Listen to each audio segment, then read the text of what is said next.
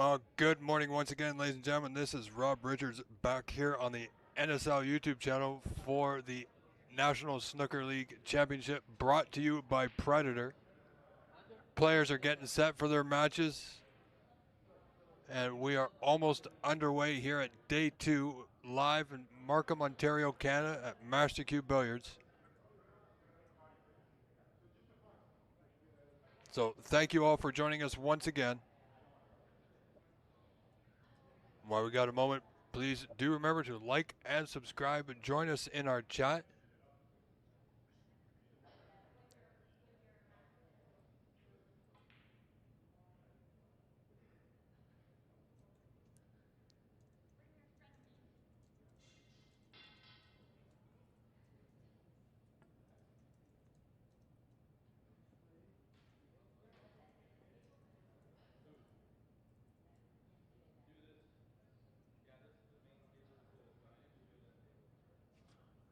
So as we see our own Anita Chan.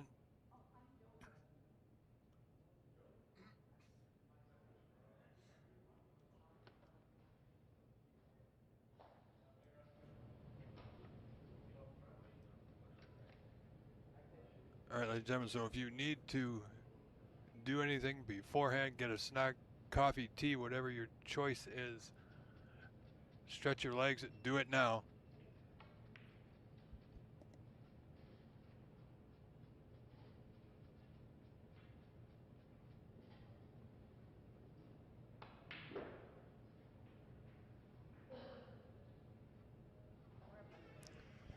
So we are just a few moments away, folks, from the start of day 2.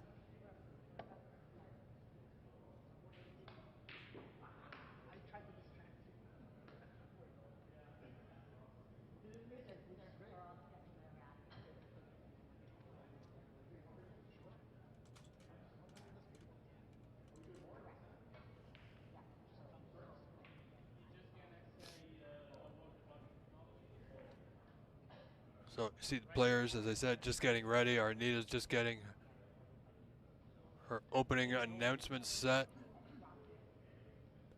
And we'll be rocking and rolling here at day 2. Big day where the top 16 will compete down to the final 4.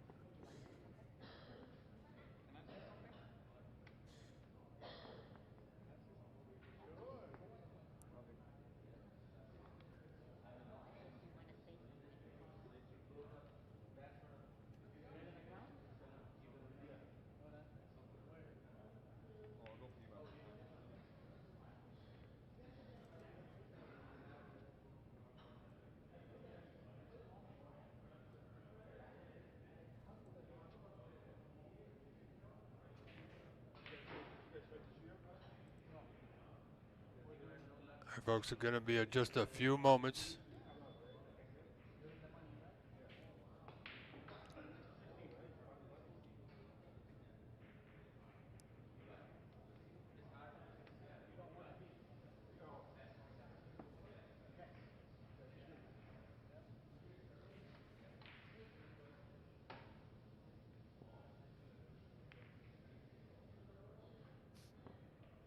All right, so you can see the players starting to gather.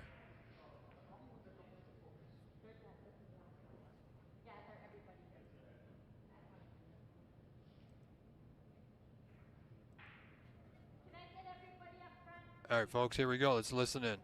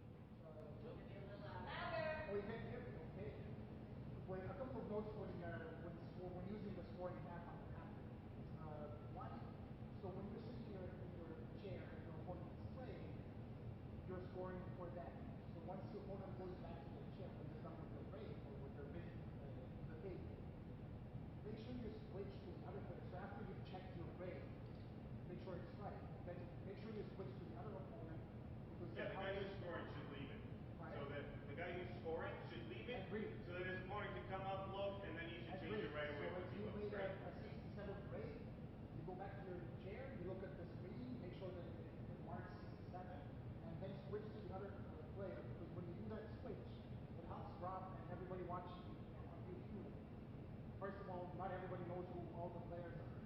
So there's an arrow that points to the players. Shooter will switch it by himself. Because he can see it that way. The Yeah. other guy switches it, Yeah. you can't Well, don't see, so switch it's it a unless problem. the shooter come back. The Let the shooter player switch, and Exactly. then But you chain it. what Yeah. happened yesterday is that But just make sure you change it, don't Yeah. leave it. If you play a safety, some guys leave it and then it sits there and it says break Yeah. 67 and nobody knows. Well, folks, we are moments away. We are getting there. Just a few technology questions. So make sure you make that switch. Getting all that sorted out. We'll be underway momentarily here at Day 2 National Snooker League Championship, brought to you by Predator. And in the process of committing that foul, a red or two drop into a pocket.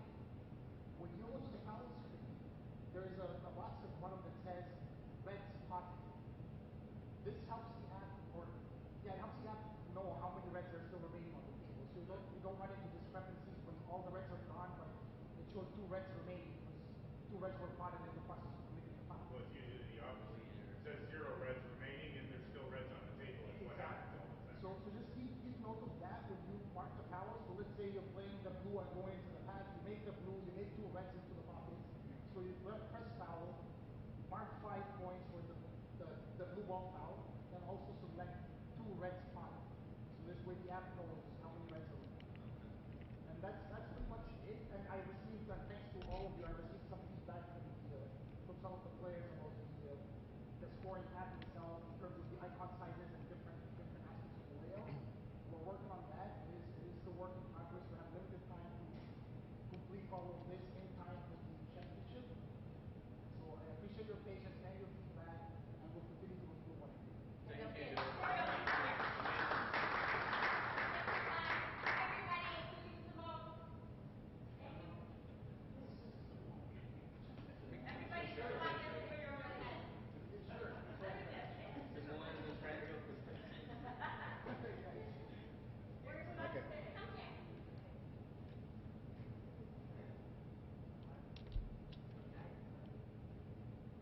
All right, we're just moments away, folks. 1, 2.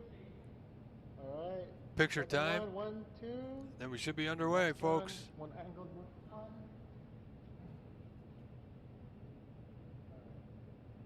1, 2. Perfect. Do well, guys. Have fun. Is anybody missing a follow-up point?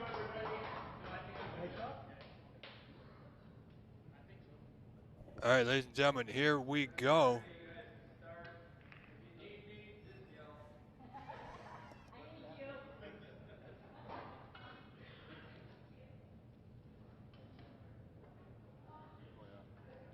You have an account? You have an account? No, sir.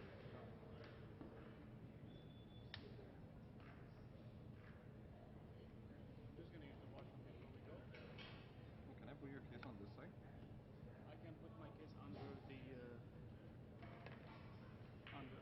it doesn't bother me. No, it don't bother me. Yeah, you can just start the match. All right, folks, so I'm going to get that score up for you momentarily, and then we will be completely underway.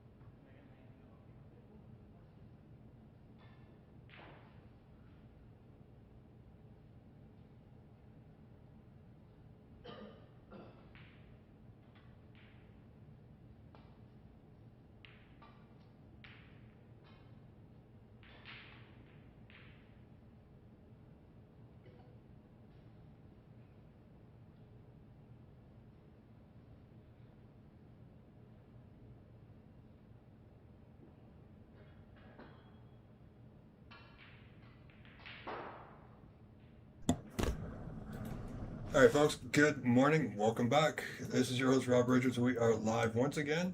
This is day 2 of the Nsl Championship, brought to you by Predator. With me today is Colin Holgate. Good morning, Colin. How are you today? Yeah, hi Rob. Pretty So- good. So, what do you think of the event thus far? It's extremely high standard. I was one of the unseeded players and expecting to play another unseeded player and hope to get through to the next round. Okay. I ended up getting a bye, and Chukwin Kwan was my first opponent, Tough opponent, Chuck in. and he got a 132 total clearance Wow. in one of the frames against me. Yes. So, Yeah. yes. Well, we have a good match here for us, folks. NSL organizer Amar Sadiq and up-and-coming Ranveer Singh Marwa. Best of 7, round of 16, folks. Should be a good one, Colin. Yeah, I think so. So we just have to see how this one plays out, folks. It's beginning early goings here. First frame, of course. Well, first chance goes to Amar. Got a good starter here. Bit of a tough angle to hold for the blue column, but looks like he may be able to run it through. Black is available. Right. Black is what I was thinking. Oh, kind of an odd choice. He's running into a bit of traffic there, so that was always the... He almost got through good, but contacted that one red that was in his way there. Yeah.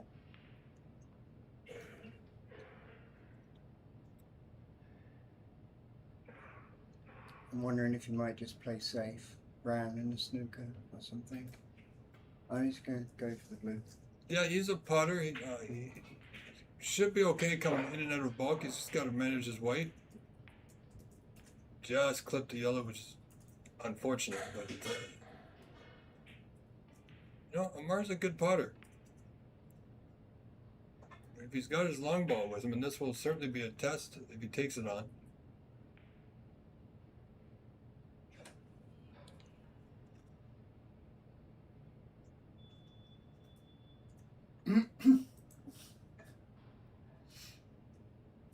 This is going to be a little bit more challenging. We thought he was going for an open red, but good pot.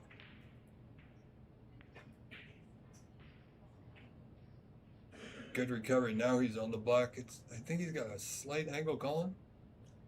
Yes, I'm not sure if that red goes past the black when it's respotted though. Alright, there you go. Screw shot. Oh, he came up just about perfect. Just going to have check the spot. If not, it's going to go on the green. I don't think the pink is available. I don't know if people watching know this, but the general rule is that the player does their own respotting and the other player is doing the scoring.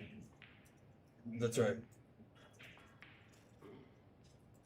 Yesterday, during the 132 break, I did all the respotting because you can imagine it would have broken his flow considerably if he had to respot Absolutely. all of those balls. It certainly helps keep the player concentration and the match flowing.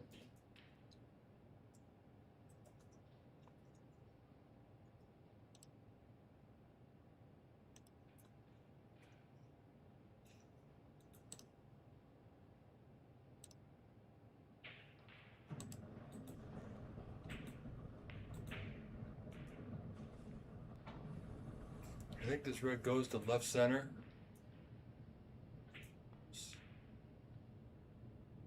Oh, just a bit thick.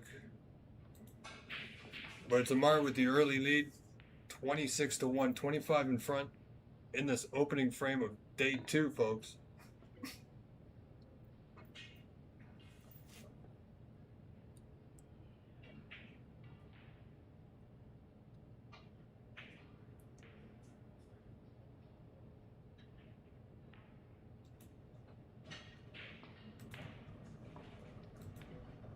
Now, I don't know if you've seen this gentleman play very much, Colin, but he is definitely one of our top players, top competitors.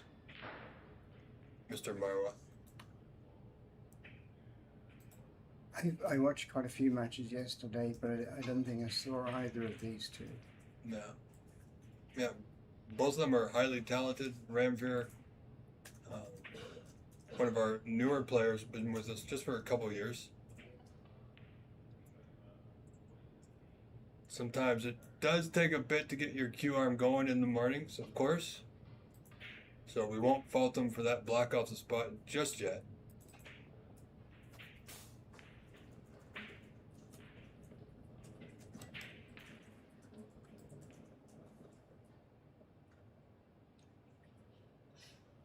I think he might go for this red into the corner and run through for the black, because it would be relatively safe. Doesn't go. Oh no, he's screwing back for the blue, I think. Yeah. Oh, there you go. Slight angle there. Come over to the right side. Great angle. A little bit easier to, now he can play on a red of his choice. You know, he's going to be tough in this competition. He might not be one of the top players, but he is right up there. Certainly has the capability to do it. See, a couple of years ago, got to the final of the Pan Am. One match away from a tour card, so he's got the talent to get the job done.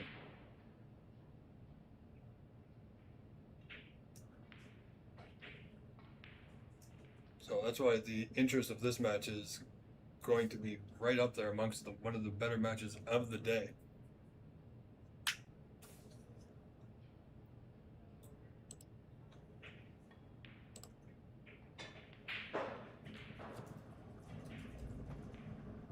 It's not his best to overrun it just a slight bit. Looks like he's got the green is available. A little thin.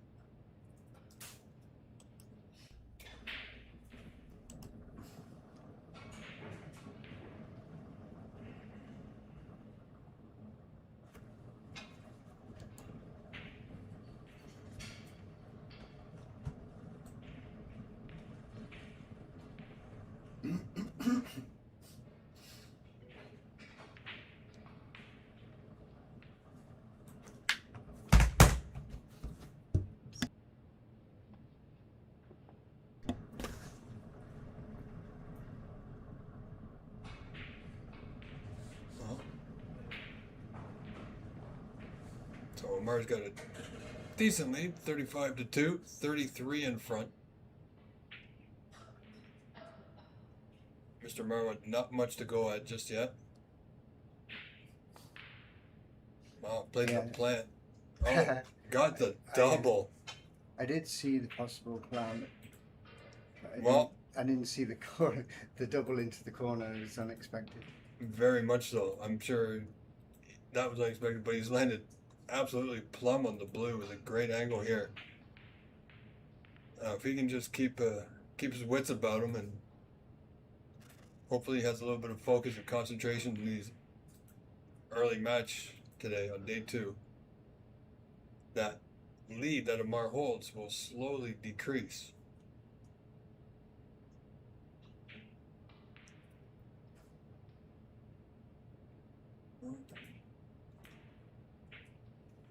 Not ideal. Expected a little bit more out of him there, but no, the pot still on is going to be hampered quite a bit, unless he takes the thin red into right middle, but that's not the best option here. You can see how he's bridging over and he's got it thick, and that's always the possibility with those.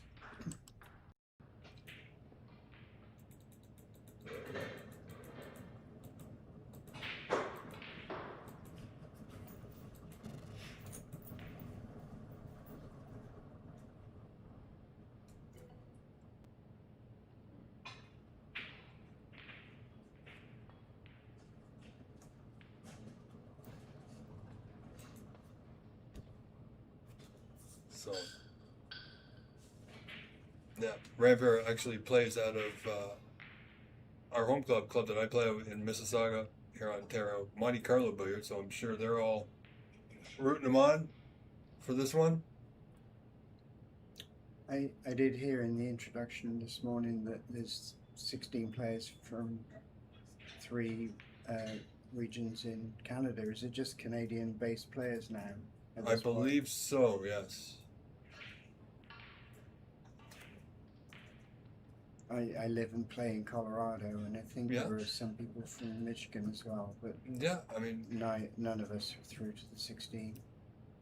well, as you know, they had the Colorado Open just a little while ago. I was in that. I played in that. Yeah, I did Yeah. the live streaming and commentary for that event as well. Yeah.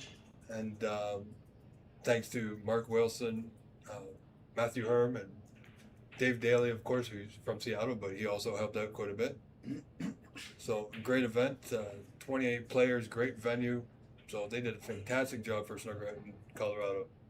I was in the Colorado Open at the beginning of last year as well, Okay. where there was only 8 or 10 of us, something like that. Yes. And we're all sharing one table, the one and only good snooker table in the Denver area. Yeah. And I didn't get too far. Dave went on to win it. Yeah. Yeah. No, I mean, it's growing, leaps and bounds. It's growing a great amount. So, I'm looking forward to next year. Who knows? I might be there myself. Nice. That's my intent. But things can happen. Things can change within a year. However, Raver put a good black, went right into the bunch. He's got them where he wants them now. He's not too bad on the red either.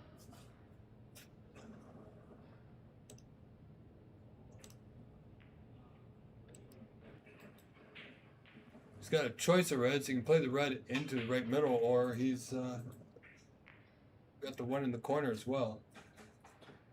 One down the cushion is a little bit tricky, so keeping that one in his back pocket for now.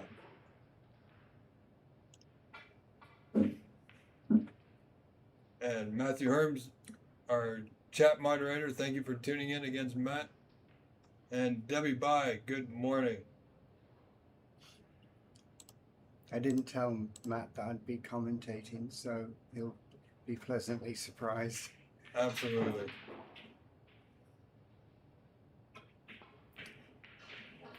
I believe 3 of the tables we used at the recent Open are going to go to clubs in the Denver area. So Oh, very good. we'll actually have 4 good tables to choose from.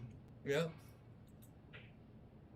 Yeah, because we did an NSL stream from, I believe, A rec room. the rec room, yeah. Yeah. I was one of the people who tuned in for the whole of that.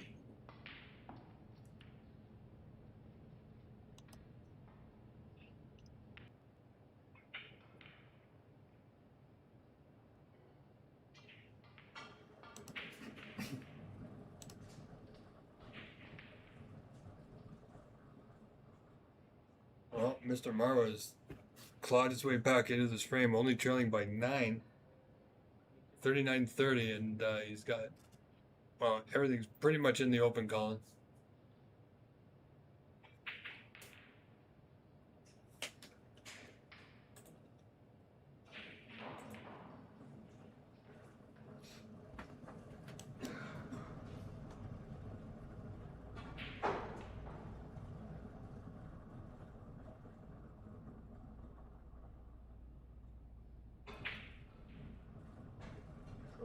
Of course, with these last 2 reds, he's just got to be a little bit more precise with his white.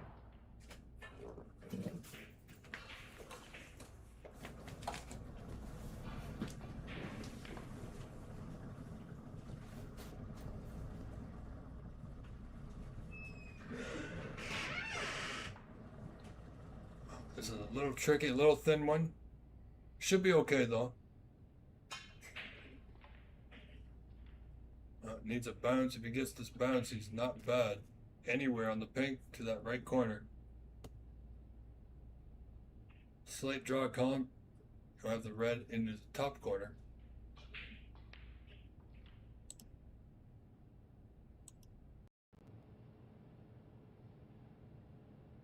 I was wondering if you might go for the green, so to be easier to get onto the yellow.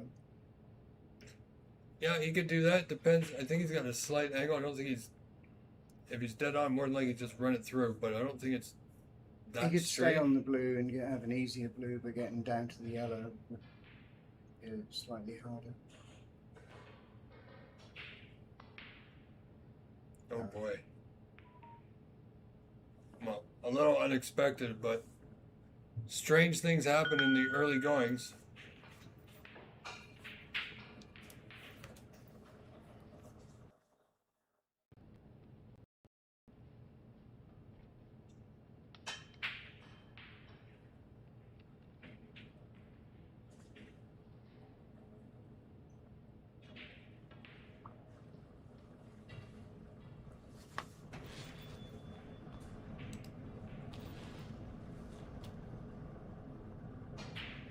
All right, folks, we are going to transition over to another table where Albert Kenny is on a century break. We're going to hopefully get that score up for you here in a moment.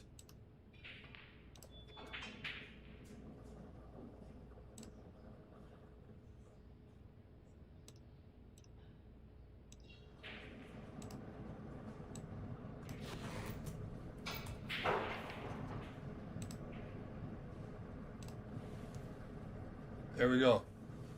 All right, so Albert Kenny on a possible century break. So I've just been notified. We'll get back to our match in just a moment, Colin.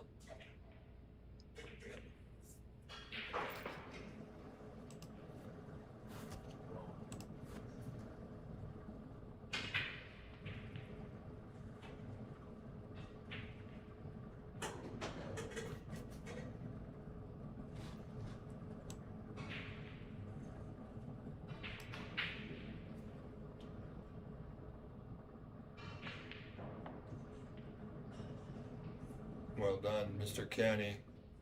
The standard this year is just absolutely incredible. Well, another century in the books for Albert Kenny and the NSL. All right, folks, great break there. Let's get back to our feature match that we started with.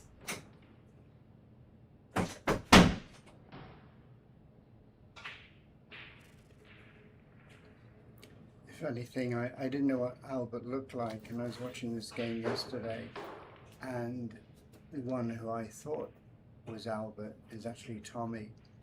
And there's this younger guy playing him, and I'm thinking, right, this young guy's really good. And then only later on found out that that was Albert.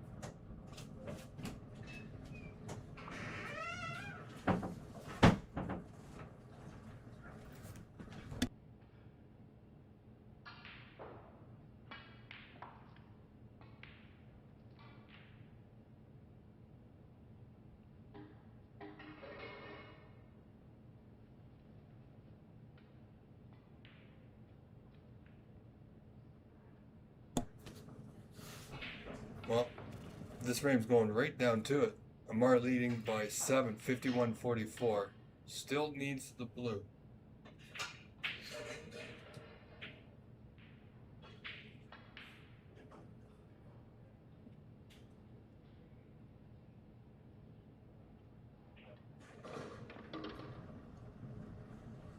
Well, he's left a thin one.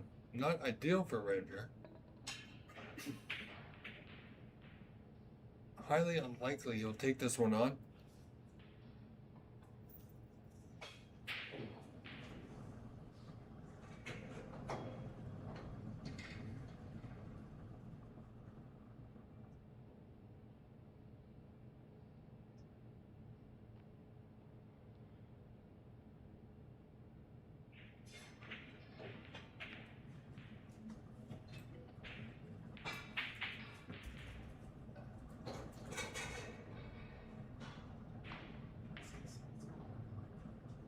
Oh, he needs good weight. He's got a decent weight.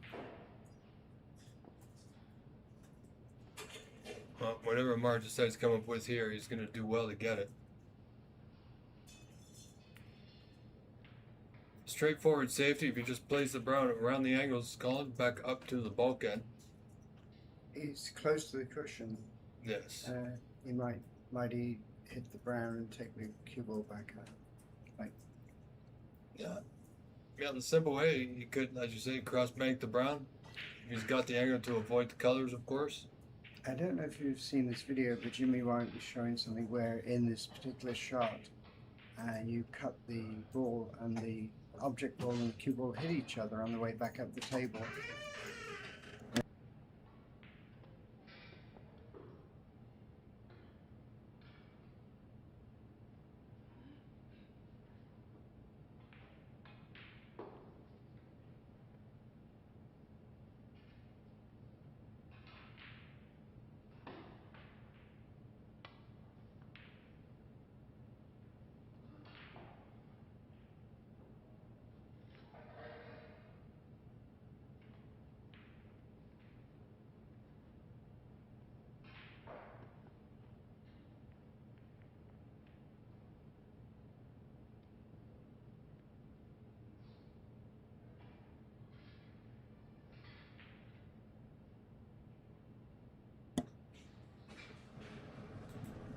Oh, he's done well.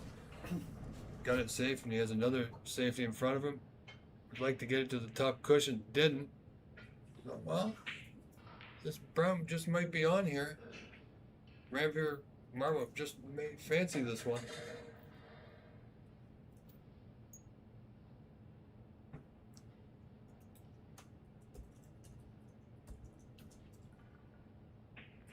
He only trails by 7, still requires a pink.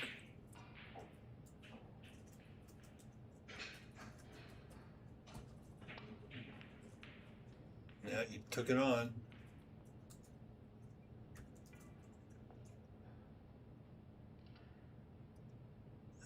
Oh. Nothing straightforward here. Well, the straightforward is just, it's got a couple of options. Again, around the angles, trusting to a bit of luck. Cross bank, back up to the bulk cushion with the brown. Needs good weight.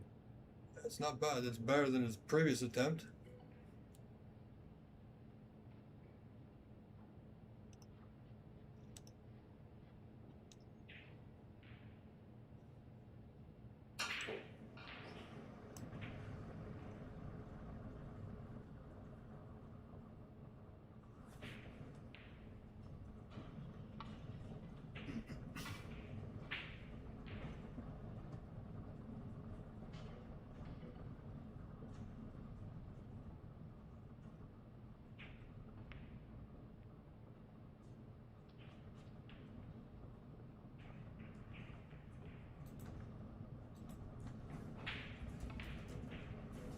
A little bit hampered here. When I say a little, Colin, I mean a lot. Right. It's very close to that black. And it's just not comfortable with it. It's so easy to put even the tiniest bit of unwanted side here. You can just throw off the white.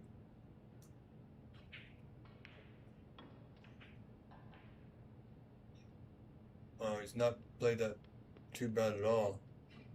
He's actually played that very well. Nope. Almost got the snooker behind the blue.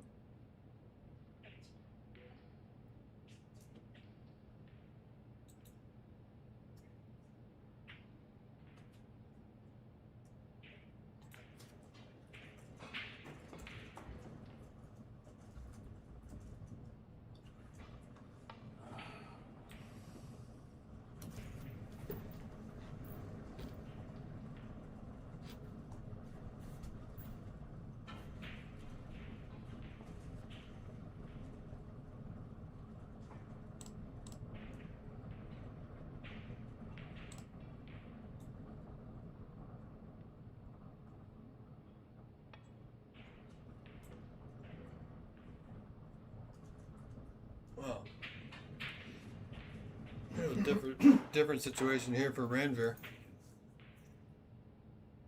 You know, once again, he could take the brown on as long as he doesn't hit it thick. If he hits it thin, it would be okay. It would come off the side cushion. And well, he's potted it. So that's, oh, what a nudge that is.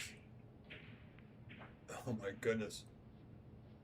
That could actually be a frame-winning nudge, Colin. There's a slight angle, of course, on the blue, so he's got to be a little cautious here of his weight.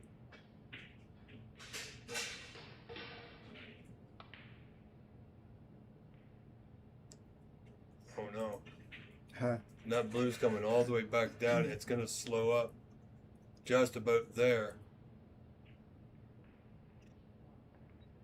So 3 points of difference, and Mara's 2 pots away, blue and pink, from winning the opening frame, which is a big frame in any match to get that first frame on the board.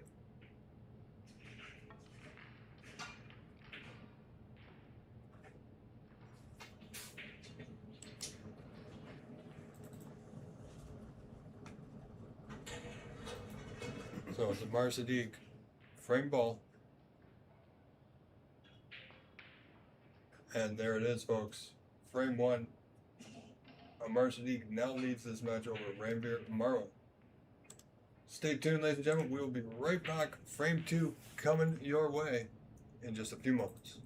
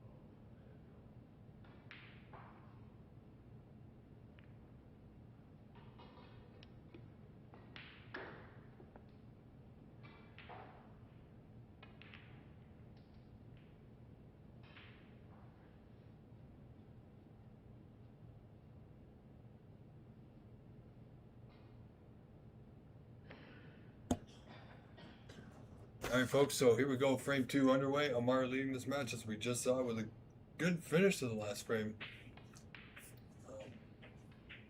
Let's see what Ranveer can do if he can hold himself together. Made a few mistakes last frame, Colin, but, you know, we expect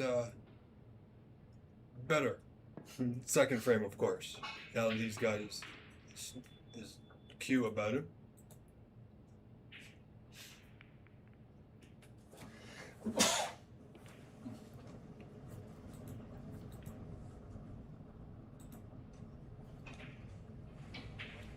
So I expect a little bit more safety play here. This could be one of those upside down frames, Colin, where the Reds get pushed in to the bulkhead, opening them up, of course, a little bit more than a traditional frame is played in.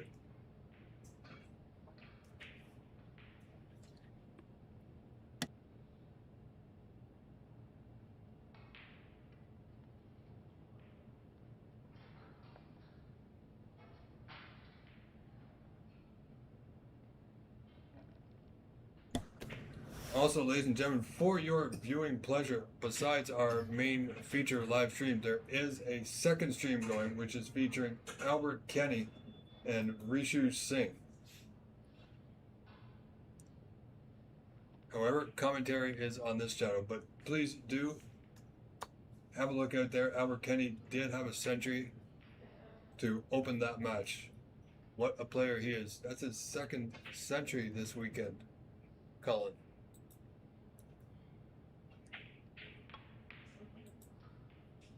Oh, and actually, both of these players do have the capability of doing it, given the opportunity.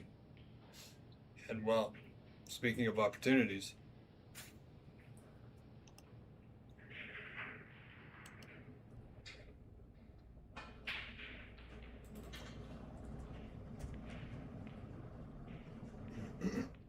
oh, right, we just had to step away for some water there for a moment. He did not leave the match.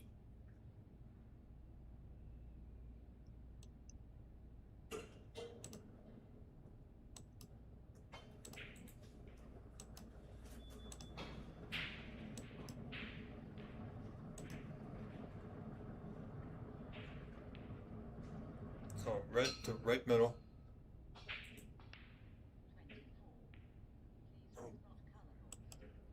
Just cut it a little thick. Yeah, he's not, he hasn't settled yet, Colin. But I'm telling you, if he can settle in, he's going to be tough to beat. However, Amar's got that one frame on the board, and he's feeling quite good. Yes, they've both been slightly off on some of the shots. Oh.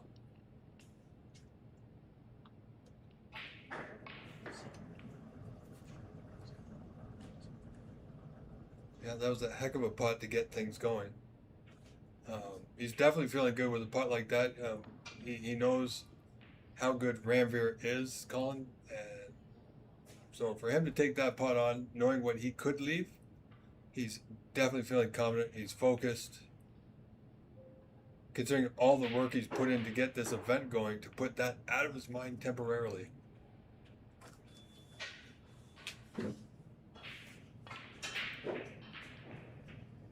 Good follow through. May have overrun it. No, he's not bad.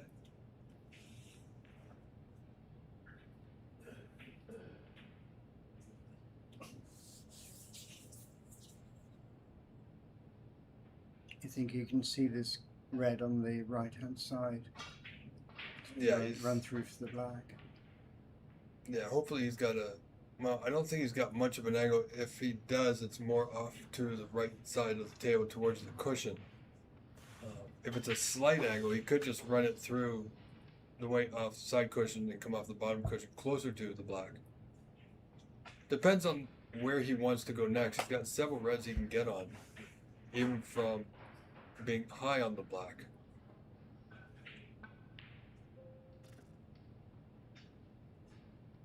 Like so. Yes.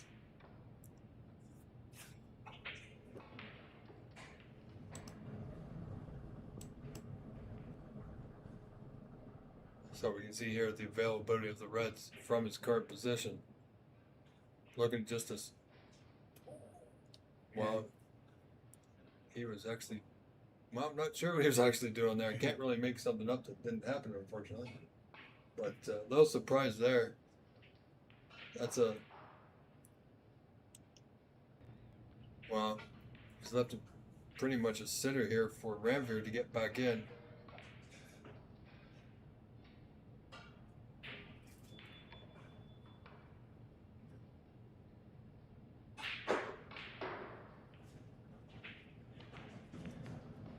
Or perhaps Amar just had a temporary loss of focus. It happens to everybody.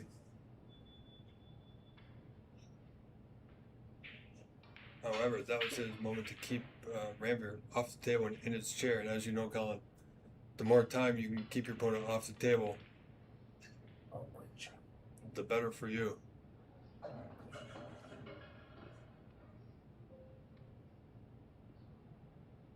That's what we did yesterday. Eventually we switched to the other player doing the spotting. Because it keeps things moving along. Yeah, absolutely. I mean, given the opportunity, one player is doing the score, but if they can help out with the spotting, it just moves things along as well. Ranveer got a decent break. Just got to be a little cautious with the red. Position will be there. He didn't try anything foolish. If he tried to stay on the black, it would have increased the difficulty of the pot. Going up for blue or bolt color with those reds pretty much everywhere at this point. So he is looking good here.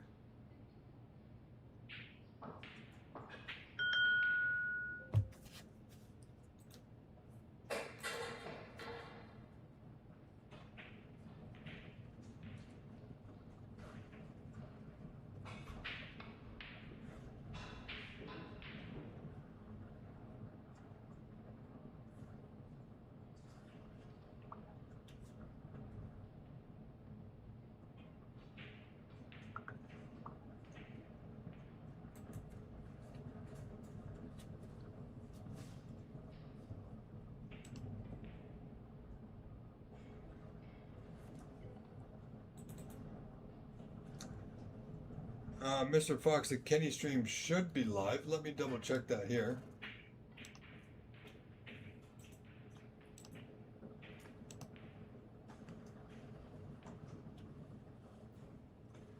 It'll be live in just a moment.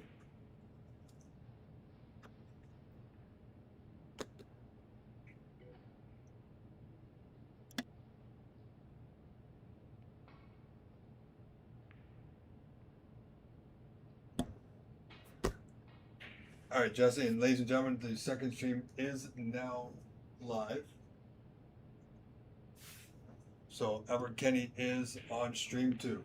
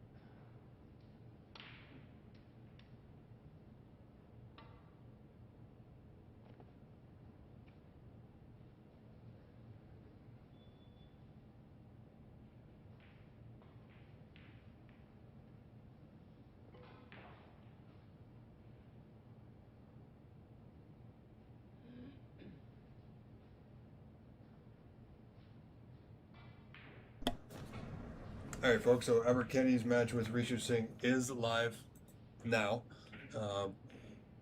It is a second stream. There's no commentary, but it is there for your viewing pleasure.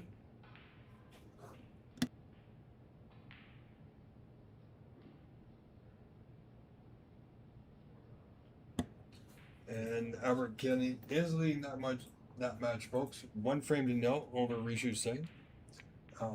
Also, just want to make a note that all the scores for every match currently in action and throughout the day once they go into play are available on the NSL-TV website. So you can follow along with your favorite matches if they're not on a stream. While you're watching the stream, you can have all the scores beside you.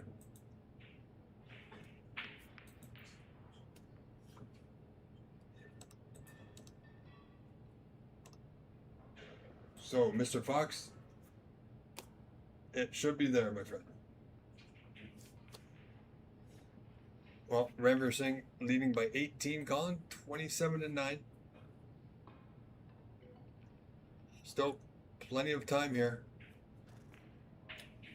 They got rid of those reds, so it's less upside down than it was earlier. No. No.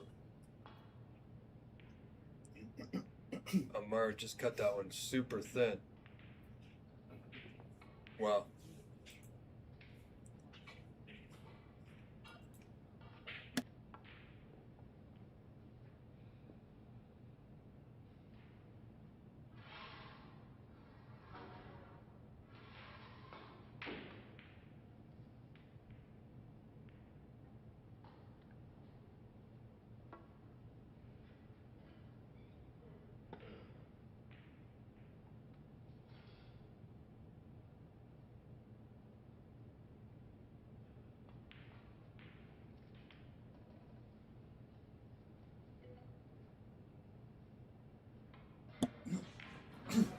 Well, Ranveer's looking good here. If he can, it's always getting over that hump after missing a few easy pots like he did in the first frame. And that one there just trickled its way in. It should be a bit of a wake-up call.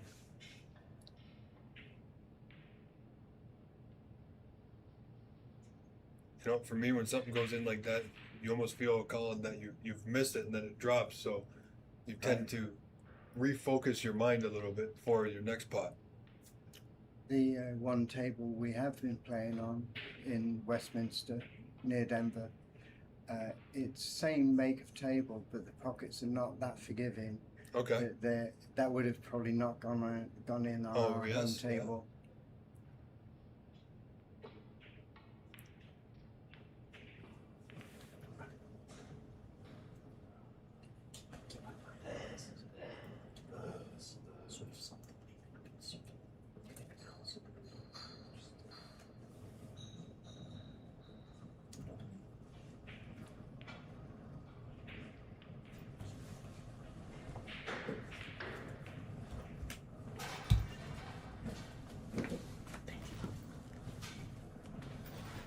Alright, so we do have the second stream going, folks, so we will keep an eye on that.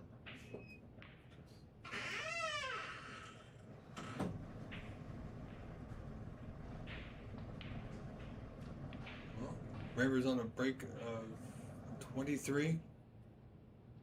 It's not a little bit higher than I expect he would have liked, Colin, but ultimately it's not too bad. 51-9 in front.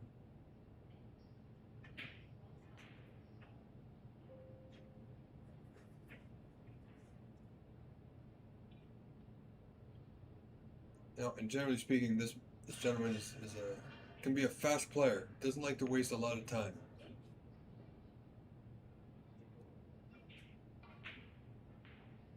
Well, sure didn't get the nudge he was looking for. Tried to hold. But with that angle, as you saw, it was going to be rather difficult.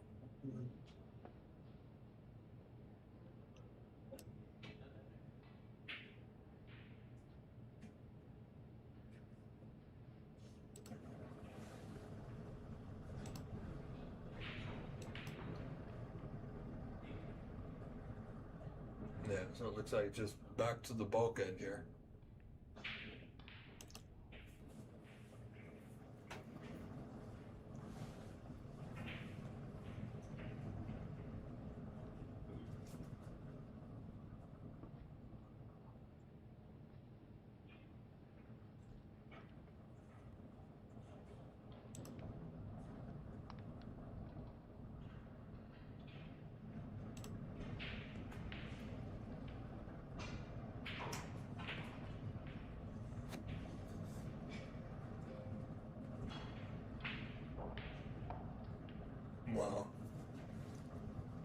Well, not a bad nudge off the two knuckles, but yeah, I mean, He could cut the green and have a long red, but I'm wondering if he's going to hit the brown and run it behind the yellow. well, you know, the players have the best view of the angles. I think if he plays with a little bit of draw, doesn't need to hit it that hard. The green is close to the pocket though. Definitely wants to avoid hitting another color, which will take him out of position.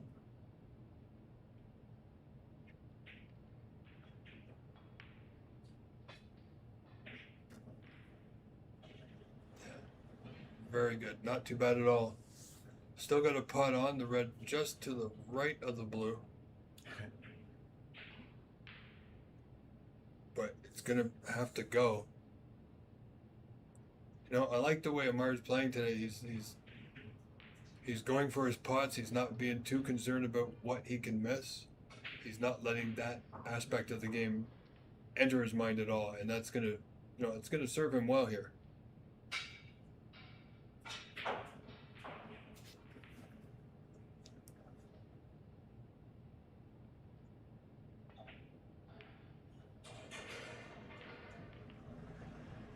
Just run on a little bit.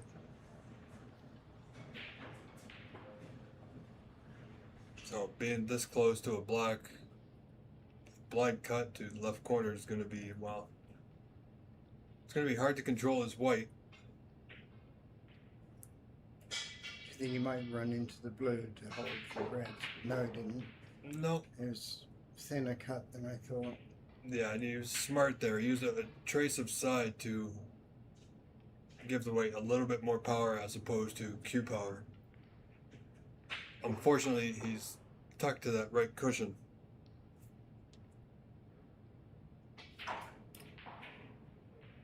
Might go down for the pink to the side.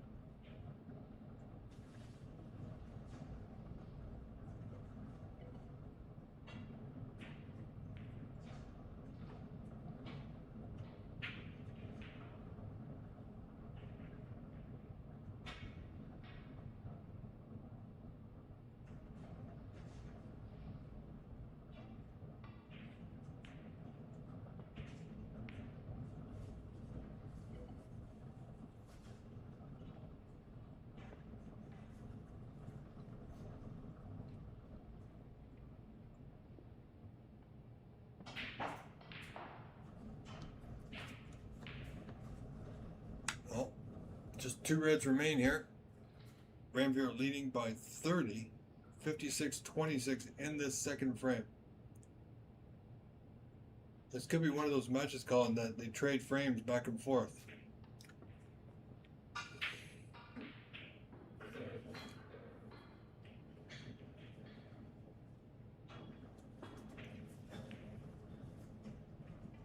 Oh, that white seemed to just die off that bottom cushion. You know, I think he had a bit of check siding on the white and it just, well, took all the pace out of it.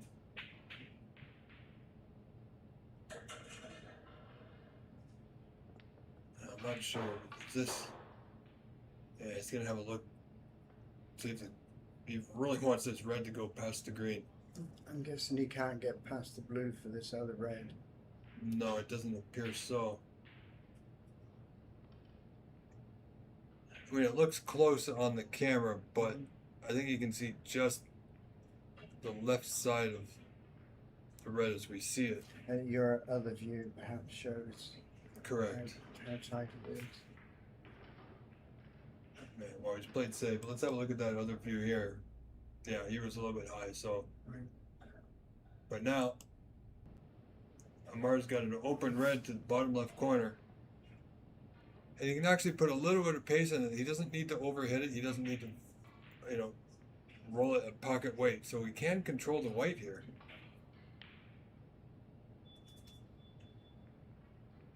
No, only trailing by 30, but the way the balls are sitting, they're nicely set for a clearance. Wants any kind of angle on the blue. Well, it's not ideal. Takes the blue on, he's going to need the rest, of course. So, that being said, for the point values, he may just... Yeah, you had to look at the yellow. I mean, he does have an option. He could take the green and we'll give him an angle to get back to this red, but he's going to be bridging over the blue, so that's not comfortable. Could play the pink to the yellow pocket and draw off the right cushion.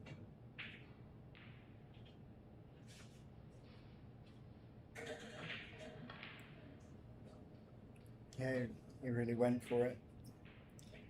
Yeah, this shows us, Colin, that he's focused, he's confident in his actions. Even if he misses the pot, he's still going for him. In this case, he made a great positional play. Would have liked to come over a little bit further, but with the rest, he's from here is not an issue. And now pretty much the frame is in his hands. It's just a matter of getting, definitely can get, I see him getting on the yellow here. It's just a matter of if he can get onto the green.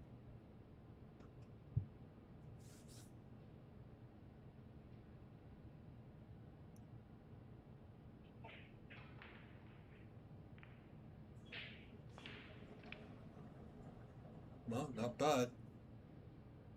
Wants to go a little bit further to play the green into the yellow pocket, left corner. And I think he's just about there. Trailing by 15, so he will require the 6 remaining colors.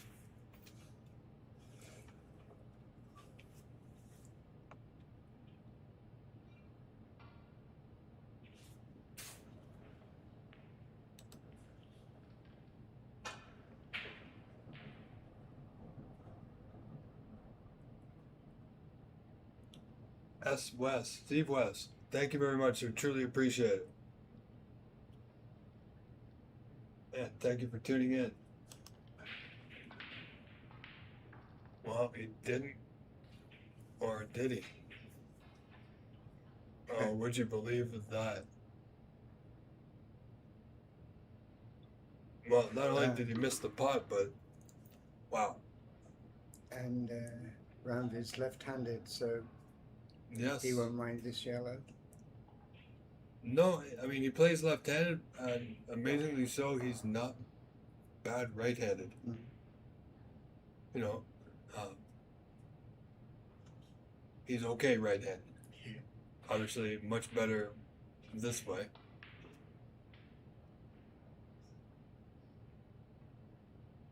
Well, that was a little unfortunate, unexpected.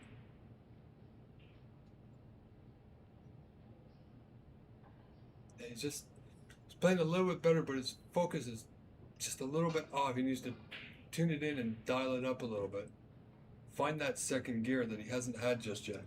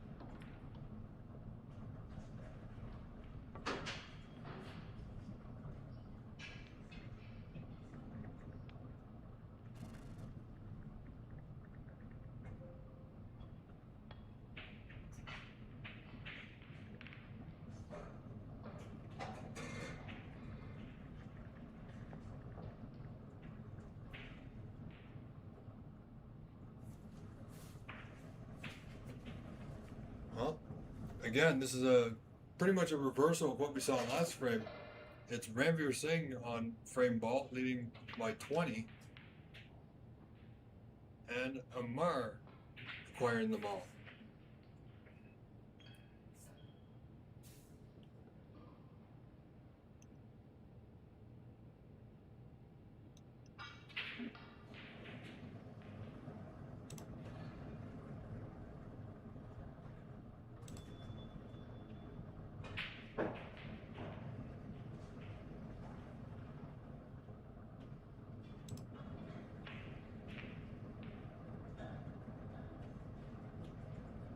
I tell you, God, if somehow, someway, Mark can nick this frame,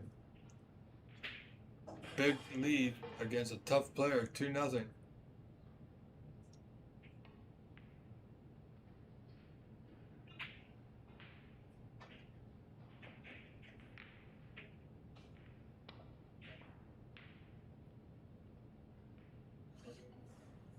Looking to get behind the black, but this is not bad. Not only did he get the snooker, but he's knocked the black safe. So should the frame get that far, getting that putt on the black is going to be a little bit more difficult.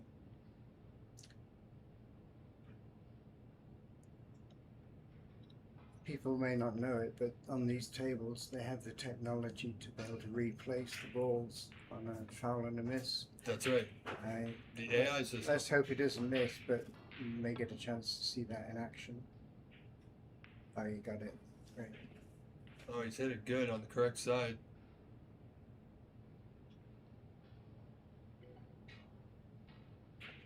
Oh. See, this is a shot if you're playing a bit of a practice play with your mates down at the club. You may try this in the pocket. Yeah.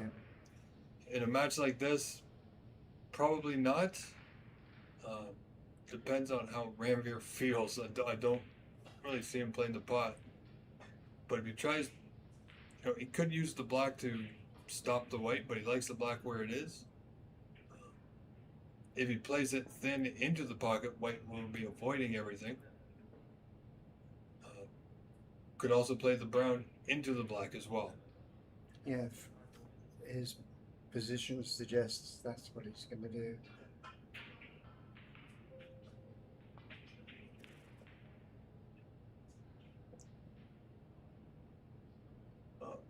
Amar won't mind that at all.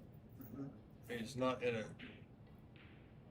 too bad of a situation. He's got a safety in front of him, and pretty much that's it.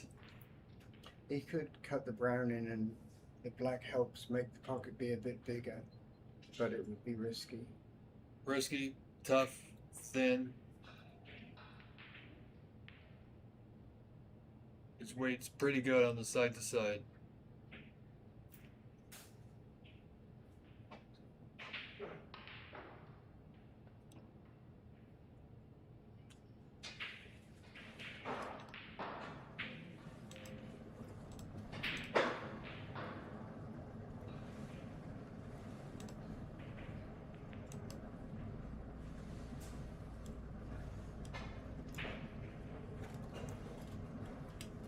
Yeah, it's close.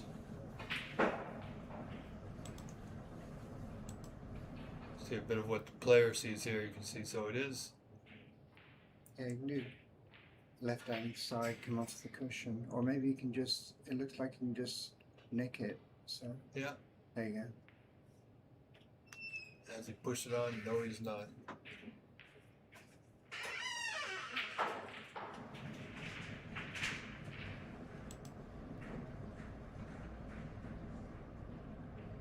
So, talking about that AI system, folks, once in a while in the background, you may hear the AI system talking to the players, as it is a good tool that they have for if they need to respot the balls after a foul or miss. So that's what you may hear in the background. Wow, now that is going to change things.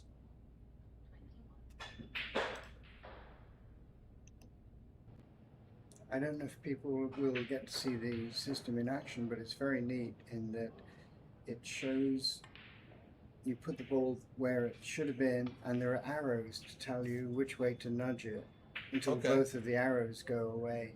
and then it's exactly where it was before. Yeah, no, and that saves a lot of time, and there's no discrepancies on either side. So, but we're at snuggers required here. This match is looking like it's going to be 1-all.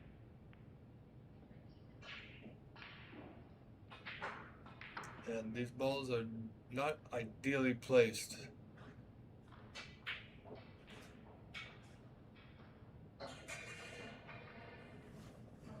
Mark may try to get the block out here. And that's not bad. He's got a little force, and but well, I don't see him cutting this one in on our view. It looks a little bit high. Right. I wondered if he might have played that softer and hoped to be snookered with the black. Yeah, that's definitely a possibility, but he has created a lot of separation. But there is a chance here for Amar if he got it. Well, got a slight double kick there. So 24 the difference. 2 snuggers required.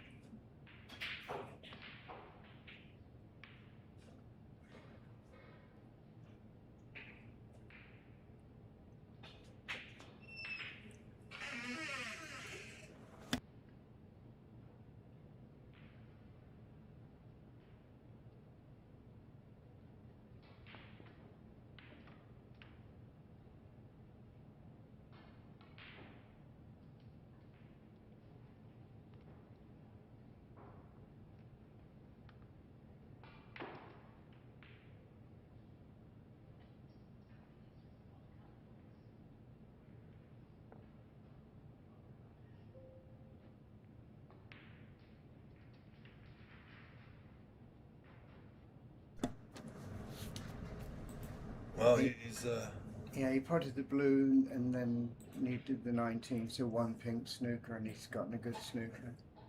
yeah, he set himself up nicely for that one. And that's you know, that shows you his focus. He's not only watching the table, but he's managing the scoreboard as well. And that's all part of the game here. Now, let's see if we have another.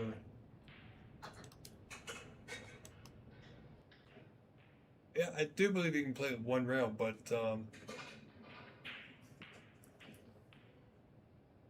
just having a look. It's always sometimes it's a good idea to have a look at all your options. As they say, usually your first instinct is the correct one, but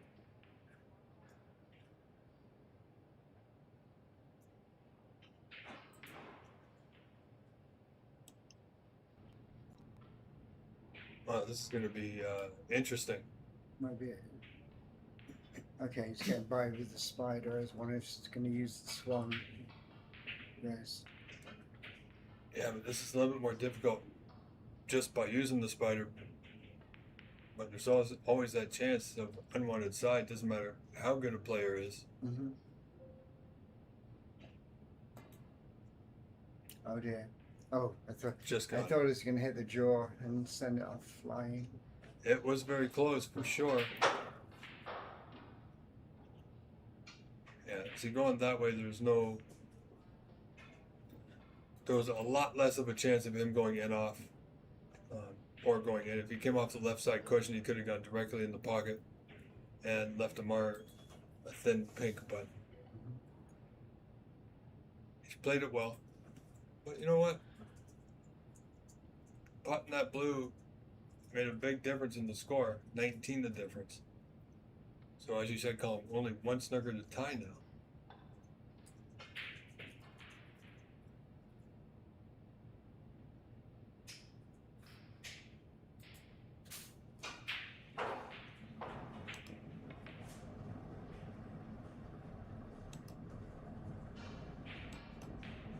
That's a good shot.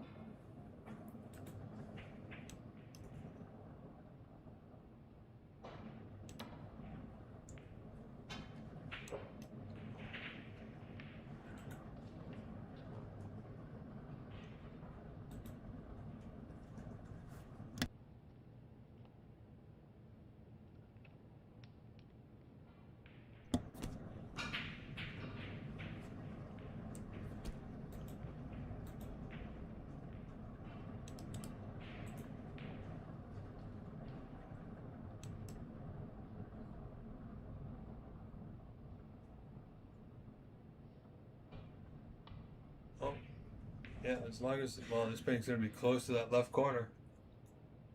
It's not in, but it's close. Well, it's found the cushion almost.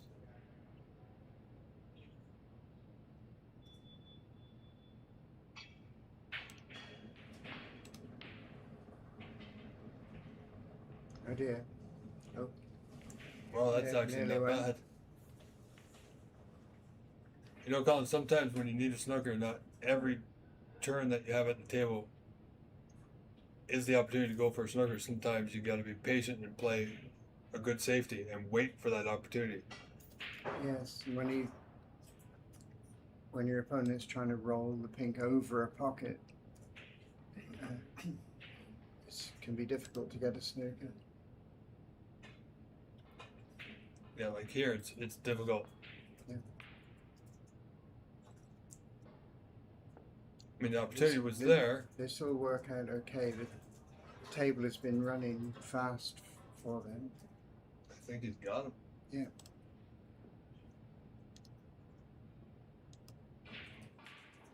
Oh, bit of swerve. He's got the cushion to help him bridge. Yeah. Okay. Now we get to see the technology at work. Well, no, there's because Oh. snooker's required. There's no miss. No. However, No, it's not Amar.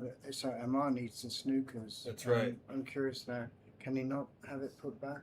no, because Amar needed a snooker, so there's no miss at that point.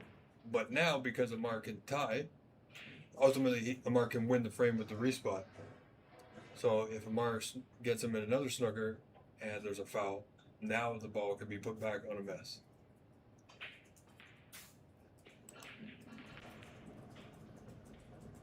Because now there's only a 13-point difference, but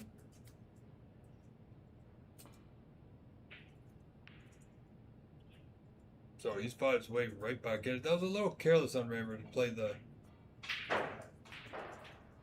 swerve like that at this stage of the frame.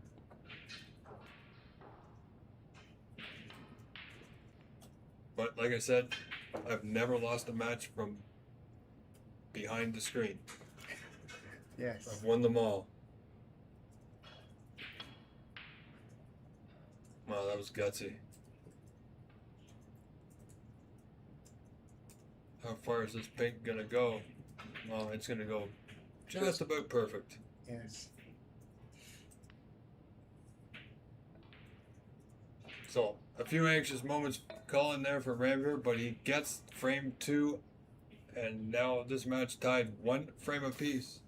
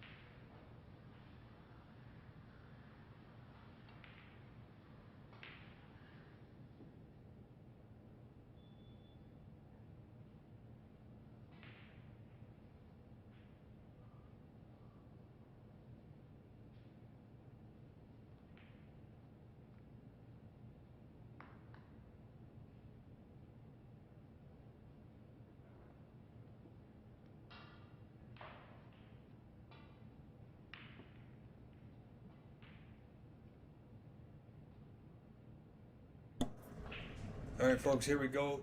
Frame 3 underway, Colin. I'm starting things off.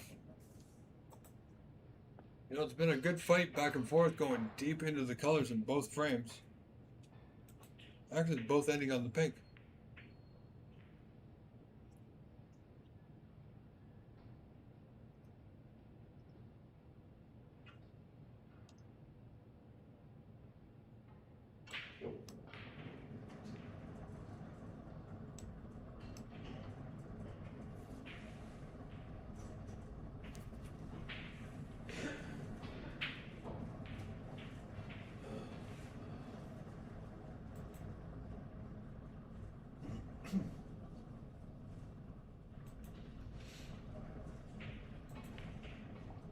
Oh, good start. I mean, good pot, but he's finished rather awkward here. Well, his best option here is just tuck up to the front of the black there. Because getting out from here is going to be, I mean, it's possible, but his best option is just to tuck up in between the red and the black, just like that. He knows what he's giving away tomorrow. He knows the white's going to be right back in the bulk end. But didn't have a whole lot of options.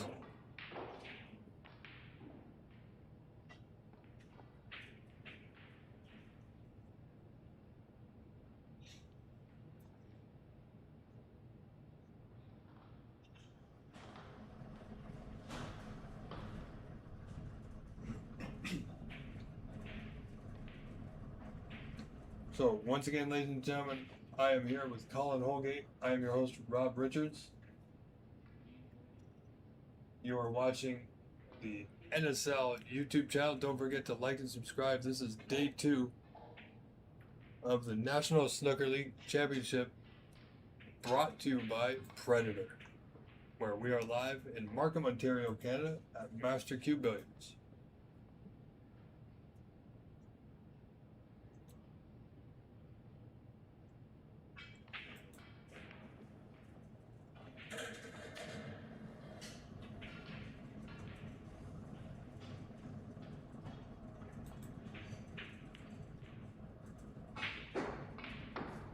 Yeah, I was having a little bit of a chat with Amar this morning as he was rolling in, getting things set up, and he had a little bit of a warm up, and tells me, you know, he's feeling pretty good today. You know?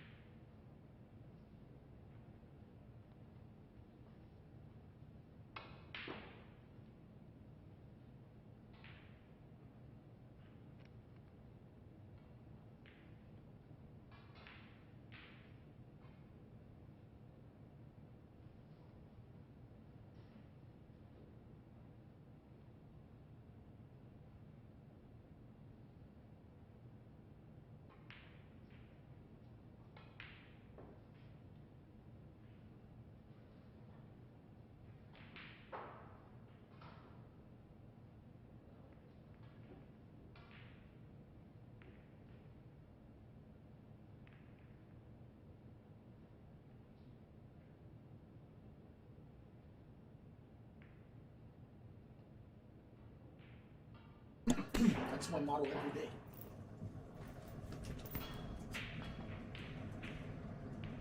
Oh, almost got that. Would have been an incredible pot, Colin. Unfortunately, didn't get it. He's left. Well, he's left Ramvier right in amongst them. He's got his choice of colors as well. I'm looking if the pink respots, so he could get draw and screen to get the pink. Oh, he's given himself the choice, but I was looking whether or not the pink even respots. I mean, I think it's close. I think it might just go. But even if it doesn't, it's going to go on the green. He won't mind that because the blue, if he gets out of position, he's got the blue. But right now, he's perfect on the black. Just to come off the bottom cushion, play one of these two reds above the black.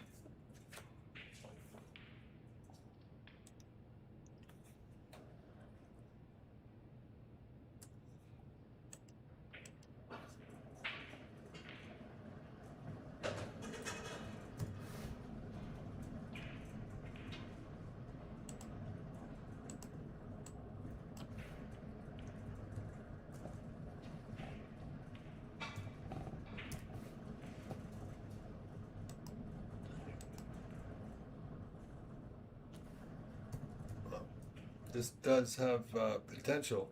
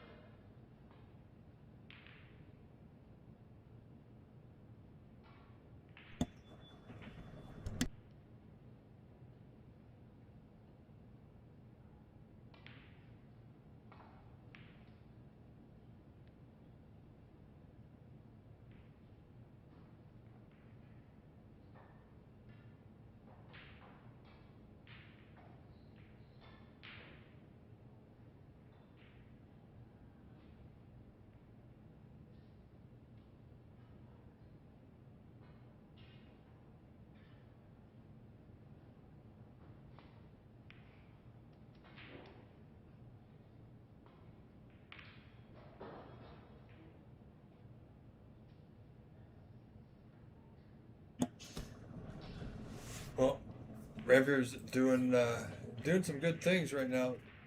Break of 31, 32 in total points, of course. But you know, I would certainly love to see him get that century. As well, I'm sure he would too.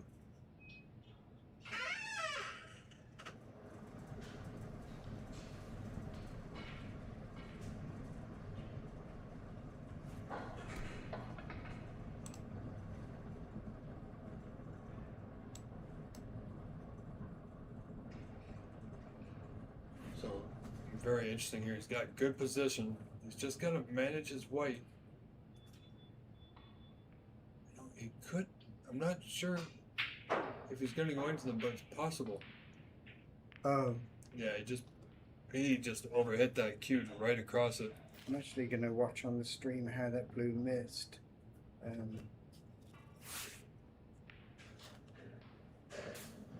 So I'm seeing it. Yeah, it hit the left drawer, then the right drawer, and didn't go in.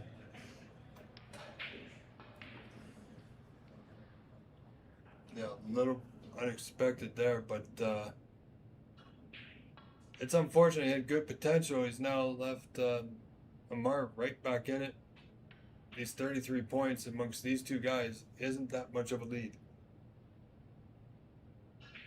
You know, it's different if he left the white in the bulk end behind the yellow or brown or some of that nature, but 30 points is not much when your opponent is right back in it.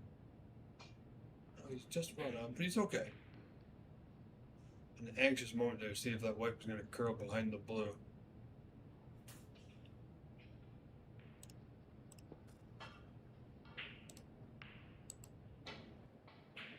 we see here he's got plenty of room.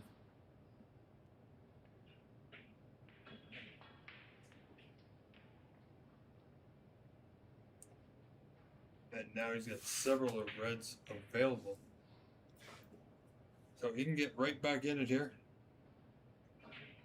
Mr. Sadiq looking for a good contribution at this visit.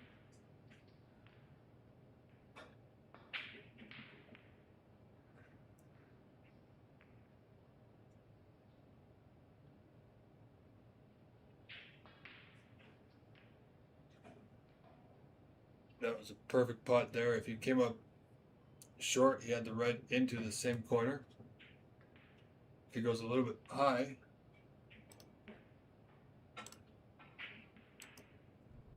he's on this red column to get right back in on the block, and he doesn't have to do anything with the white.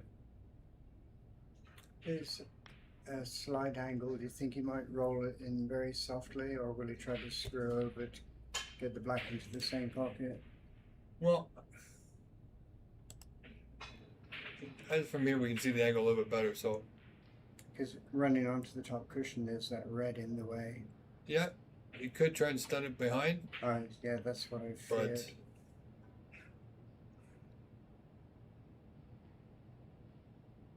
yeah, now he's well. Oh, he doesn't have a lot of options here.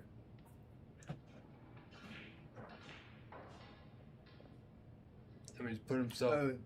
The pink might go into the Yeah, the pink side pocket. does go to left center, but it's going to be simply for the point value, so he's got to weigh that against, is it worth it? He's only 16 points down. Right. So as you can see, unless he injected a lot more pace into the white to come off the bulk cushion, which, as you know, because you play on these tables, these side pockets can be tough at pace. He could have played that softer beat to be on this red into the corner, but he was obviously playing a little bit of safety as well. Yeah, he wasn't playing it at that pace, got the pink just to the pocket, and he wasn't in danger, like you just said, of leaving anything easily on. And it did get him into a position where he can play a good safety as well. So in that aspect, it did work out well for him. Only trailing by 10 now.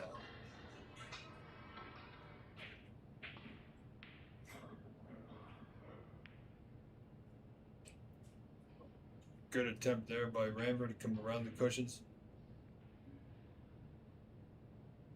Well, this is not bad. He's got Amar right over that yellow.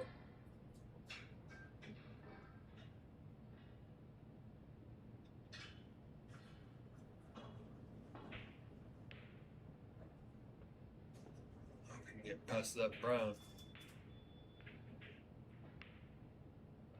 Not ideal, but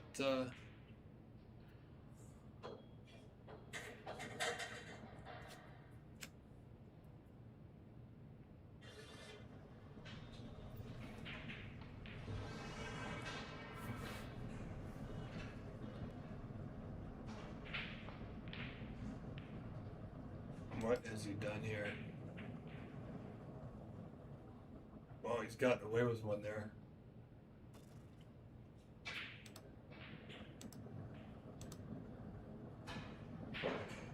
Well, he really went for that red, did Ramver, but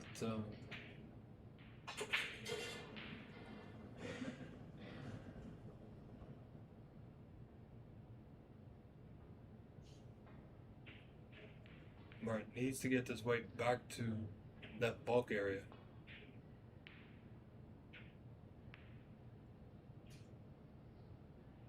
That's not too bad. Well, ladies and gentlemen, a quick recap. All the live scores currently in action are displayed for your viewing pleasure that you can follow along with on nsl-tv.com. We have Albert Kenny, Rishu Singh. Albert Kenny leads 3-0. Carter Gal leads Hussein Rahimi 2 frames to 0. Miran Maneshkar leads Jonathan Wallace 2-0. Phil Snake and Indy Lodi Phil Snake leading that one 2-1. Jason Williams leads Pranav Patpatia 2-0. And we have Nitin Sharma 3-1 right now over Salman Arif. And it's Chucky and Kwan 2-1 over Vito Puopolo.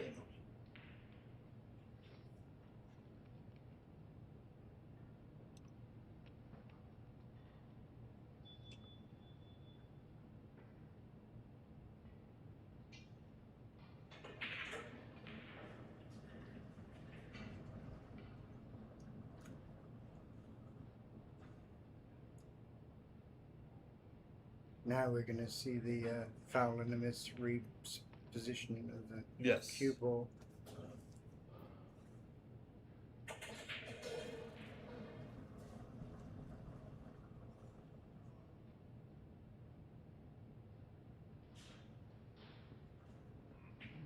So you can use your imagination, but on the screen that they can see, the cue ball literally has 2 arrows on it, and he just follows the screen to nudge the cue ball till both of those arrows go away.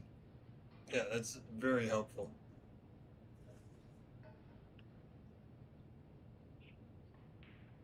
And International Snooker 888, welcome to our channel. Thank you very much for joining us. Hope you're enjoying the event.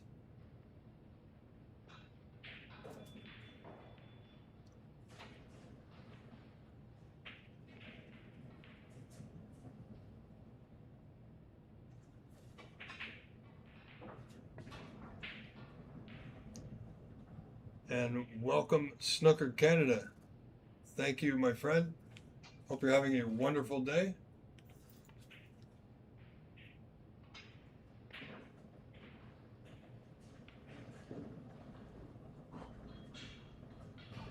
Wow, there's not much in it here, Colin. 38-23.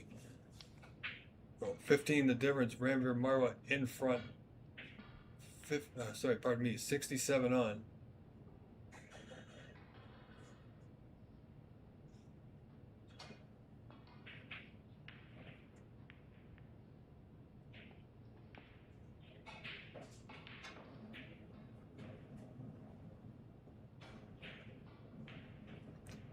Snooker Canada 7653. It's been an absolute pleasure, my friend. Thank you so much for all the help, support. It's truly appreciated.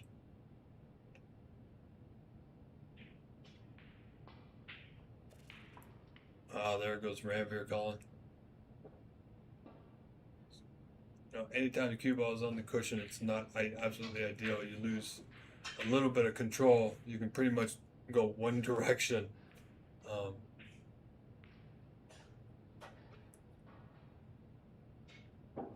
He has several options. Brown is obviously the easiest one that he can play on.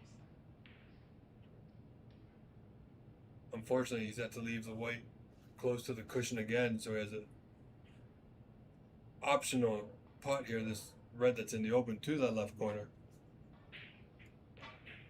If he does do that, he could play it at a pace that would give him the black into the left side pocket.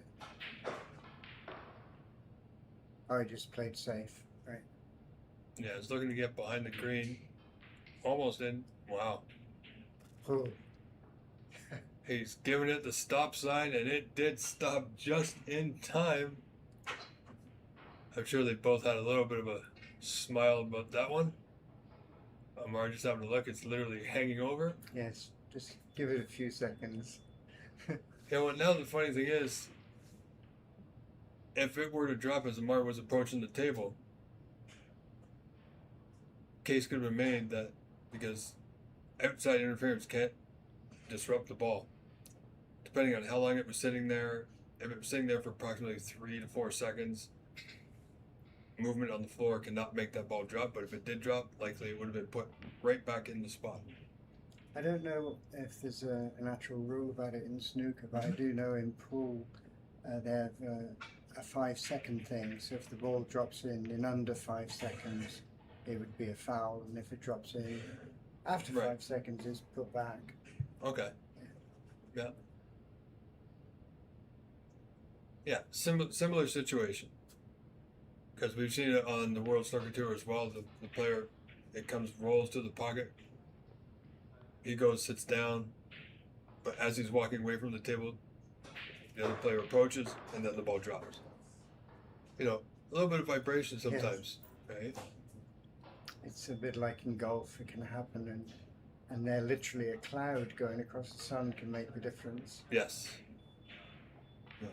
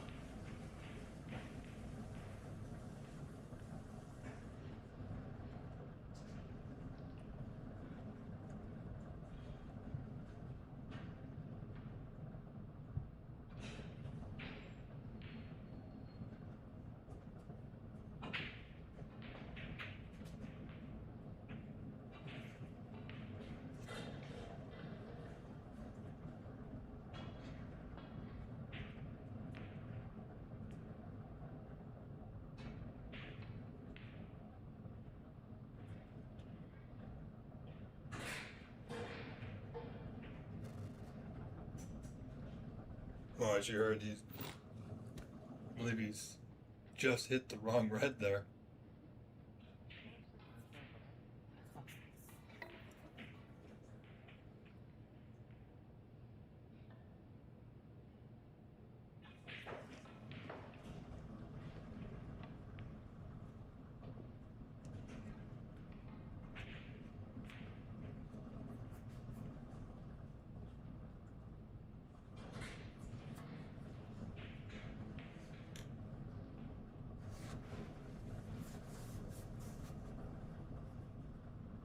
No, Mars not. Could be a little bit of trouble here in this position. Still trailing, not by much, 15. It looks like he's going for a deep screw. No, he needs a little bit of side.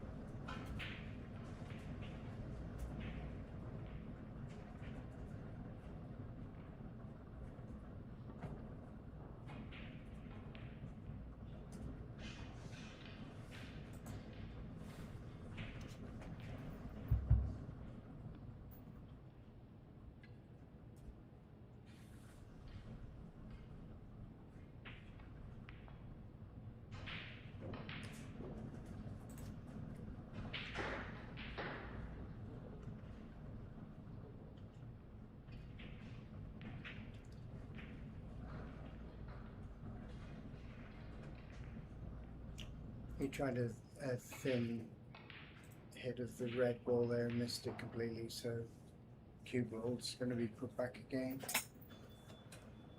Yeah, absolutely. So you'd see there, as you were mentioning, they're getting the AI system to get it just right. I mean, these players are fair anyway. Hey, I was just checking on your... Are you still running other stuff in the background? Okay.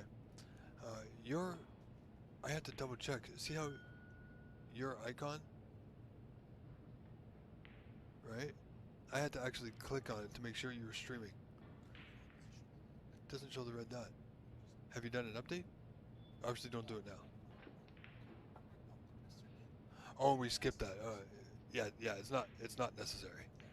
Okay, so that's must be what that was. Yeah. Okay. Yeah, it was a little slow when I first brought it up, but it cut. It's gonna go in and out. All right. Well, this frame is, well, look where he's going. Nope.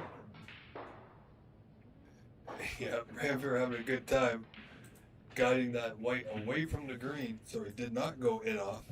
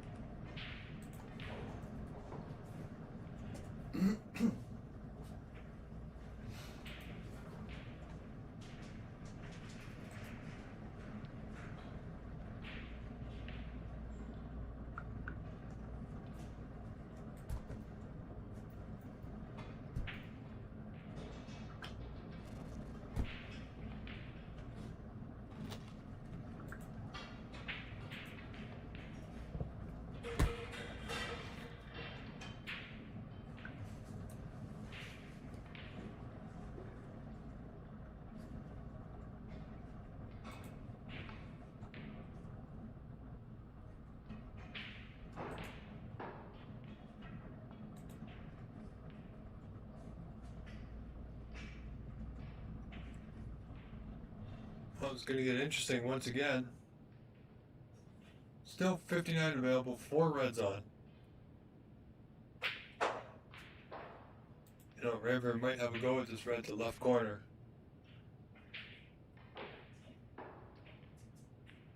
Queuing is a little awkward, or bridging rather, over that pocket. Oh boy. That's his second fluke of the day. He had a plant that turned into a double in the opening frame. So Yep, remember.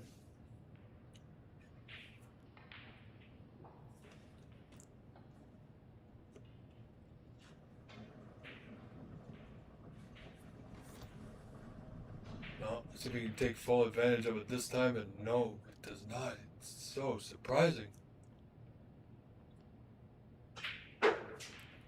He's usually quite good at going in and out of bulk. Now he's going to play on the 2 reds on that right side cushion.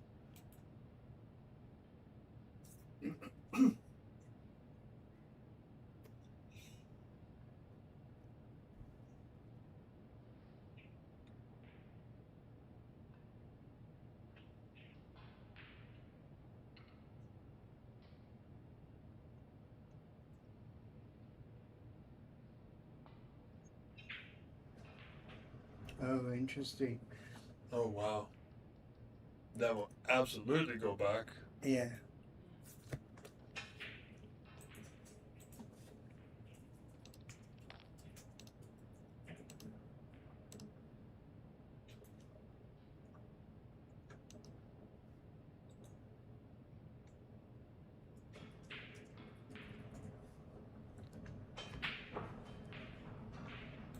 So once they're both satisfied, play will continue. They know they've got it right now. He's still going for that same shot. Got it this time. Yeah, it was pretty straightforward. I don't blame him for going for it again, but had he missed it again, because he could see a red full on Colin, he would have been, Amar would have given him a warning, and if he had missed it a third time, he would have forfeited the frame. So,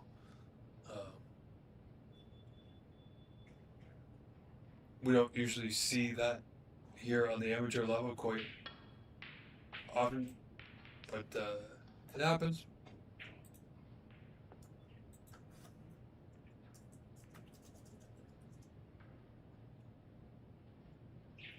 I don't think we can. Oh yeah, we have a view here. Yeah, you can definitely see this red. It will go past the brown into that left middle.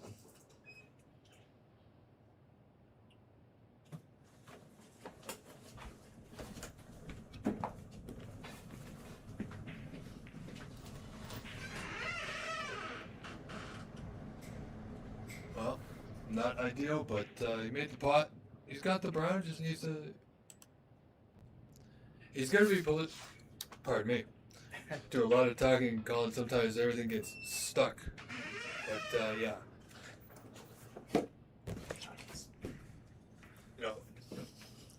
Yeah, he's got to think right now. He's 22 in front, 2 reds remaining. Where does he want the white off this brown to play a safety? Because getting into them is, well, This yeah. might actually go far enough to see the red near the cushion. Yeah, it'd have to be a lot closer, not but quite. So that was risky because he came very close to going into that bottom left corner. So, you know, perhaps he's just trying to, he doesn't quite feel that cue arm going just yet. He wants to get things moving.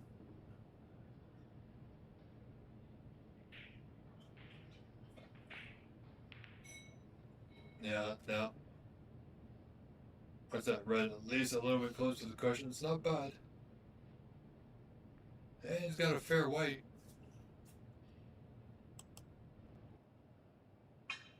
Yeah, just might be able to cue this. yeah, queuing over the green makes it slightly harder.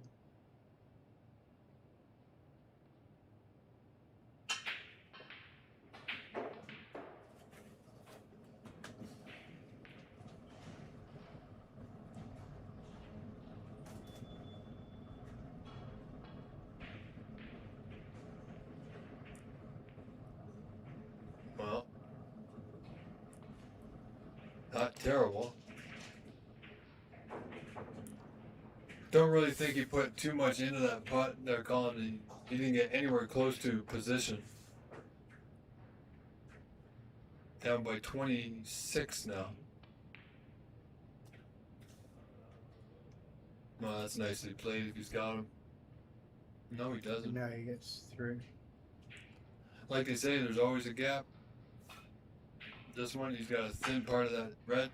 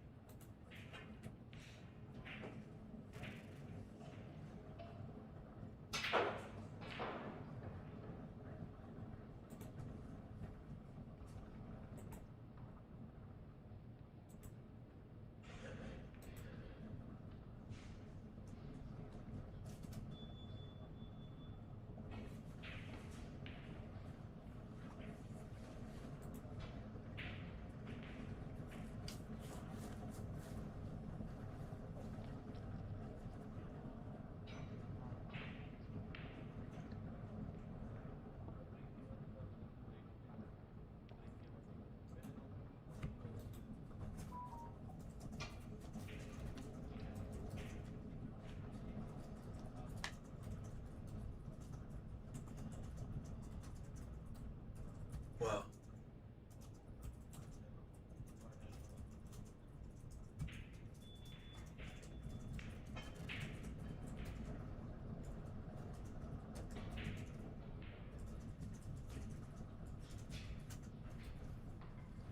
Well, just respotting the ball. The yellow was just off the spot. So, with the help of that AI system, they're going to get it right.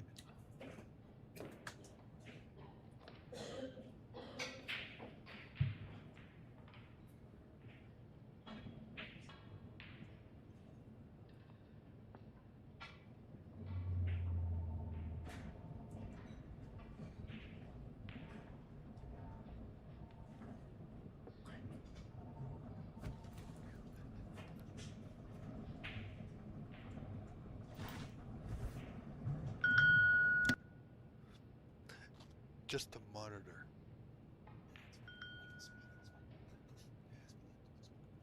You're just sitting here. It's muted right now, but yeah. Right after this frame, I'm gonna... No, not necessarily. I do because I'm used to it. I'm going to the bathroom, bro. No, I'm going to the... If this match is still going, then I'm going to come back.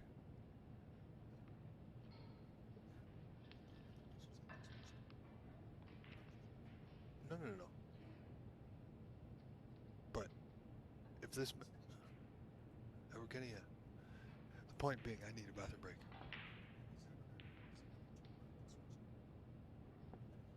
Hang on. Okay. Well, this frame, 30 points in it. Ranveer Singh leading here in the third. One frame apiece, of course. 2 reds remaining, pardon me.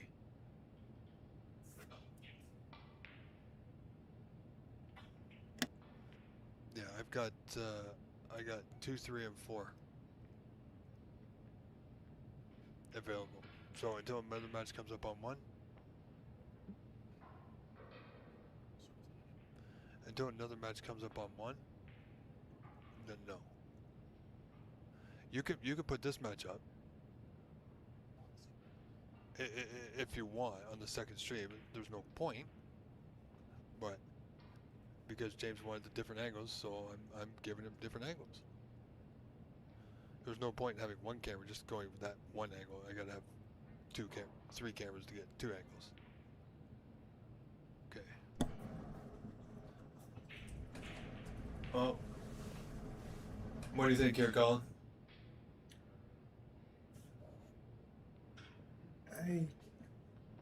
It's tough. It doesn't need any snoopers, but the red's not easy to get to and get on a high value colour. The pink's available.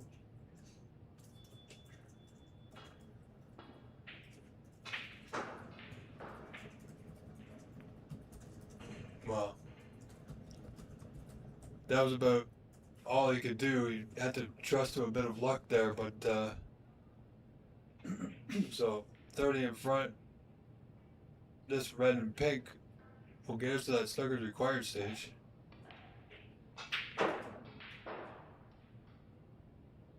Wants to have an angle to go. Well, he didn't want that much angle, but he's still okay. Just gonna be a little bit further away from the red. So frame ball.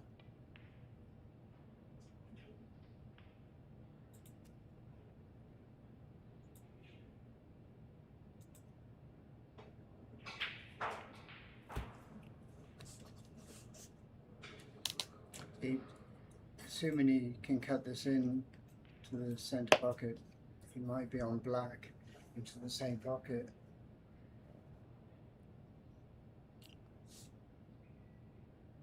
Yeah, I mean the double, you might be able to double it.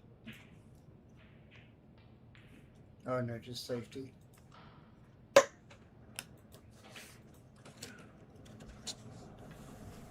Well, it's not bad. Mm-hmm. I might need a touch aside just to get past the, well, not so much the brown, but yeah, the brown a little bit, but more so the blue. But once again, he's not going to be able to control the white. You know, difference being in this frame, he's down 69-32, so 37. So no miss will be called. That was a very good shot. Well, very good escape. But this is at the point where...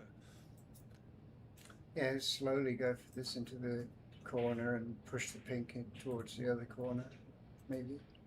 Yeah.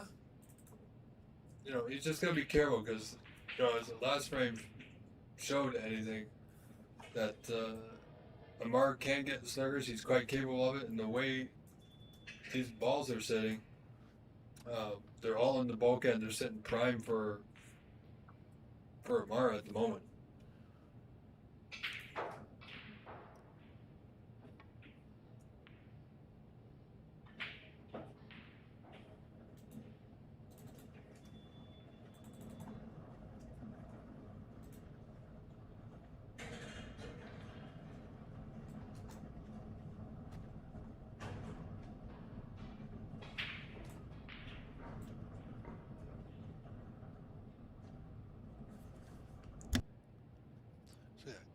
put that up, and then if another match comes up on 1 or whatever, because I might prefer the next match on 1, but I want to do. See, I can do table 3 like this, and I can do table 2 like this. So my 2 tables are going to be 2 or 3.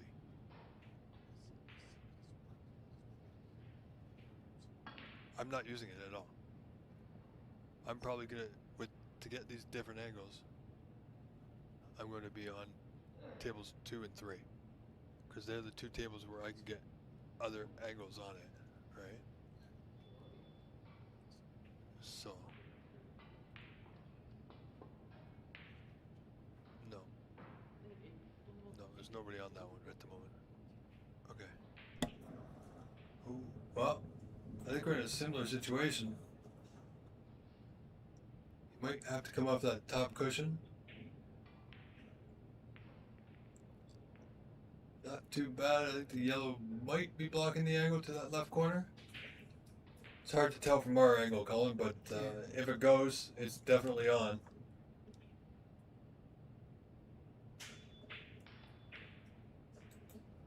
It was on without a problem.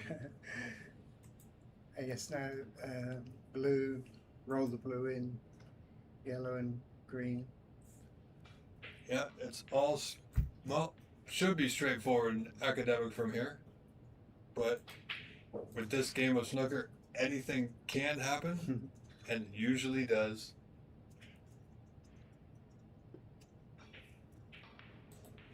Wow, a lot of check siding there.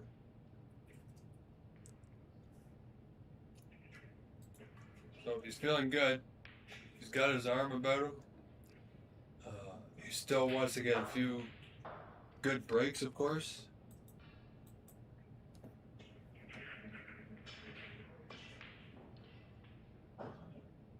He's relaxing now.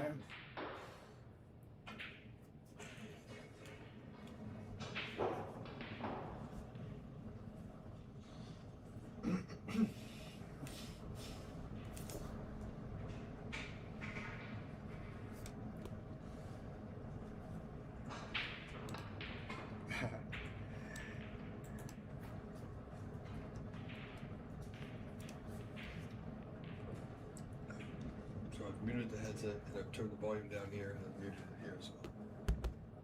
So, yep. All right, folks. So next frame coming right up. However, I'm going to step aside just for a moment. And frame 4 will be coming up momentarily.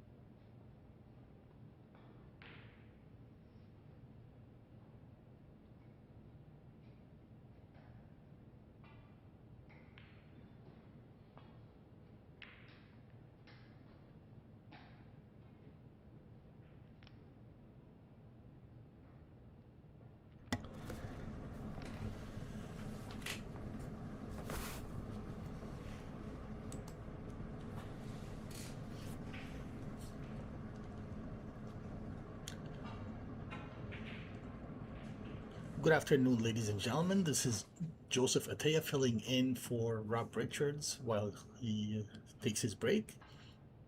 So I will be your host for the next little while until Rob Richards gets back to his microphone. I have Colin Holgate still here with me, and we'll resume commentating on this match. Frame score is currently 2-1 for Ranveer Singh Marwa. And frame number 4 is underway.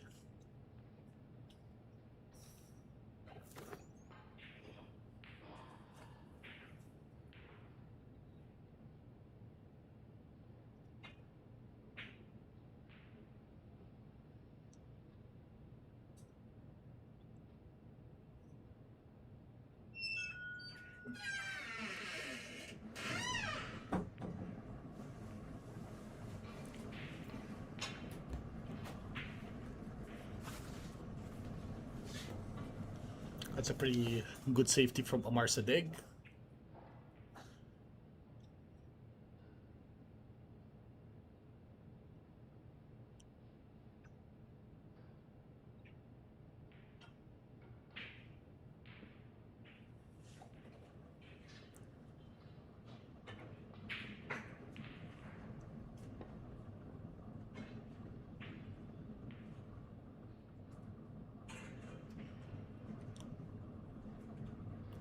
Oh, that white ball was short. It was heading right under the brown ball, but it seems like he left a possible shot to nothing for Amar, which I believe he will take this on and try to go around the black ball and back into the bulk area. Oh, what a great putt that was. Oh, wow. And a nice full ball kiss on a red to finish perfect on the pink ball. It was a great putt from Amar Sadegh. Amar Sadegh is one of the most improved players in the Toronto area. He's only started playing this game maybe 5 years ago, but he's improved very quickly.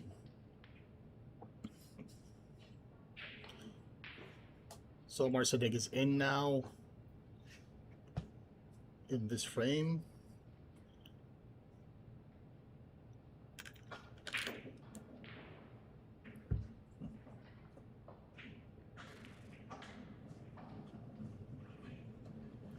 It's a very good chance. There were a couple of loose reds.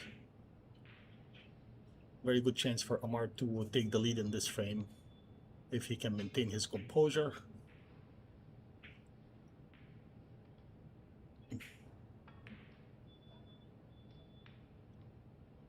He seems to be going at a very good pace. He's not slowing down, not overthinking shots, which is very good.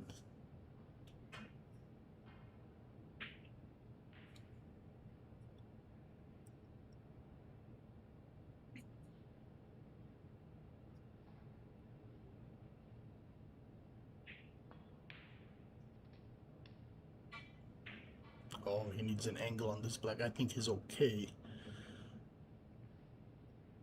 In this situation, I believe he would want to go into the red in the middle, just above the black ball. If he can hit that red, maybe full ball. Yeah, that's what he's looking at right now. If he can hit this red full ball, he would have the option for 2 reds into either the left or right pocket. Oh, well played. Well played. Not a perfect angle on that red, but at least he has a shot. And I don't think he's hampered by the other red to the right of the white ball. I think there's a gap in between where he can actually put his bridge hand down on the bed of the table.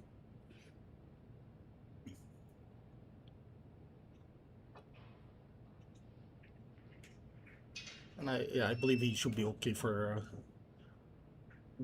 going on to blue or bulk color from there.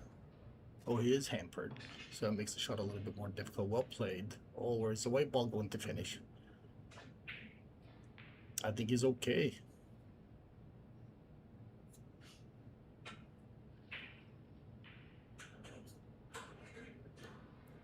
if he does take the pink on, which I believe he would, this is not a very easy shot with the two balls being too close together.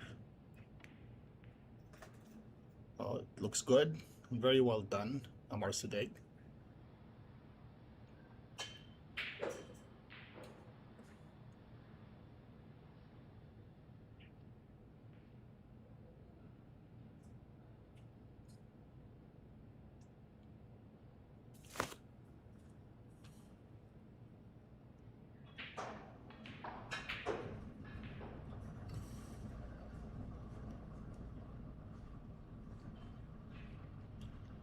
Not bad, but I think he would have liked to be a little bit straighter on that black.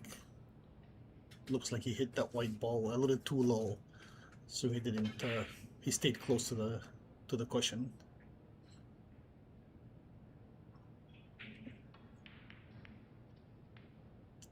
Good pot.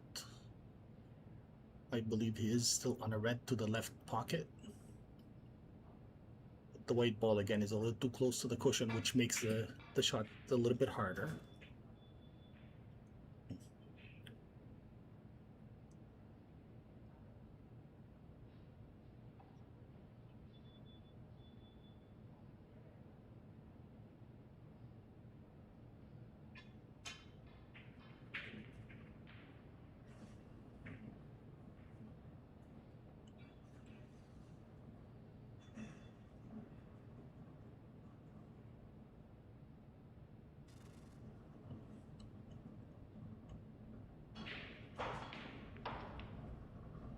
Great pot.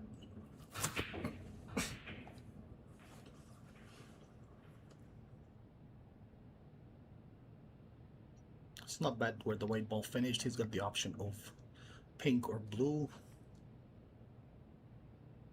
He's going for the blue ball. I don't know if he can hold it for the red over the right middle pocket or he has to go in and out of bulk. Oh, he missed the blue ball. Where's the blue ball going? Wow. I am sure he would be very disappointed with this miss. He had a very good chance and now he let Ranveer in with a red over the right middle pocket.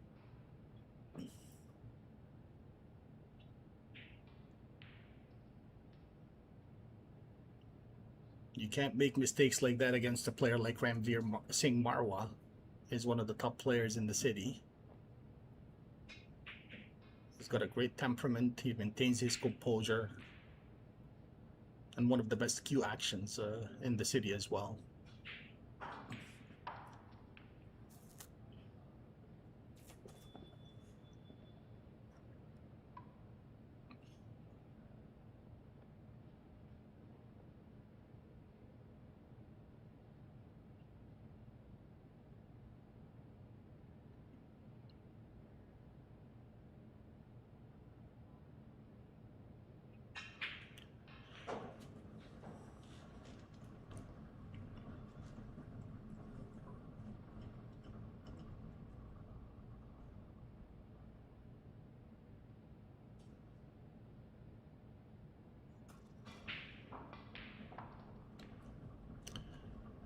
Well done.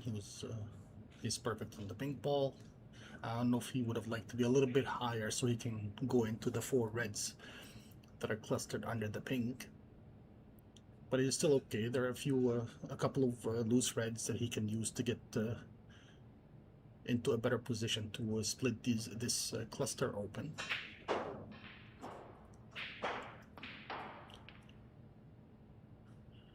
Oh, I think he would have liked to go into the top red instead of this one, but I think he's still okay. But now he's slightly hampered by this pink and the red, which makes that shot more difficult.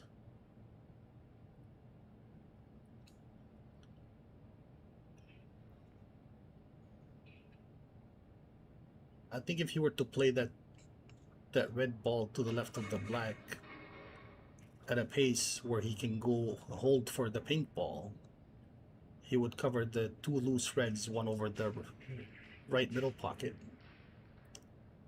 But he can also leave the red that he's shooting right now. Oh, wow.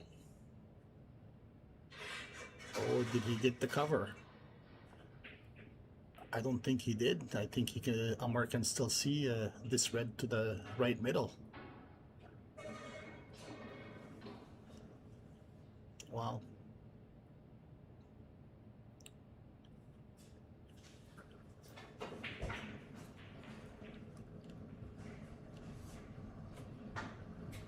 Well, this white ball will be going into the blue ball, and I believe he can still hold. Oh. Wow, it looks like he lost the white ball there. He still has a shot on the pink ball to the right middle, but that would not afford him position on the next red. So he might opt for a safety here.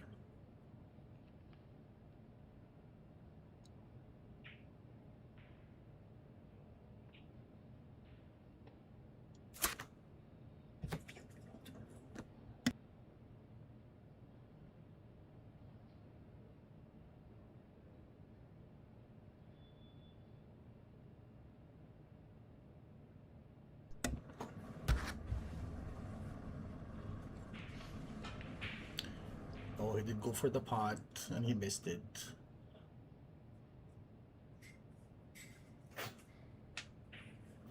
It was a good effort, but there was really I don't think there was any value in going for that pot. I think it would have been better if he had locked Rambier up with a good safety behind yellow, green, and brown.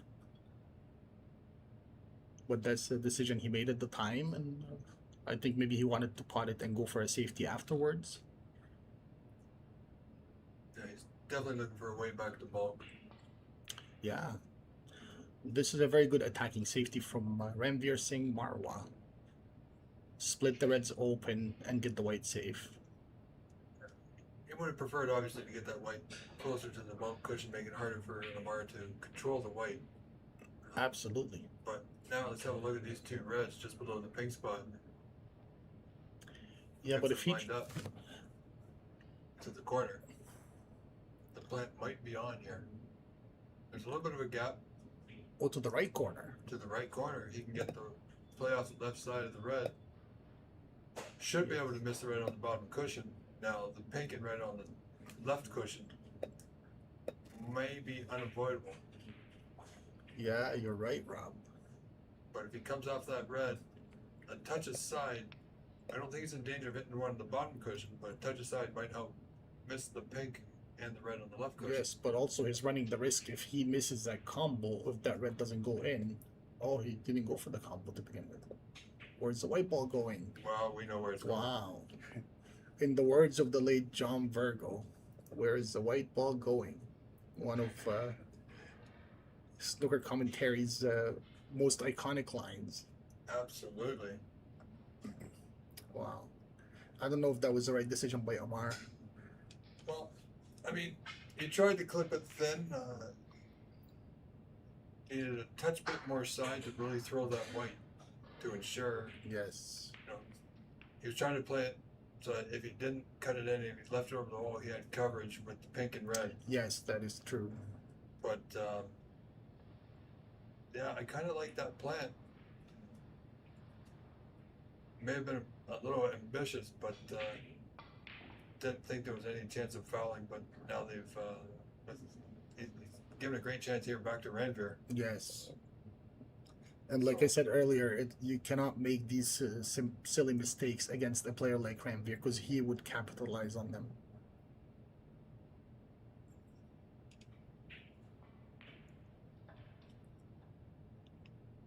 Well, it's going to be interesting to see here. I mean, of course, the one red next to the pink is going to be a challenge. Yes. And he's going to need it. Yeah, this is probably what Amar Sadegh is thinking now that this would be his insurance ball. We'll see what Ranveer Singh Marwa will do here.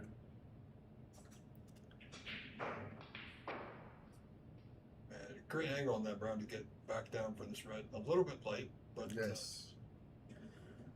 Oh, he would have liked to be straighter on that red in order to get to the black ball into the left corner, but I think he's still okay. He might actually take this opportunity to go into the red and pink and break them out and still get position onto the blue ball. Yeah, he doesn't want to hit the red full though. No, oh, he missed the red. I think that was a little bit careless on Ramvir's part. Oh, very much so. Just put a little bit too much into it. Yes. Taking his eye off the pot there, even the best of us.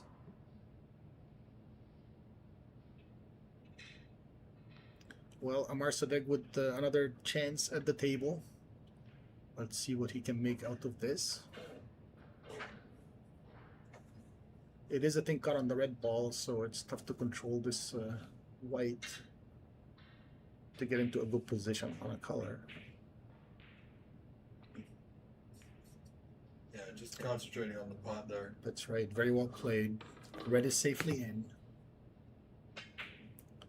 Unfortunately, black does not go, but he can definitely tighten things up here. Off the yellow behind the green.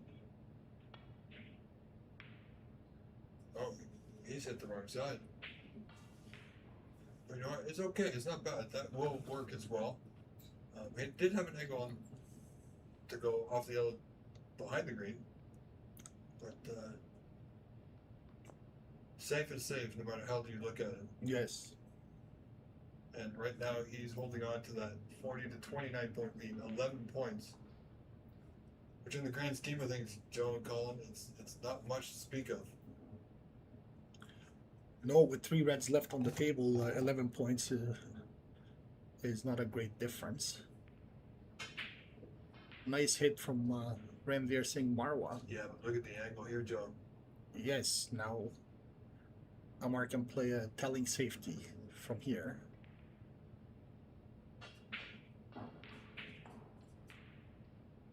You know, I'm a little bit more attacking sometimes than that there. If you looked at it, you would have had to raise the butt of the cue with a slight bit of draw on that one, almost like a plant. Get that white somewhere around the green and brown, and you would have had coverage had he had left it. But like I said, no two players play the game the same way. And he's playing a little conservative right now, but sometimes that's good. Sometimes if you're playing too conservative, that can hurt you in the end because it sends a sign over to your opponent that no matter what they leave you, you're not going to take that chance. That is correct. So this is a big frame for Amar. He doesn't want to fall 3-1 down.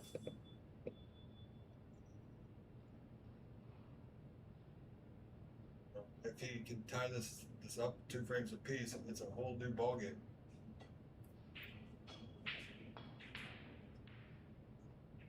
Oh boy.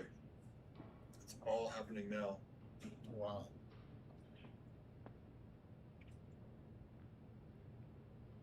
Sometimes that happens when you don't take an opportunity that maybe you should, and then you take an opportunity that you maybe shouldn't. True. Amar Sadegh's long potting is very strong, and he does have confidence in his technique. He didn't miss that red ball by much, but he might have hit the white ball too low. That's why it widened the angle and it went into the corner pocket. Yeah, he just lost his weight on there. Just a touch. It's almost like a freebie here for Ranveer. Yeah. Ranveer Singh Marwa in with another chance.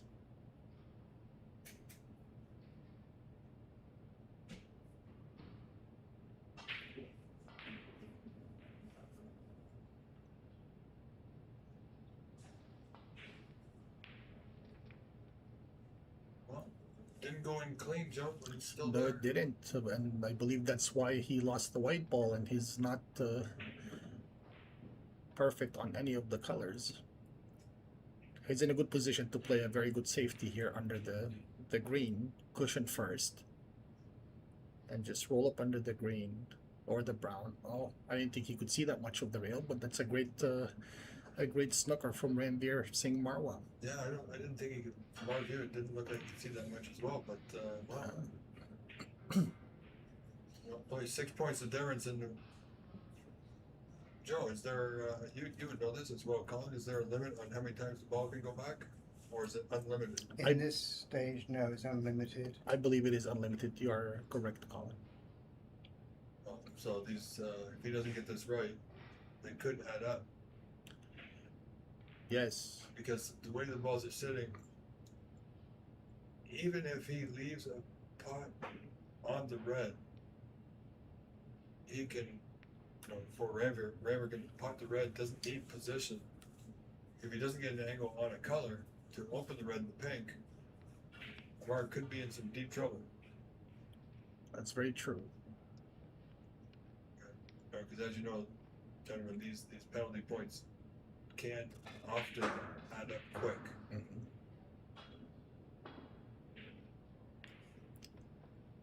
Wow, he misjudged that one, went straight into the black ball. It's hard to tell the angle from here, but I'm surprised he was able to find that gap between the green and the brown. Yeah, very. And he did not get away with this foul. He left the red open for Ranveer Singh Marwa. Well, I'm surprised he's passing up on this one. I believe he would have been able to get a good angle. Did he just wave to put it back, or is he still thinking? I think so.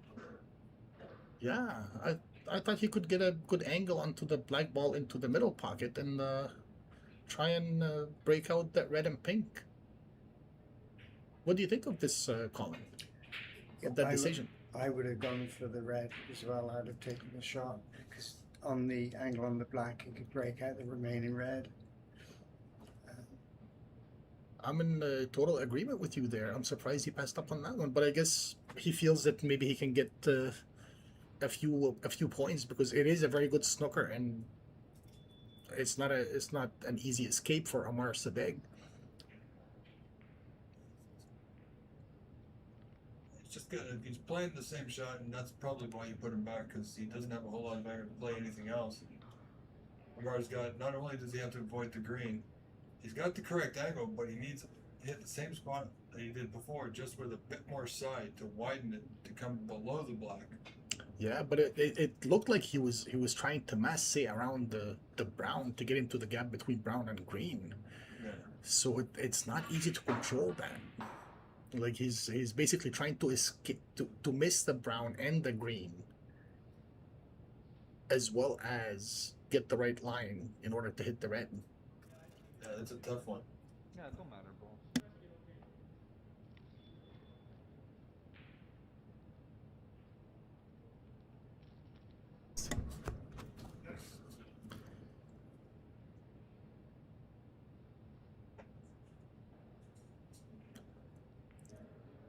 Second attempt for Amar Sadegh. Oh, he almost missed the black, but he still hit it. He didn't hit it as fully as he did the first attempt. But I definitely, Ranveer Singh Marwa will put him back. Definitely this time. Oh, actually, there is a free ball here. I don't know if he will. I feel that if he passed up on the first red opportunity, I don't believe he would take a free ball this opportunity. Especially as there's nothing really easy for the free ball. That's Although very he true. could actually do free ball, go for the brown, go behind the green. But Yeah, he's putting him back. yeah. Right call. I mean, because if he's not hitting, if he doesn't hit anything, it's foul, it's four, but there's a high probability that he's going into the black again. Yes. I wish we had the technology where we can show the viewers the lines on the table, but I feel it would be a better idea to try and hit the ball trail first towards the green pocket and miss the blue ball.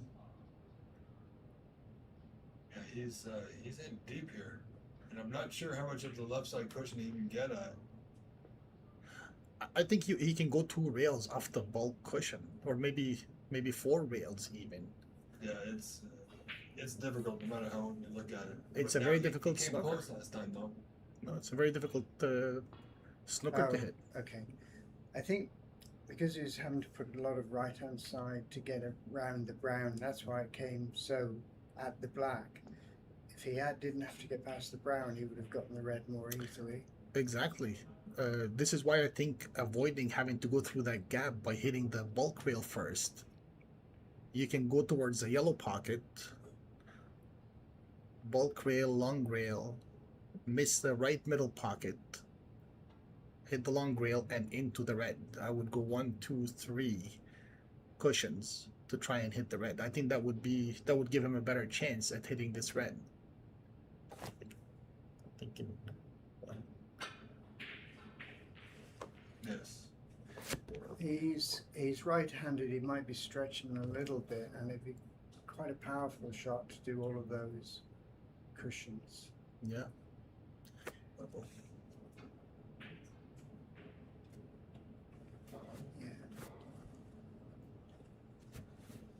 I was in a tournament recently, and it was the limit of 3 putbacks, and he got me in a very tough snooker, and I was attempting in the same route each time.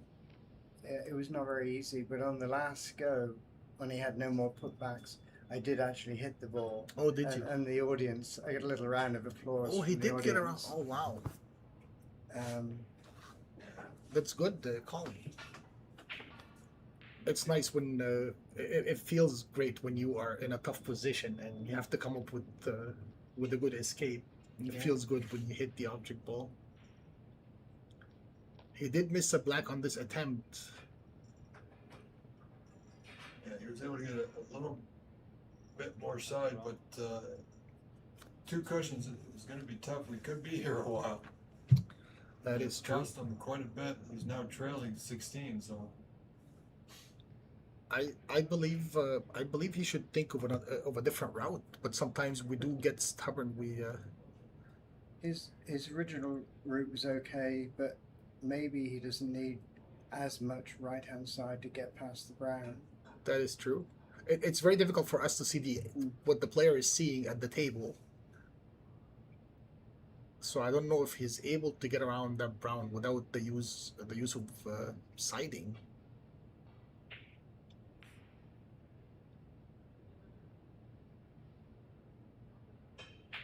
But I would just walk around the table and look at the different options.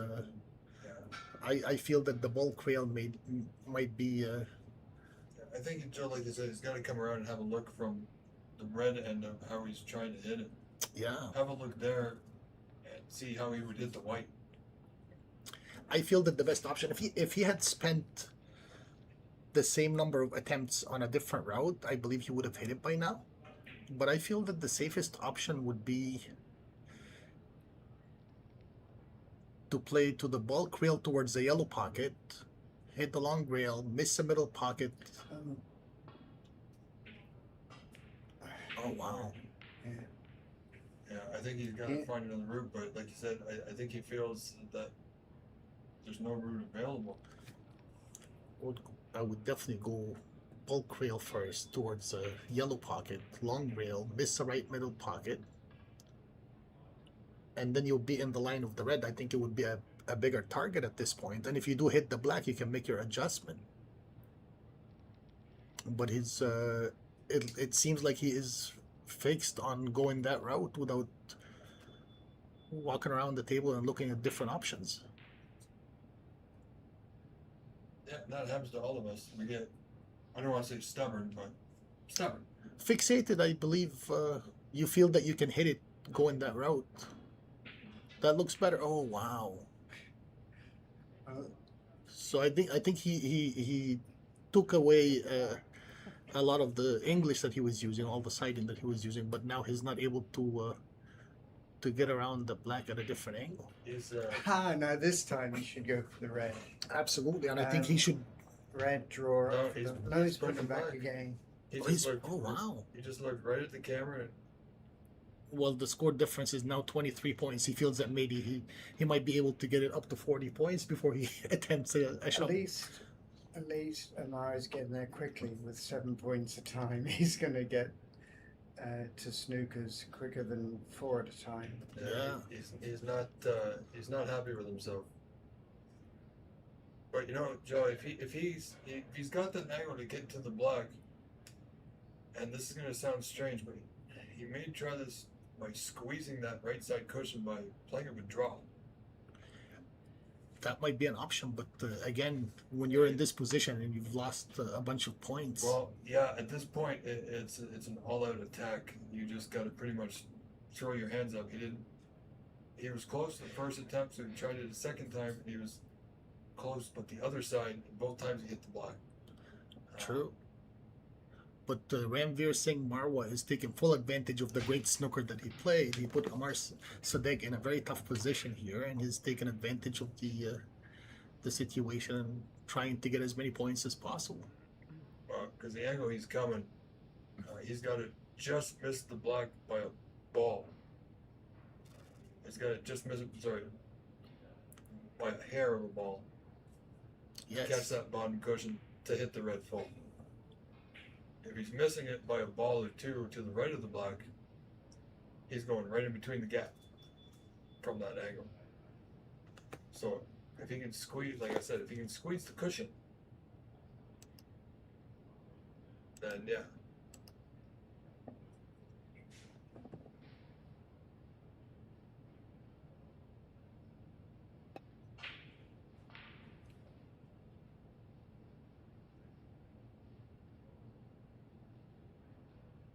Well, we might, as Colin just said, we might get the snickers required. See? Oh, wow. He He played got with closer draw. this time. He was a lot closer to that red. At least the putback's going to be simpler. Yeah, he did not hit any balls. No, but there he played it with draw, but he doesn't need the pace. He's still playing it with pace. Yes. Wow. 34 is the difference. So we got a few more goes here. He's not. Oh, See the oh curve? my goodness, he missed it on the other And side again now. missed. Yeah, that's the draw, squeezing it off the cushion. Yes, that was a good call, Rob. Yeah, I can call him. Sometimes can't play him, but I can call him. You know, a lot of times I play players who are much better than I am, Like me. and they like yourself exactly, and I find myself in these situations more often than not. So it sort of improved my escapes. We've had some good matches. There we go. Finally. Oh my goodness, he's so unfortunate. Oh, he's giving up. The Oh, and frame. now he's conceded the frame. Wow. What was he looking at? 42, and that's because he's frustrated. I think, 'cause Absolutely. You got 43 on the table. And he's left the red in behind. the bulk end, and Ranveer was just going to pot the red and hook him again on the last red. Yes, So exactly. normally we don't see. It is kind of a faux pas or a no-no to concede a frame when there's still points available on the table, regardless of where the balls are at. But we're amateurs. Yeah, but in a situation like that, it was pretty much Yeah. determined. He knows what's happening. Yeah, it was pretty much determined that Ranveer Singh Marwa was going to win that frame. So it's okay to concede it. I don't know if you're going to stream it, but we've got the shootout thing this evening, and it's snooker 900 like rules, so it's ball in hand. Yeah. Yes. So it completely solves the I whole believe- foul and a miss. Yes, I issue. believe it will be streamed. Absolutely. Yeah, no more So- foul and miss. That's just, So we're gonna have a lot of fun with that. It's going to be 10 reds and 10 minutes of play, and 15-second shot clock. yeah, and ball in hand after a foul, and also a ball has to hit a cushion. So Yes, it's if you- essentially it's like pool rules. Yeah, if you're not making a putt, then yes.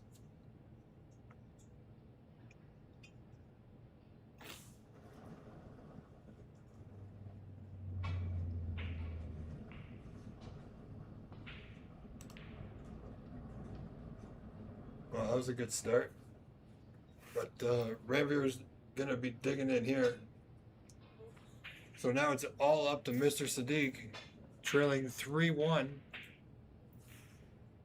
So 3-1 down with 3 to play, possibly. He's gonna, well, Colin, he's got a larger mountain to climb than the ones in Colorado. And, oh boy. And he's got position. sometimes matches have, you know, the ebb and flow, just the momentum could switch on a dime. They just go up and goes down. Amar started off strong in the first frame. Ramveer hadn't got his Q arm going just yet. But now he's getting his arm going. He's had a bit of luck, of course, which that is the game of snooker. But he's taking advantage of it. But that last frame ended the way it did. It was tough for Amar.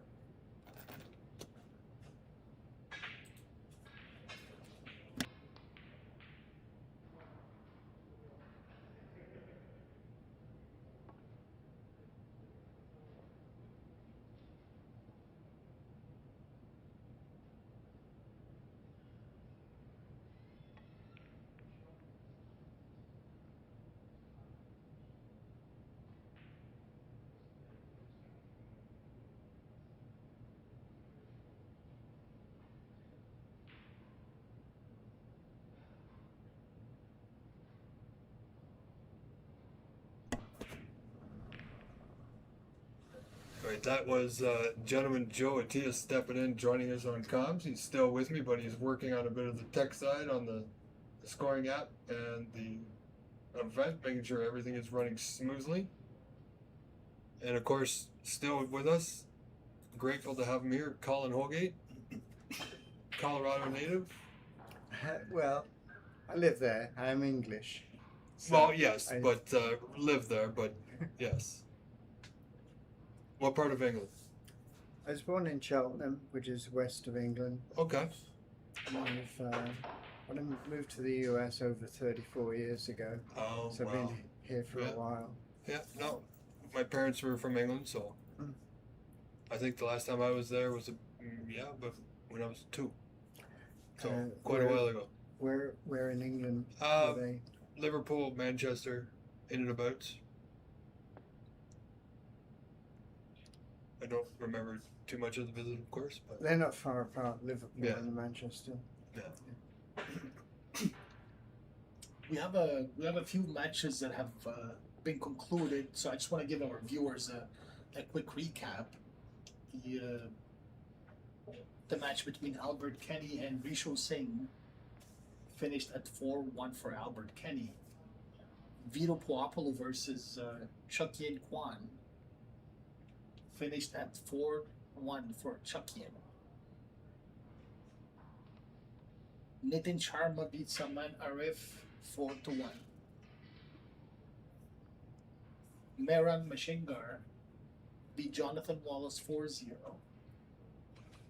And lastly, Carter Gao beat Hussein Rahimi 4-0.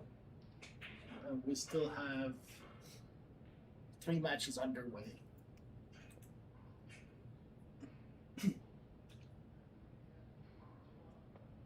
The score between Phil Snake and Inderpal Loti is 3-2 for Phil. And the point score for the current frame is Indy Loti up 57-9.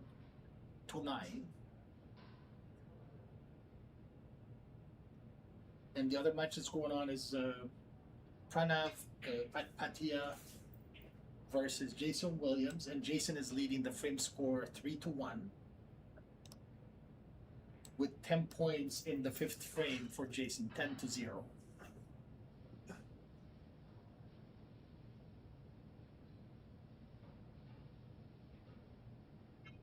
Well, Joe, always a gentleman. Thank you for that. But yeah, Amar is off to an opportunity. You know, he's going to be a little bit more relaxed in this frame. He's facing elimination, so he's got to go all out. He's got to let go of any kind of nerves and just focus on the task at hand. Play as if it's as he did in the first frame. You know, he's got to. You know, he is nicknamed Amar the Warrior Sadiq, so. Because he is a fighter.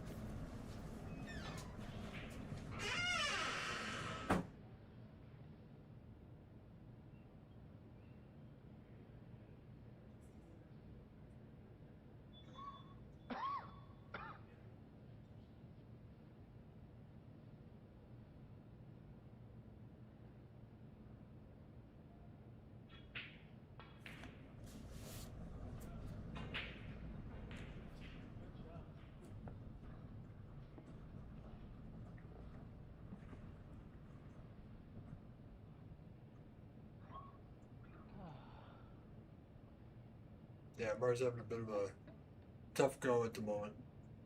You know, Colin, I'd be surprised if this red doesn't go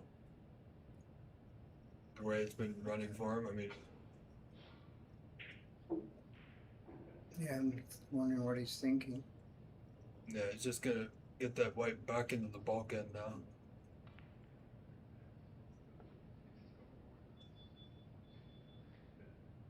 Well, definitely having a little bit of chuckle over something, but it's good to see even a Mark can have a smile on his face facing elimination. But we still got a long way to go in this frame, and I wouldn't put it past him to take it.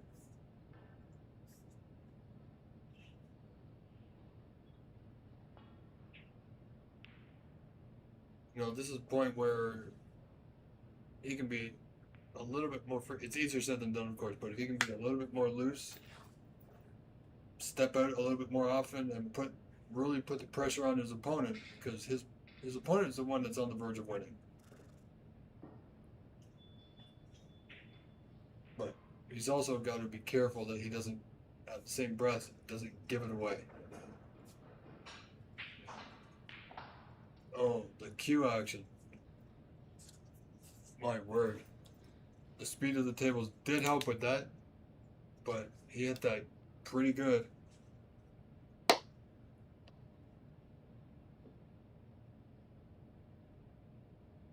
He's, you say he can play right-handed shots. Sometimes, yeah. I'm looking at this pink and whether he's going to do a rest shot of pink, or if he might just play safety.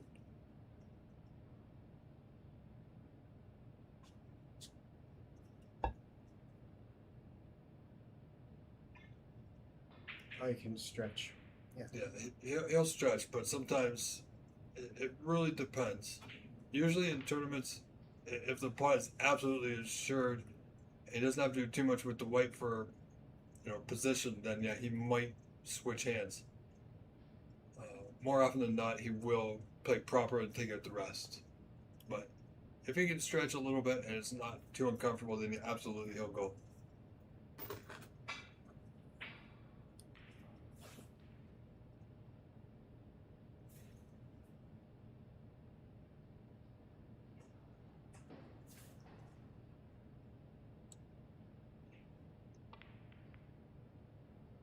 So, doing the right thing, taking his points, getting back to the bulkhead. Oh, closer to the brown. I thought he was going to get there.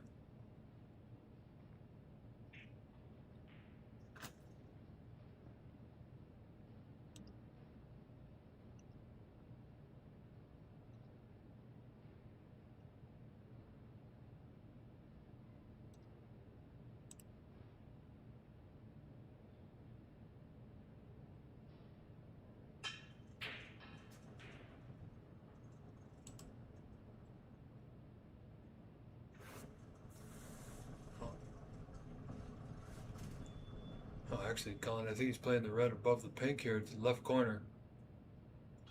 Good pot if he can get it. It's also a way out.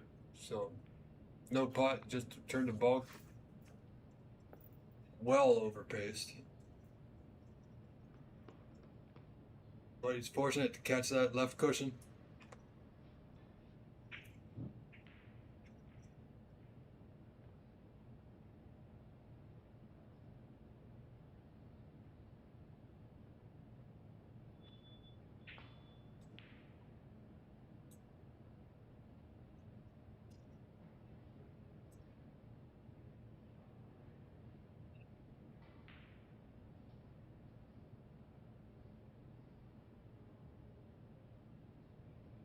And this is not going to be one of those high-scoring frames just yet. That black, I mean, pink's available, black is absolutely not. Wow. I guess this red goes into the corner and coming up back to be safe. There you Yeah. go. Very nicely done. Shot to nothing. Wow, wow, wow. Look at where the green's gone. Oh, it got. Thought I was going to stop short, Colin, so he could roll behind it off the cushion, but now is. Yeah. He could do a stun shot and have a basic snooker, but not difficult to get out of one. No, but the other option if he's got, which I'm not sure if he's going to think of it, because a lot of players, even myself included, would just look to play a snooker here. But what he could do is not only can he get partial snooker, but if he's thinking about it, instead of playing the absolute snooker, just rolling that green or rolling the white right in front of the green and leaving him over top of the white. Queuing over the green. Queuing over the green, and he's not going to have much red to shoot at. And even if he does, he's going to have a hard time controlling the white. He could send the green towards the pocket and roll up behind the brown. Is another possibility. Absolutely. But here, he's got to make this, whatever he decides, well, he's going to take the brown on, too. I mean, it's not a bad pot. I mean, there was some value in it, but he was giving away more than he was going to get. Yeah. So I do like either your or my play there, just playing the safety. But I mean, truth be told, in his situation, I may have taken the brown on as well. Mm-hmm. You know, like I said, what do you got to lose? If he had made it, it was there for him.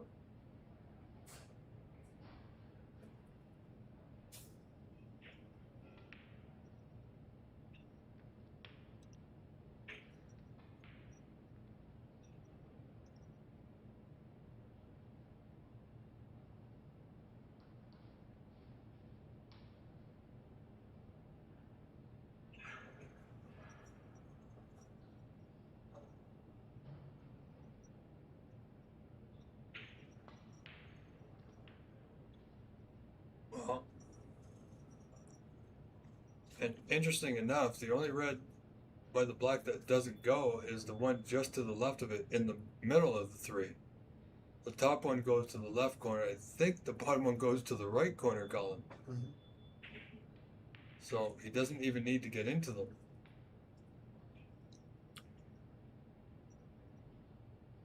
Yes.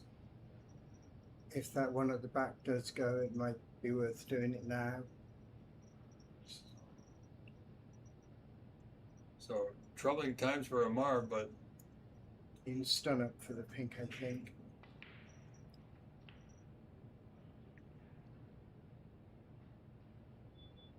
yeah, if Ranford can capture these reds, the one by the black will be difficult, but Well, he'll run into that when he takes on the other red. yeah, if he gets the proper angle, it'll on that red to left corner. You're right, Colin. You just nudge it out of the way, and it'll be on the black. Well, a little moment of doubt that pink was going to drop off the knuckle, but I don't know if he can reach it, but there's a red there. He can just draw, screw back a tiny amount to be on pink. yeah. Well, he's also he's going to have a look at it, but he's also got this red just below the pink. But this one's a little bit easier. Doesn't have to do a whole lot with the white. He's a fair rest player. If you're not a fair rest player, if you're not confident with the rest, then yes, the red below the pink would be the play. But so Ranveer Singh now leading by 34 to 15. So 19 in front. Current break at 22, Colin. I think pink, then the red into the same pocket, then pink into the center pocket, and be on this red. Very much Although, so. but he's ended up with a bit of an angle on this. Yeah, he's just got to make sure he gets on that red to the left corner, just to the left of the black. Oh, he's underhit it. Underhit it or overhit it. Yeah, I was thinking for the One of the two. center. So Isn't he's it- going to run this off the cushion and back to roughly where it is now. He's going to need a bit of left-hand side, a bit of check side. Yeah.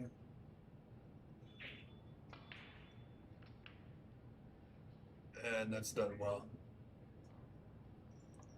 I tell you what, I've known this gentleman since he came to Canada, since he started playing here, and he's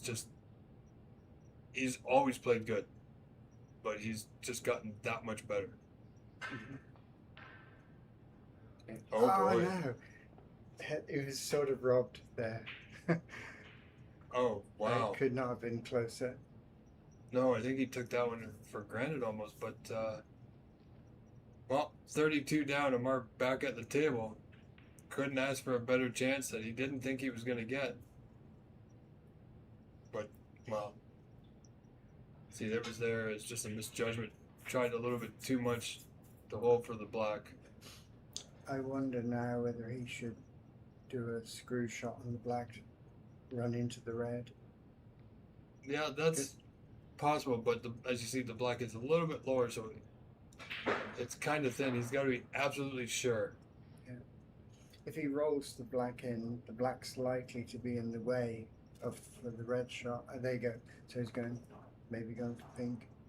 That's right. Well, he needs the points. Now he's going to feel bad. Yes, because it's more than likely he's going to be facing another snooker right behind the black.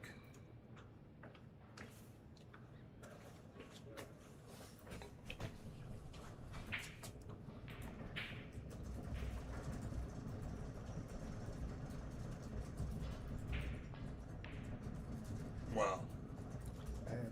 I think I'll be able to see this. Yeah, but he had some great action on the white. Even with the rest, he's managed to keep it, play it at pace, because he wanted that snooker in deep.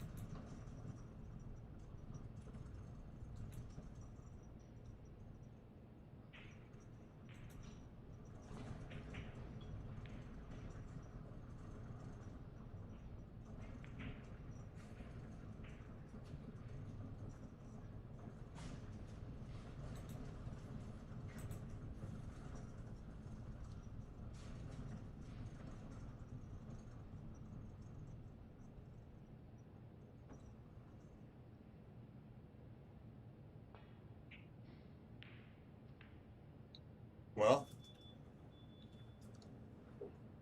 it's not an easy cut on the black, but he'll be down for the yellow if he gets it. yeah, he's just gotta, well, he's just gotta maintain control of the white, concentrate on just the pot. He's not gonna be snookered. He doesn't need position here. Should be secondary. Oh, he's missed the pot. Snooker's required now. He started off so strong. It's just that last frame really got to him. He had the lead until that snooker, which cost him the frame with those penalty points. You know, if he doesn't win this match, he'll take it as a learning experience, and he'll come back next time stronger. It's just what Amar does. He is the warrior. So, I mean, you gotta hand it to him. He's organized this event. He's here first thing, getting everything set. He's got family at home as well. So, a lot going on in that young man's mind.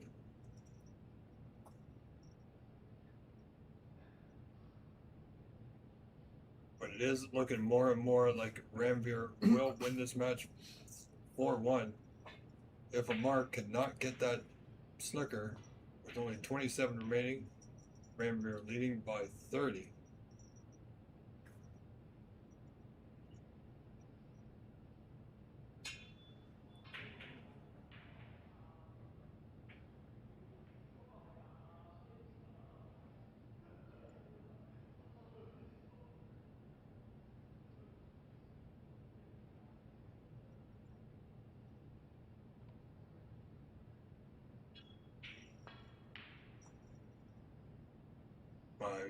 tried to screw the white behind the pink there and completely mishit it. I think he almost conceded there. It looked like he was just about to grab one of the ball, Colin, but He did. he's done the right thing here. Wow, I think there's going to be a concession coming soon. Okay. 32 down, 25 on. 2 snookers now. You know what? Maybe not. It could come Oh. back. I was a touching ball, so Yeah. could it get worse for him? Tell you, it's all happening here. But Amar's not one to dwell on matches that he doesn't win. I wonder, did he touch it? No. Concession. Yes, there you go. All right. There you have it. And the last 2 frames ended unconventionally, of course, but it is what it is, folks. Your winner. Congratulations. Ranveer Singh Murrow wins this one and moves on to the round of 8, defeating Amar Sadiq. Great effort and a great event. 4 frames to 1. And Colin, thank you for joining us, sir. My pleasure. Thank you for tuning in. Thank you for coming into the event, and hopefully we'll see more of you in Colorado. I'll be in the shootout tonight. And the so I'll shootout see you tonight. Absolutely. then. Okay. Well, thanks for having me. All right, folks, stay tuned. We got another match coming up just a few moments away.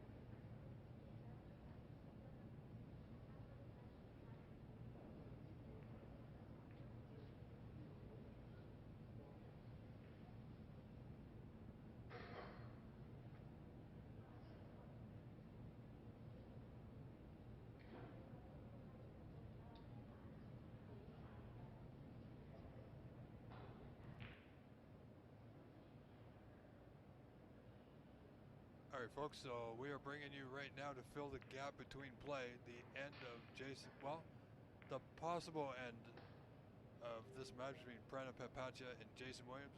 Jason Williams leading 3 frames to 1, and he's up 40-33, 7 points in front with 27 remaining.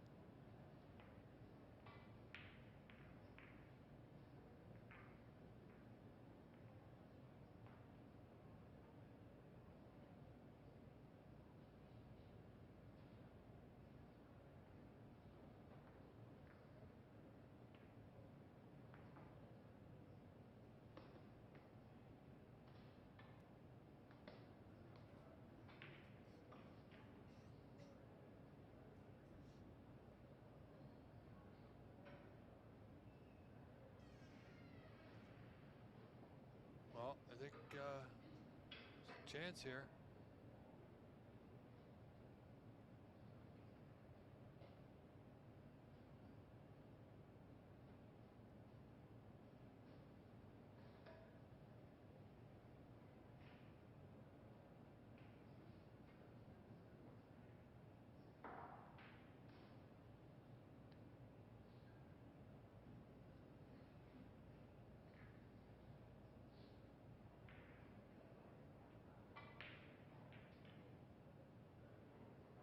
Let's see what Jason can do here.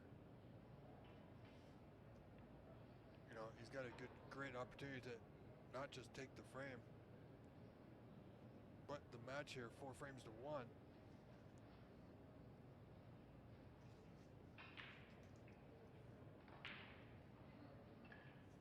Needs that white to go, and it's short.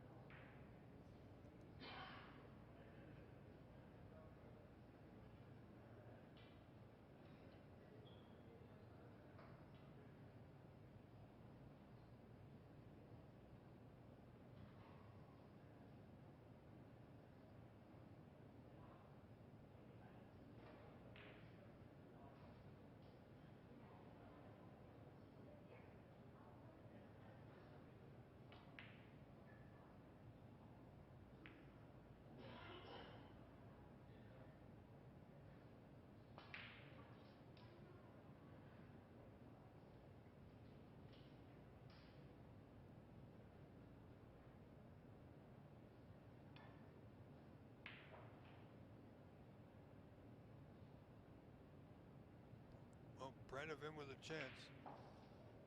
44-37 down here. You see on the screen in a moment.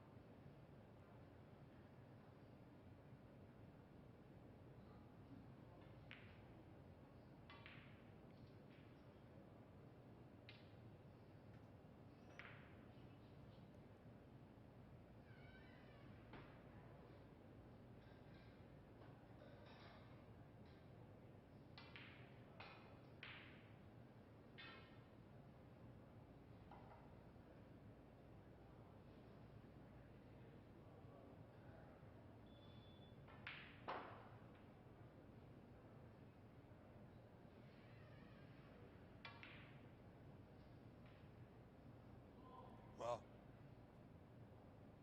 Not exactly sure what they're doing with the score here, folks.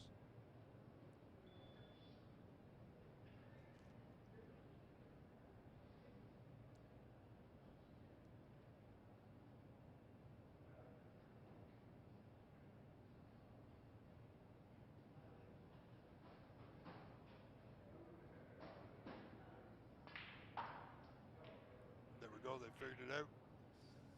Jason in the front, 49-42, 7 points in front. Only the pink required for frame and match here. Would love to get out of this sooner rather than later. Oh, it's not bad. You got a good pink on the bottom cushion. Pardon me, bottom cushion. So you're doing okay. However, you know, Pranav, a great player as well, will need to do the best he can here.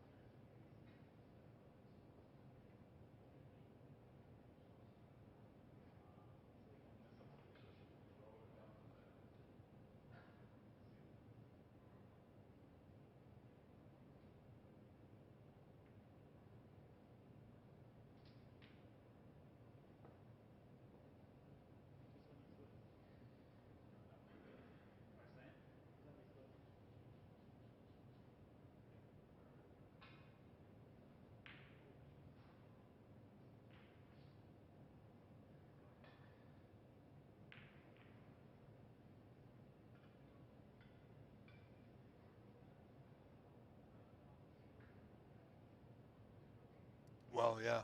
So there we see, folks. Jason Williams gets the frame and match there. Great effort by Praniv, but it's going to be Jason Williams moving on to the round of 8 with a 4-1 victory.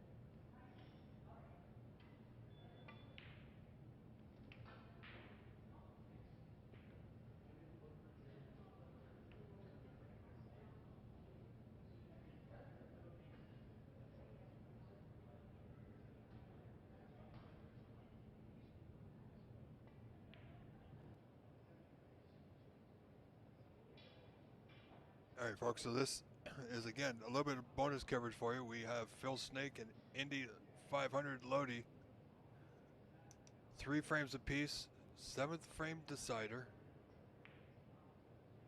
Phil with 27-7 lead, 20 points in front.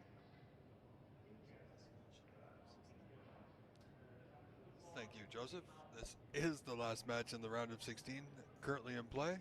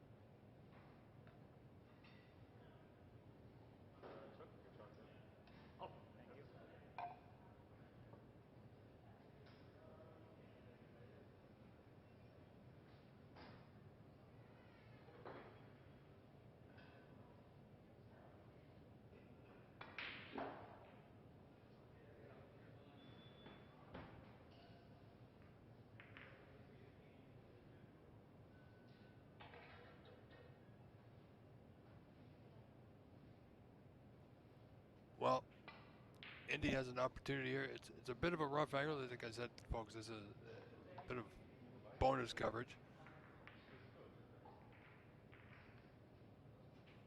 Indy playing fairly well today.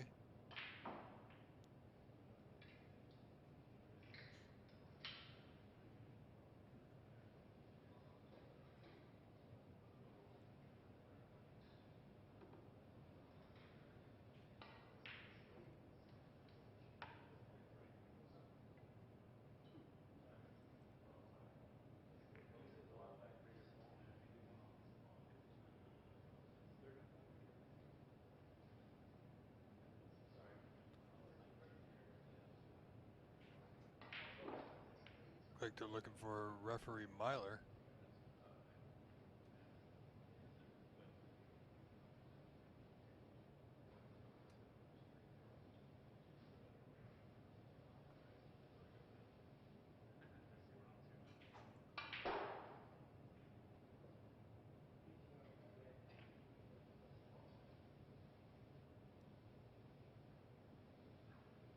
He's just called Levi over to have an overview of this plane here as he's bridging over that red.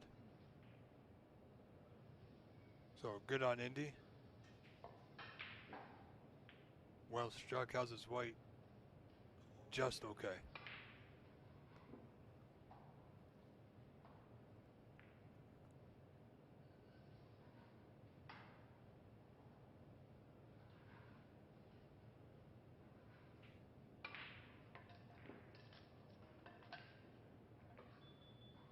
Well, ladies and gentlemen, if you're just tuning in, you missed quite a bit of action, but we've still got a lot of action to come. We've still got another.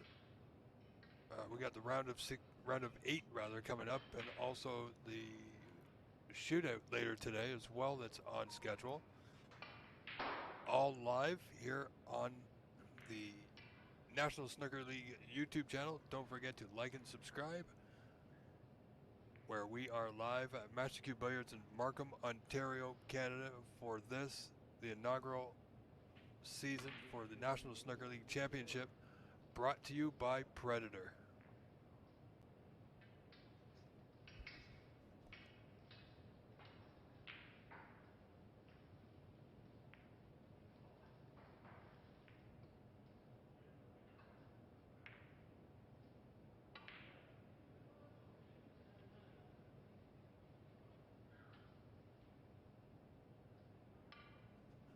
Well, Phil's back, you know, one thing about Indy, he doesn't show a lot of emotion whether he's up or he's down. And Phil is a very tough competitor.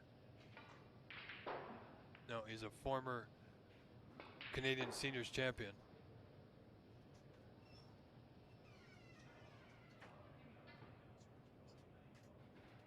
But this is, well, the scoreline, as we said, folks, 3-3, final frame, not just of this match, final frame of this round.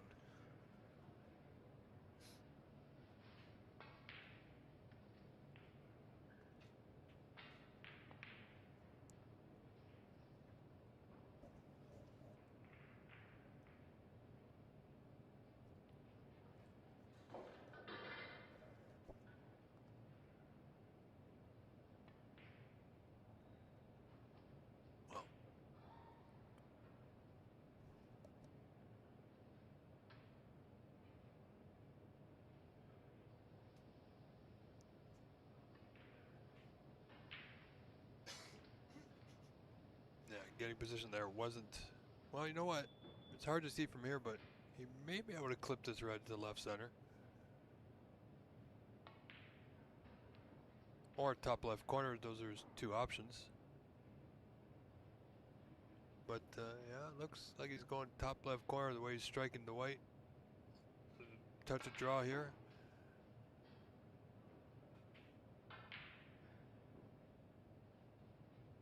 Oh no, well. But it is now Phil with the lead, 39-22.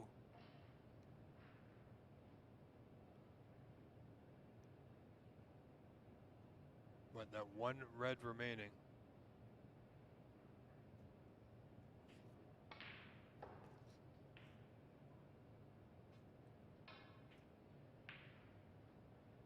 Well, there's a chance there for Indy.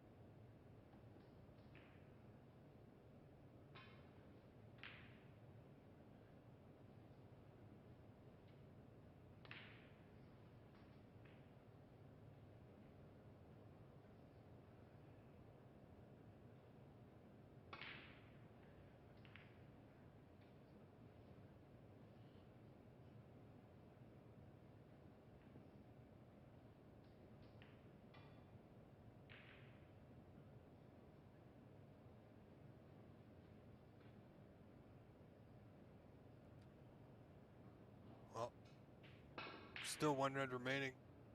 Indy's had some chances, Phil's had some chances, but it's all going to come down to whoever gets this last red.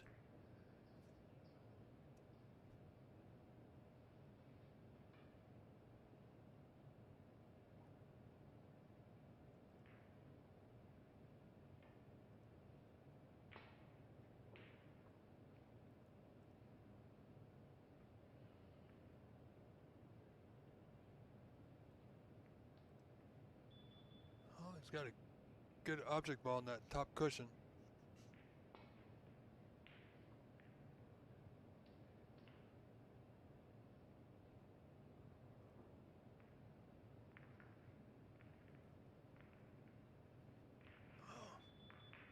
You know, he's got an angle here. He can.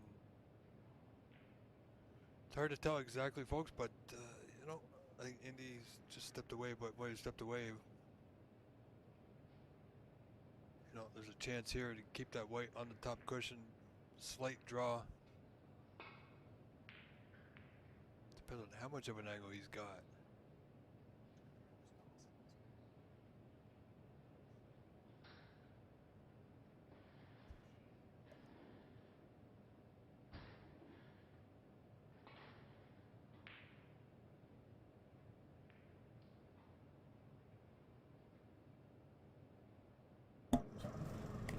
All right, folks, and stepping into the booth is the man of the hour, Mr. James Power. Welcome, James. Hey, good afternoon, everyone. The man of the hour, James Power. I like that. That's quite the intro. Oh, you know me. Totally deserving. Right. Well, you are the voice. Just watching the end of Indy 500 and Phil. Pardon me. What a finish this is. 17 in it. 35 on. And everything to play for here. So. Yeah, both players. One will move on. One, unfortunately, their journey will end.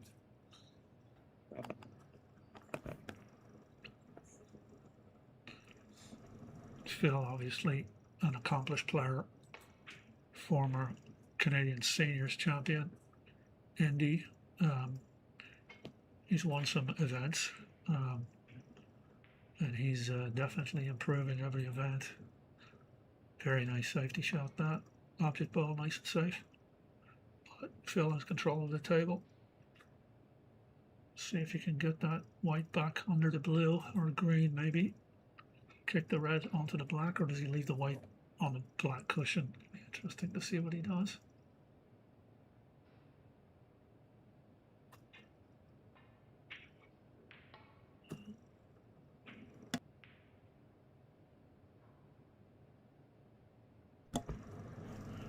Okay, so chance, Indy. Does he go for this now? Does he go all in now, or does he play a safety? He's looking at the potting angle. I think he's going to make his move.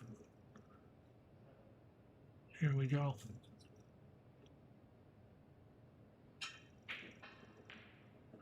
He plays a two-way shot, and he may have left it. I think he has. This could be the end. Phil now. Clear shot into the middle pocket. The last red, blue waiting. Yellow on its spot. And he comes all the way back down the table. It's a funny angle. We're looking at this on the camera, so we really can't tell where the balls are. When he's back low on the black, does he take it on? Does he take it on? He's looking at the snooker. Playing it safe.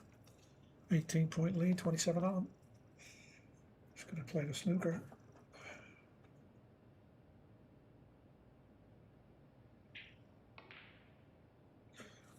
While I have the mic, I guess I just want to say thanks to everyone who's played, all the players and everyone watching.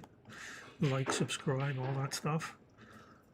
It's been a fantastic success so far, and it's tune in tomorrow. It's going to be very special.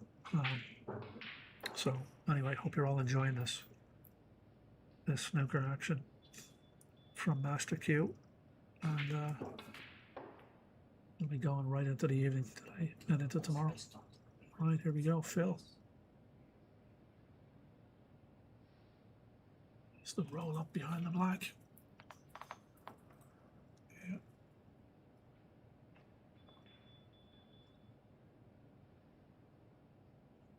Indy in a bit of trouble here. Oh, he certainly is, James.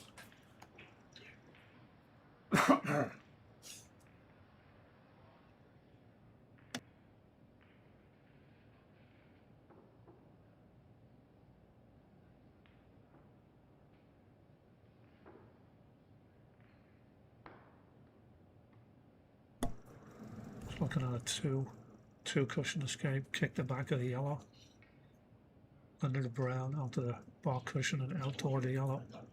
Or is he looking to spin it? He's doing the two cushions. He hits the green. He's going to be going back. He's going to put him back. Yeah. Yep. Now, this is could be reminiscent of the previous match, Amar and Phil. Sorry, Amar and Ranveer, pardon me. Of course, Phil now has the option to place the white back.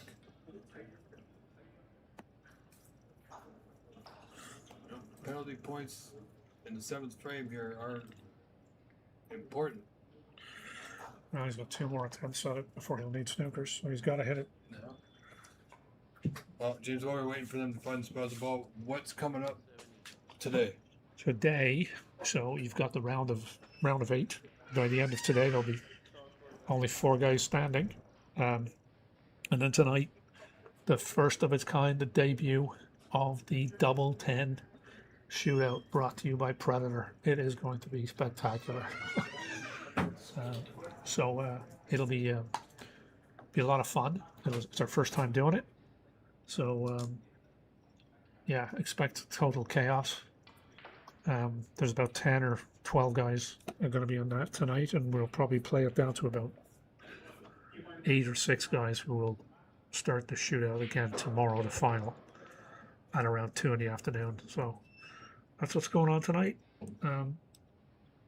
It's gonna be a lot of fun. I'll be playing in that, so I'm pumped. I'm excited to play. Oh yes, so we get to commentate on that. Yeah. Looking forward to it. Should be a good event.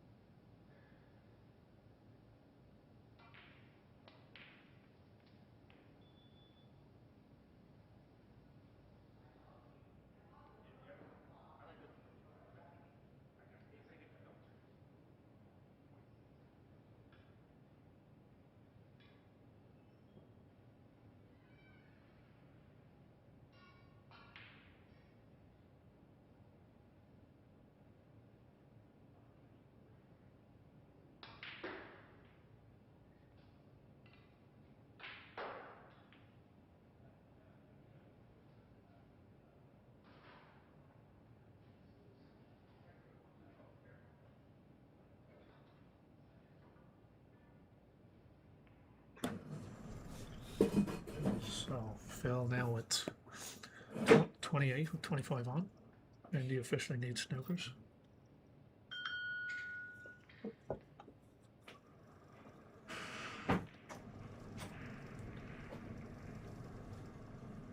Yeah, bit of a tough green, but he's played it well. I think that's it. I think that'll be it. Handshakes after that, I think.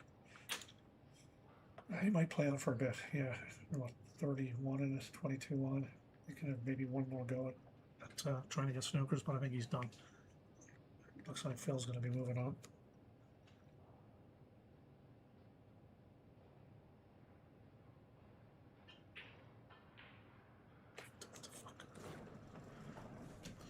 So, Indy's going to give it a go.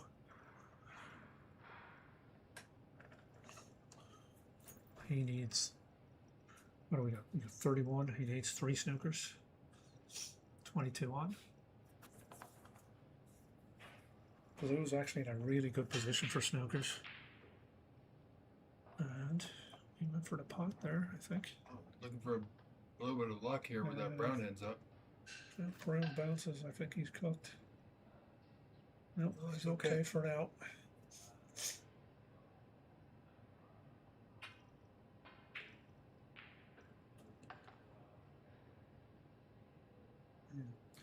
Yeah, with the blue where it is and the black and pink on spot, it's actually ideal for snookers because both ends of the tables are targets. So this is not quite over yet, guys.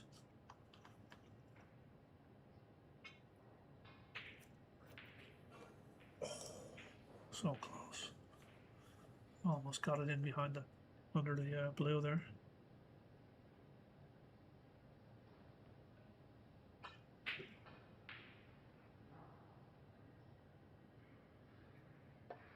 Here's a chance. This is a chance. Slide it off the cushion.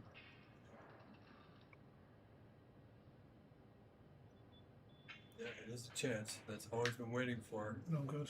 A little heavy. See, in situations like this, sometimes I ask myself, what would Rob Richards do here? He would talk his way out of it. And then I decide, you know what, I'm going to do the opposite. And so far, that's put me in good stead. Well, it didn't do well last time. This is true. That one time you won? Yeah. Oh, oh, oh. But it was spectacular. It was. It was your finest moment. There's no doubt about it. Well, it only, as they say, just like fine wine, we get better with age.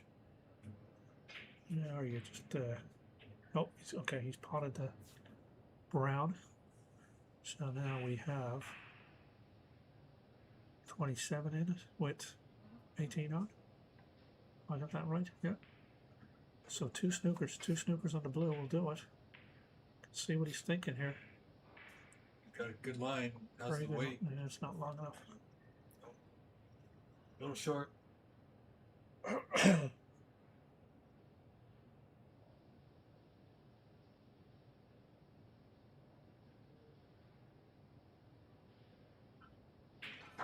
That's it. And that Well should done. nail it. Well done, Phil. Unlucky Indy. Well played. Good tournament from Indy. Phil moves on. Wow. Yeah. Wow. Well, folks, that was, a fine ending and a great effort by Mr. Indy Lote. And thank you once again for stepping in with us. The men of the hour, James Power. I will check in with you guys later. Enjoy the festivities. Okay. Very good. Thanks, Rob. All right, folks, stay tuned. There'll be a brief break here, and then we'll get our feature match coming back. Well, let's have a look at what we got here.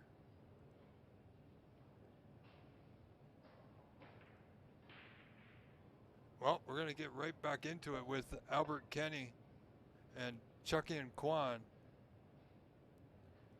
Bear with me as we get that set.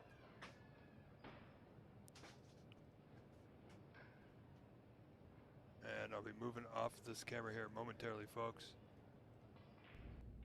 Okay.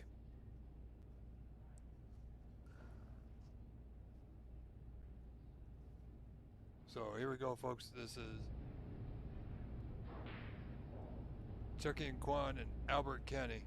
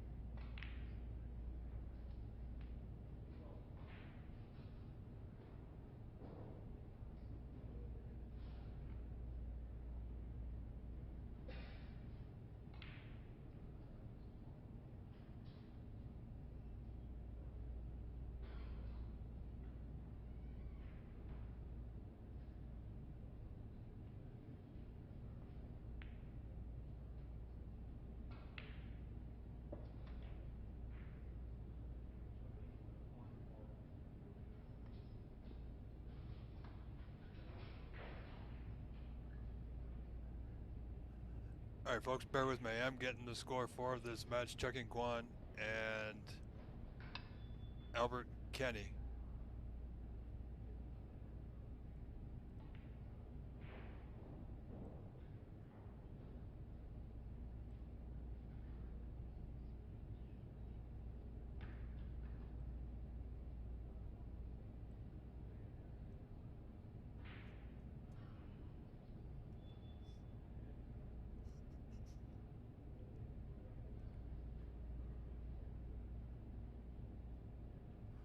All right, so opening frame.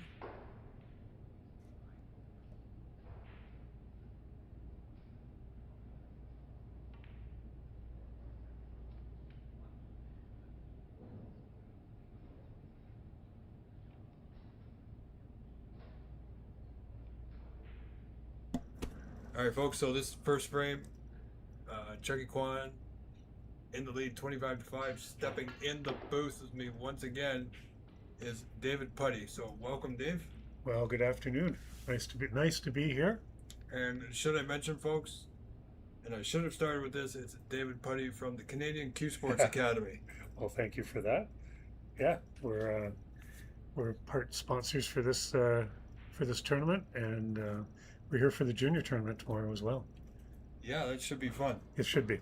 It's the first one that I've ever known to happen for snooker in Canada.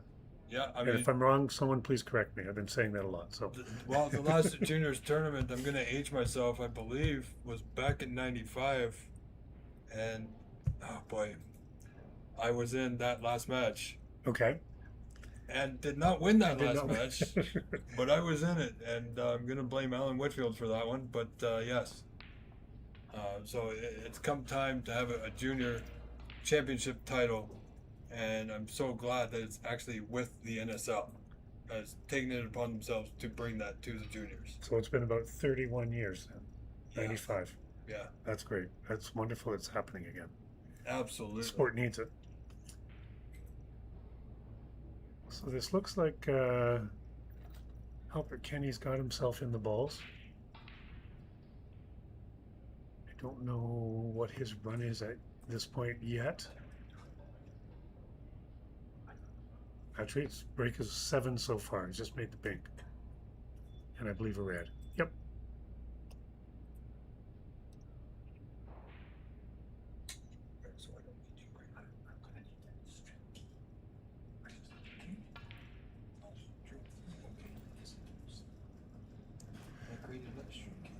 This is where all the top players are hone their craft, is that they get in the balls and they build the runs really nicely with control.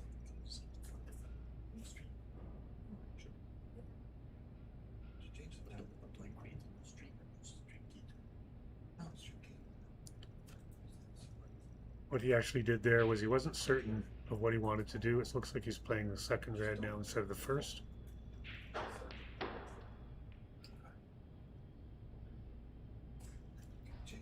A little more control of the cue ball with that, where it wasn't caromming into the other red.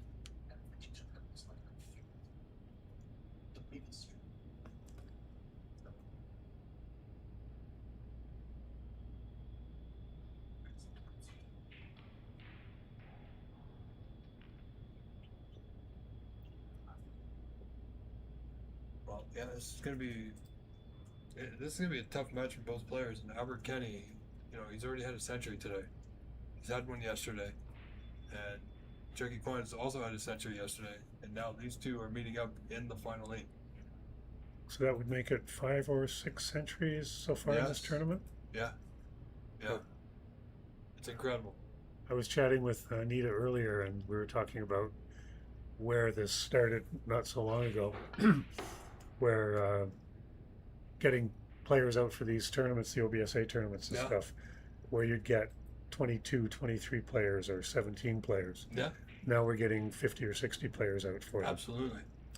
And back in those days, guys were not running hundreds. No. They were. No. That level of play has risen considerably. Well, they've really brought up their game for this event.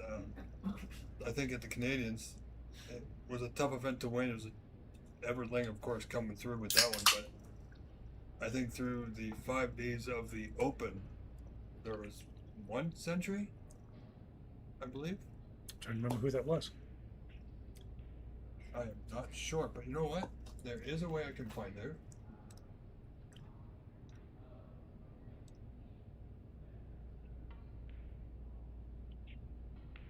And I'll have the look at that here, folks.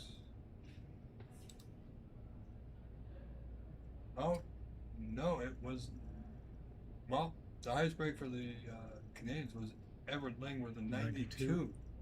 Okay. So he came close for the century, but it was not. It was only a 92. So I know there were 4 here yesterday. It sounds like there was 1 today. That's right. So we're at 5 for now. It's just a really good indication of where the game is going in Canada. Absolutely.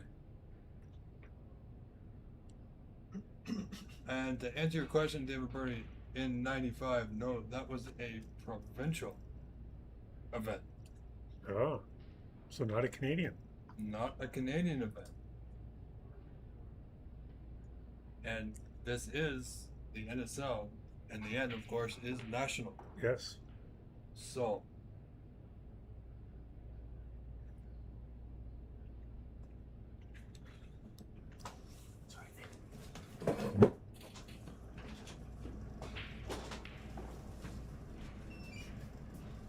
So Chuckian trying to play safe, completely airballed that red and left Albert in with a possibility of building on his lead here. Slim lead that it is.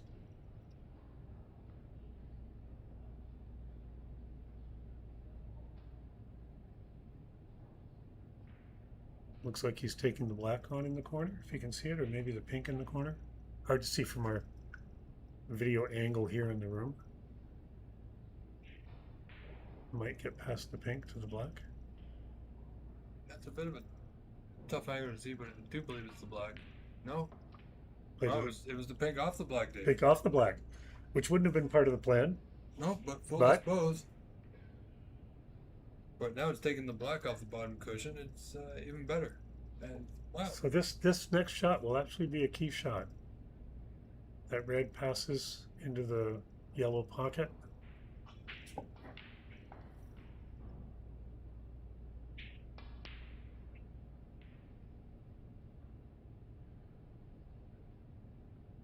And will it get to the rail? It will not.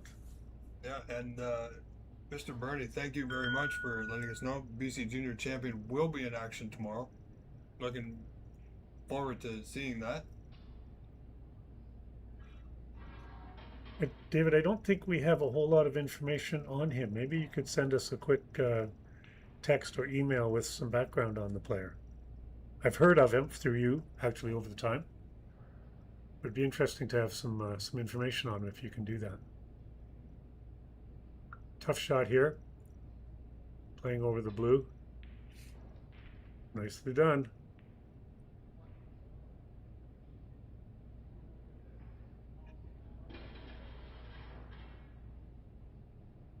Two options here for Albert, depending on the angle on the yellow. He could play it and get down for this red, or play the long black.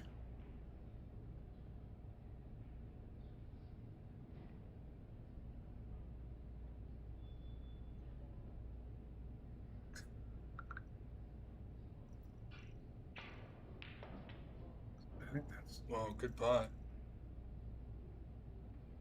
And Mr. Jesse Fox donning the white gloves with the ruby reds, the Judy Garlands. There's no place like home, folks. And actually, that's Chuckian at the table. Yes. Couldn't see him from the angle of the camera, but now we can.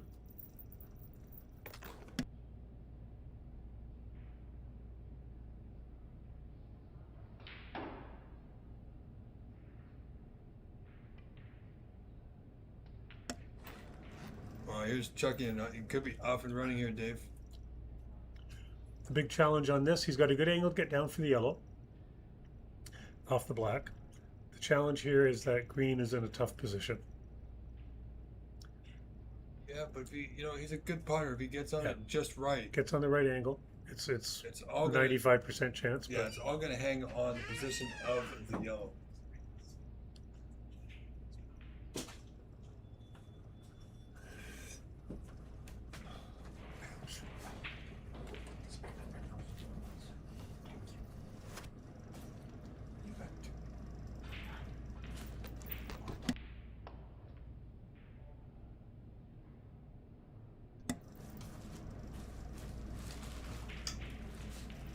think he's actually more rated.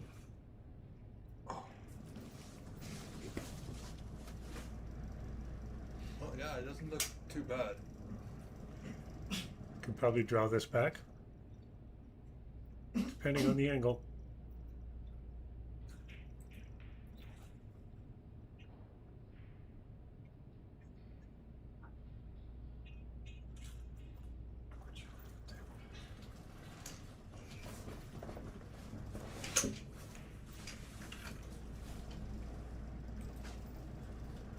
Going low on this cue ball, be straight draw.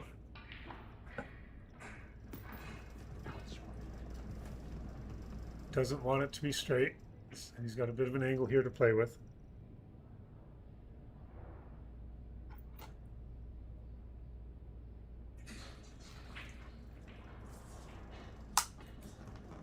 This could be the tee shot here.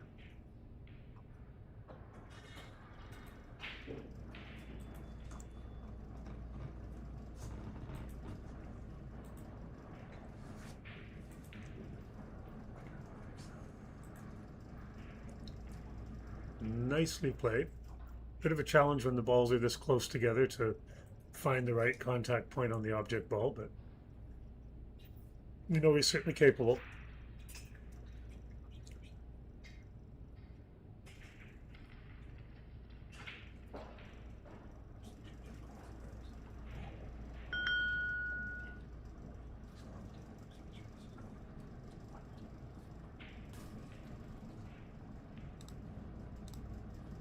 And he's just undercut it. So at this point, Chuck In would need the brown and the blue. And Albert would need to make up to the pink for his frame ball.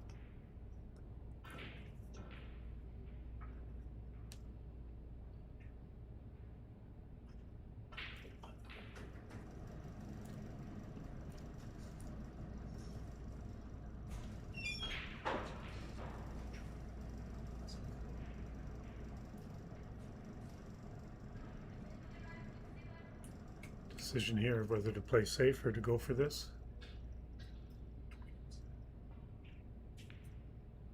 Safety was the wiser choice.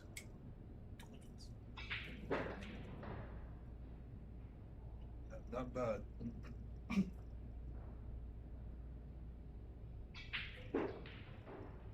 Players here always look for the opportunity to lay a snooker, but as a minimum, they want to make sure that the object ball is safe. Yeah, at this point of the game, the way the balls are sitting, Dave, you know, if you can get the white safe, absolutely. But right now, the main concern is getting that object ball safe. Yeah.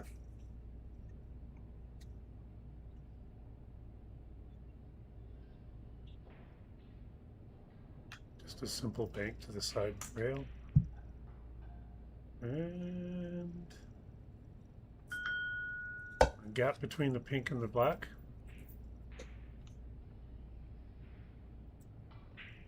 Well, there's always a gap. That's what they say. Hey.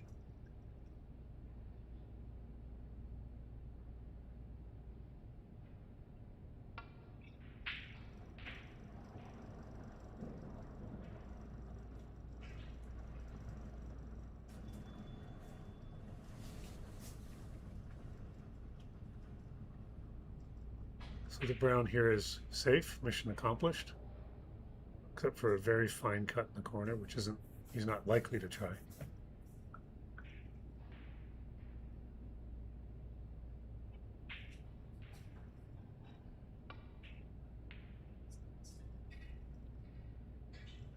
Oh, brown.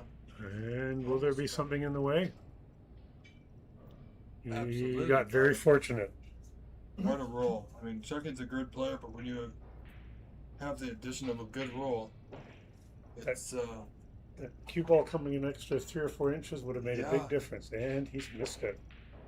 or has he? No, Yep. definitely has.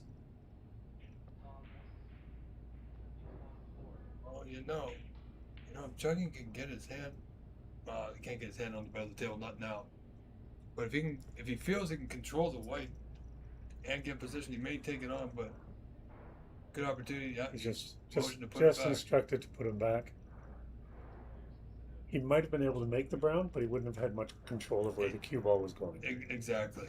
You know, they have the better views than us from here. Us, even from our view here, it looked a little bit close. Yeah.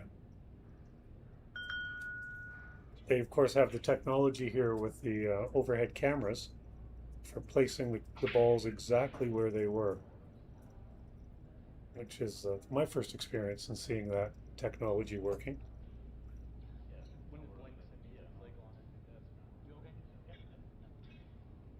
So you can actually place every ball on the table with that technology.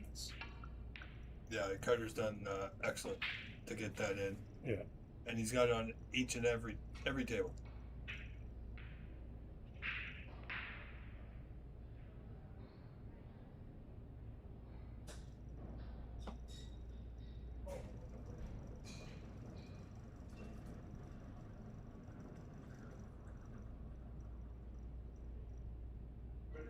At the club, you might take this shot on.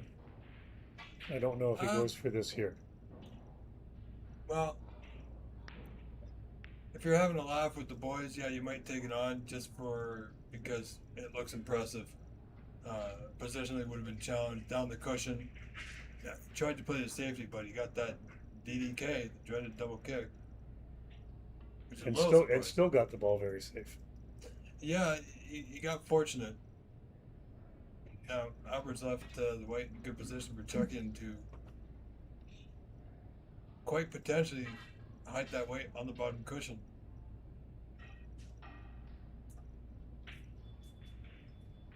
You know, Chuckin lost in the finals of the Canadian Championship. He's got what it takes to get.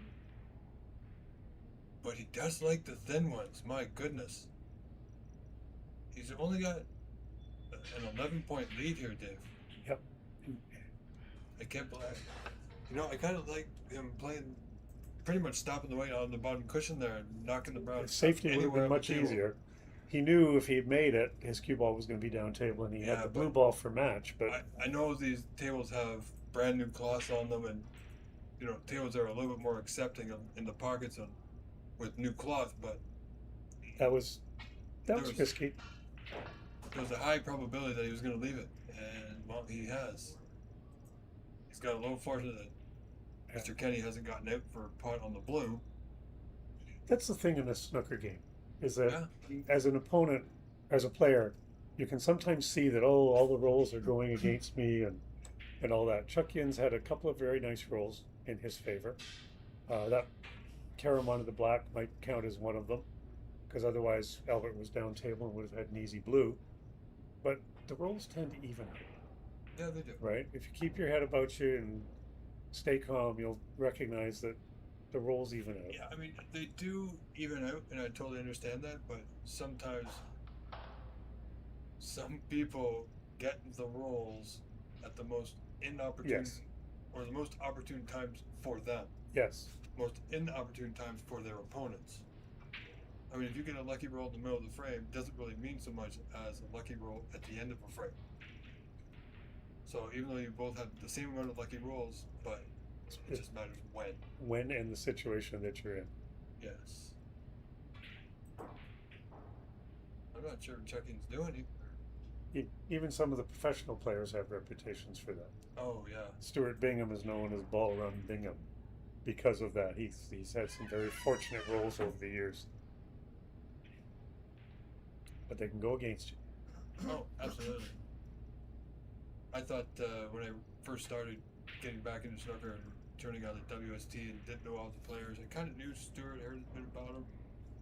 When I heard his nickname was Ball Run, I wasn't sure what that was referring to. I thought it was referring to his haircut, cue ball, but you know, then it occurred to me that wasn't it, and I had a bit of a chuckle. But because every time they called him Ballroom Bingham, they chuckled, they would laugh. Yes, yeah. So I was naturally thinking, well, that's got to be because of his haircut. I don't know this man, but or lack of haircut. Right. You know, it goes to barber, he's in and out in 30 seconds, and you know, they pluck the one hair and he's good. But yeah, he's certainly got a talent for him. He's not the only one. but it's just like we said, it's just a matter of when those rolls happen. Well, this is interesting. Another good now. leave. Not likely to try this, No. especially not at this point in the game. No, he's been playing well with the safeties. He's keeping it simple. He's not taking a lot of chances, especially now. He doesn't have a lot of control of the white. Situation's changed a bit now. Albert needs all 3. Chuck-in needs 2 to win. And this is trouble. Oh. And that's going to be framed. 7 points plus 5 to give Chuck-in 12 with ball in hand. We are going to be at snookers required here in about 20 seconds.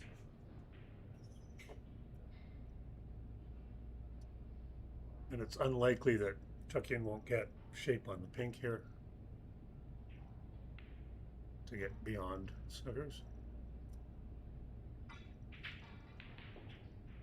Well, not a bad performance from Elworth, not his best, but very similar to what we saw at the start of his day yesterday.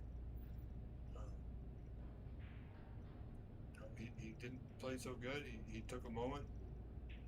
He reset himself, and well, there it is. And that's frame 1. Done and dusted, as they say.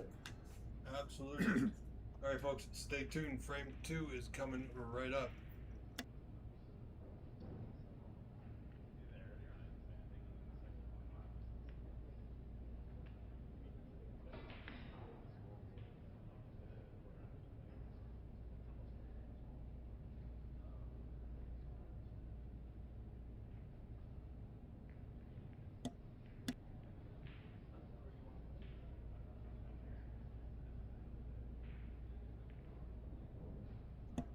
You're good.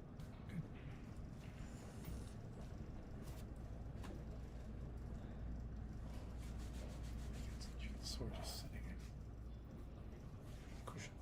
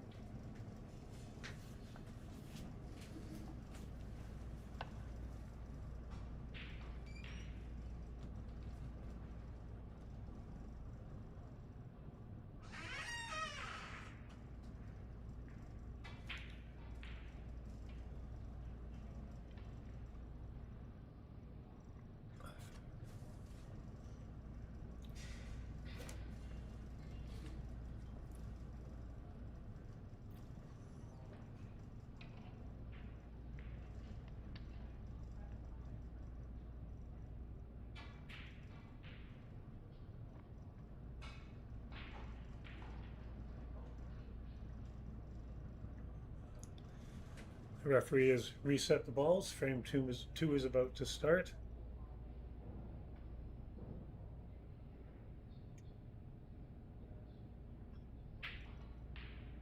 With Chuck-in leading 1 frame to love.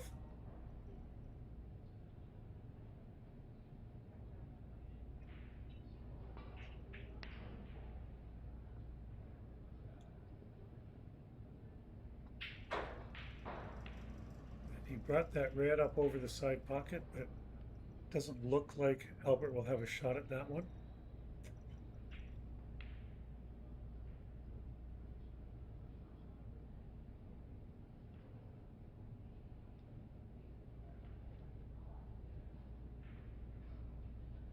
Just coming off the side rail into the side of the pack.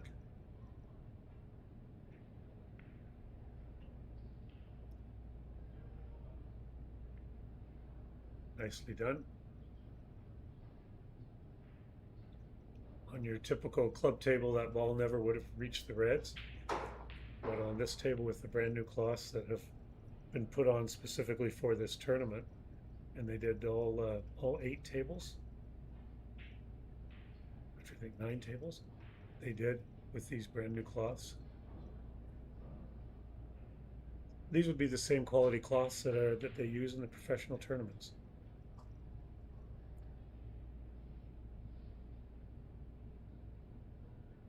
Looks like there might be one here. It goes in the side pocket.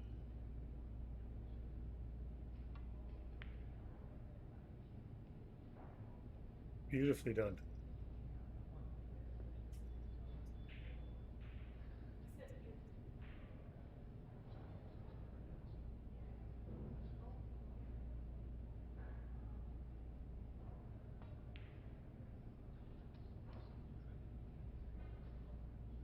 Again, these top players, once they get in the balls like this, will pick off all the loose ones, and then at some point they'll play a breakout shot to spread the reds.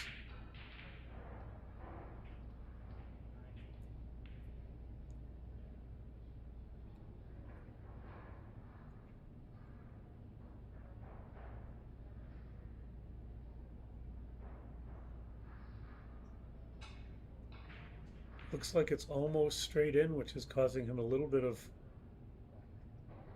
trouble.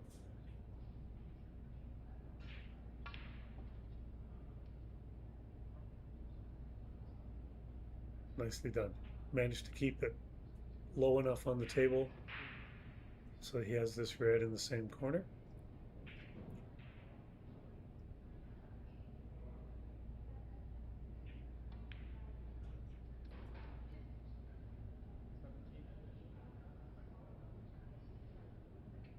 Just about 3 or 4 inches too far. He would have really liked to have been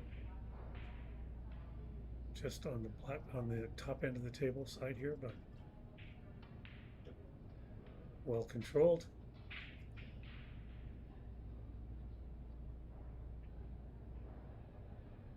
From here, he'll be looking for a blue in the side or something like that, where he can then drive the cue ball into the pack. Might be yellow or brown.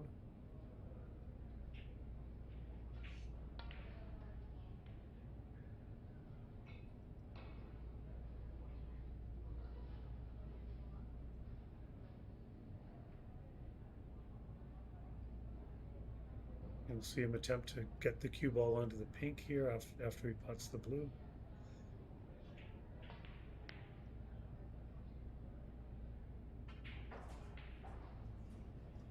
So sometimes in the attempt to get the breakout, you take your eye off what the wording is, you take your eye off the ball. It's just that little bit of concentration break, because normally he wouldn't miss that blue ball at all if he was just trying to pot it.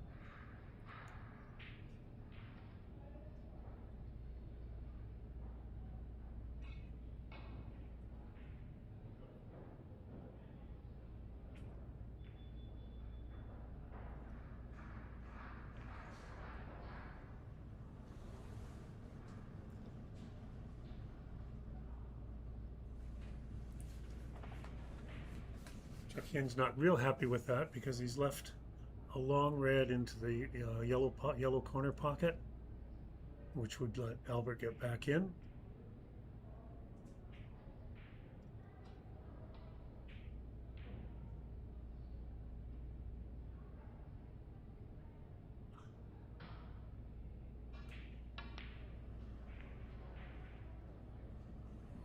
How's the run of the ball here? All right.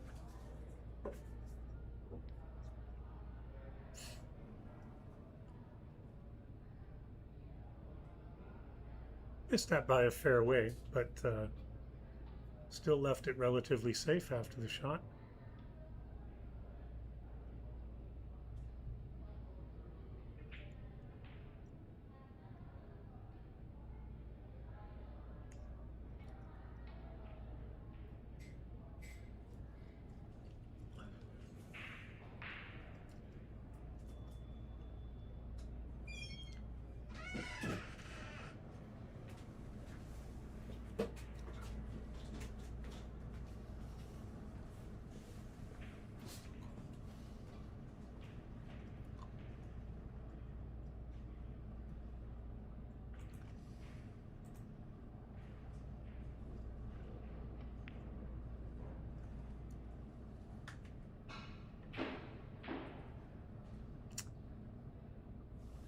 So what he tried there, basically what's called a two-way shot. He figured if he tried that shot in the side, if he made it, he might have shape, position on the next color, or if he missed it, it was going to be not leaving a shot. Of course, what happened there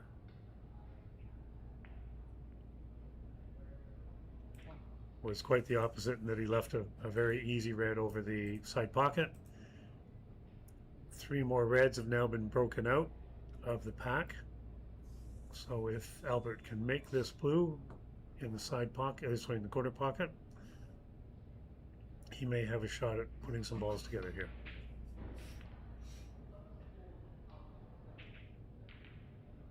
Beautifully played. Again, with these brand new claws, they're so fast. He was a little concerned that it might get too close to that red, which it hasn't.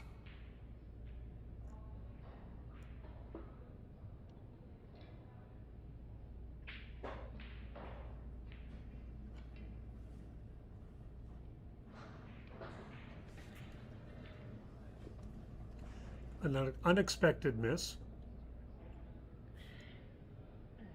Sometimes it's the easiest shots that you don't put the same concentration into, and a shot like that will get missed for no apparent reason other than just a break in concentration.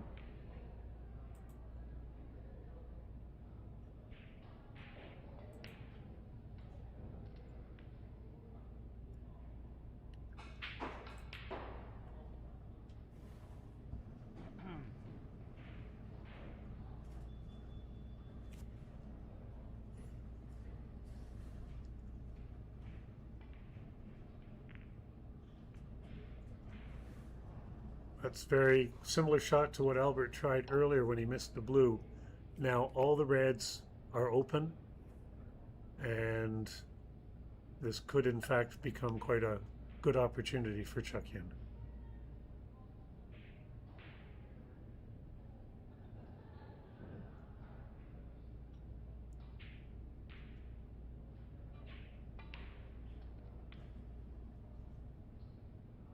Needs it to move. Okay.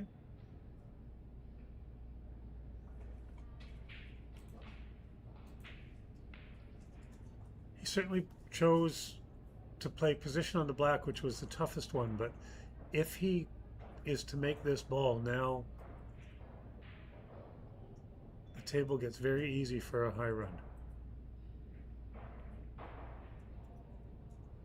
And he has done that.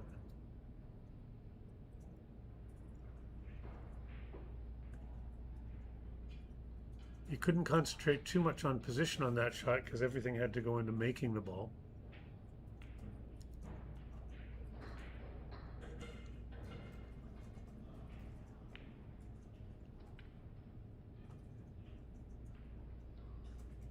One good positional shot here and he will be in very, very good standing for continuing the run.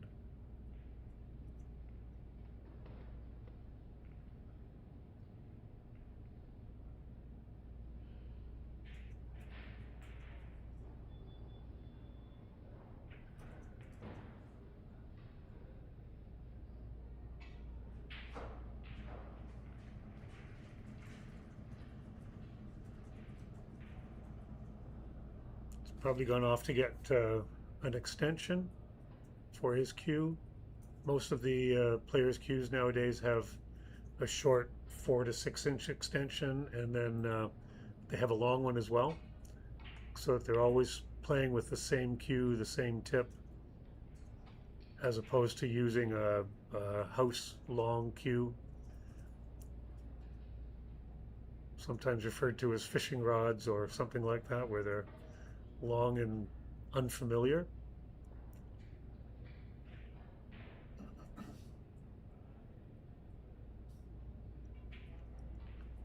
Blue's a little bit in his way, but not too bad.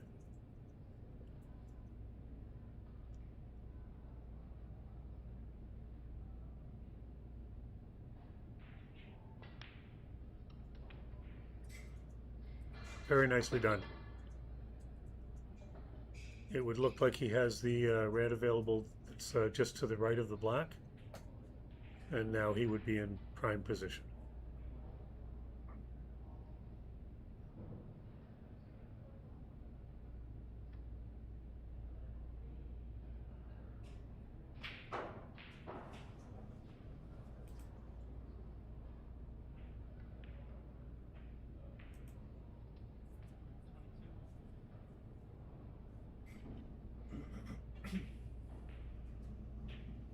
So there was another easier red that gave me a simple pink position that we couldn't quite see from this angle.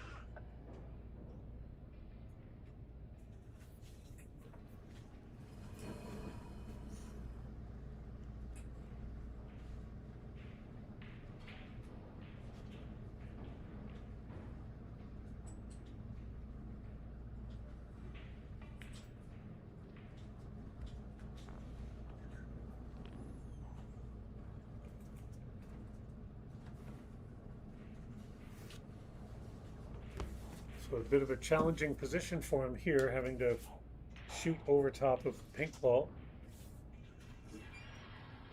Slightly hampered.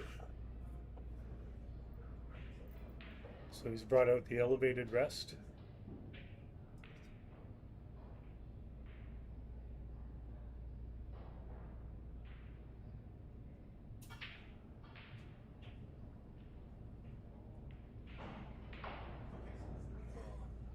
Yeah.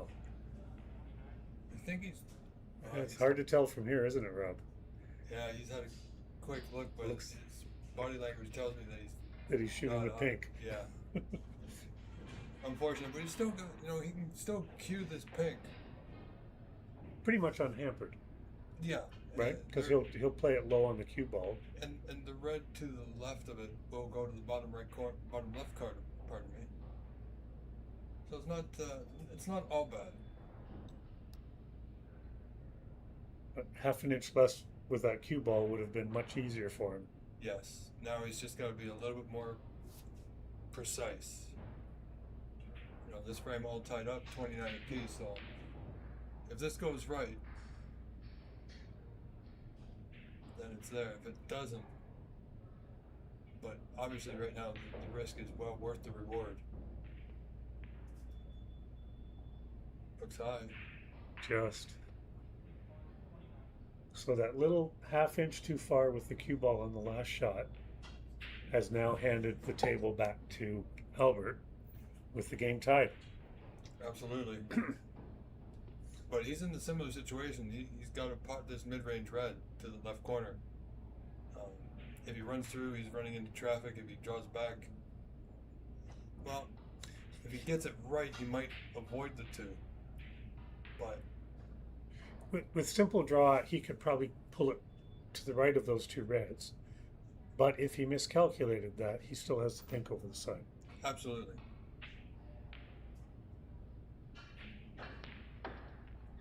Yeah, that's what I thought was going to happen. Couldn't quite see the actual angle, but now. Now he's hampered by the brown if he takes the thin pink. Green or yellow might be his option here. He is looking at the yellow, but I kind of like this situation. Yeah, he's having a look. I don't know. He's in a bit of a tricky situation. If he plays for the red on the bottom cushion, he can absolutely get there from here without too much concern. If he plays for the red to the right of the black and doesn't get past the two reds, yeah, they're kind of interconnected at this point. Yes. So nice right green, on the bottom gone for the cushion. red. Yep. With enough of an angle to get off the rail and. Yeah. See, even if he didn't get the angle, pardon me, the angle on the red that he would need to get back out for the black, he had the option to still pot the red, play safe, or play safe off another red. So he's in good here. He's left some options. But the smart choice was not to play the pink over the side because it was hampered. And now he's not taking the one over along the rail. Oh, he's got the one top right corner. Oh, his black does go, but so does the red. My goodness, big shot. Nice shot. And actually, the way he played it, I don't know that that Chuck Yin would have been able to see any of the other balls. Yeah, this frame now is definitely in Mr. Kenny's hands. Unless the black spots and hides that one red. That's close. Body language says it's hidden. Just the way he dropped the cue in his hand. He's asking him to respot it, just to be sure. Yeah, Chuck Yin will also come over and have a look. which is his right, as is Kenny's to have the ball respotted. Let's see if this. There's an interesting thing here, though, is that on some of the tables when the cloth is worn Yes. and the black ball has been spotted and spotted and spotted, even if this is not perfectly on the black spot, if that is where it's settled and that's where it was previously, that's where it goes.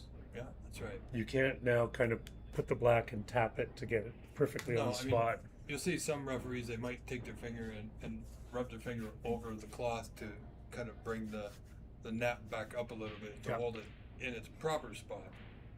But Mr. Fox is going to do his best here, and then once he's happy, since he's playing the part of the referee, if he says it's good, then final word is final word. Absolutely. But this is a competition, it is a national title on the line, but referee will confer with both players, make sure everybody is happy, and then they are, so match continues. Or satisfied if not happy. Satisfied, yes. Yeah. Again, we talked earlier about half an inch or a quarter of an inch. This one is probably about a 16th of an inch. That's right. Obstructing that red.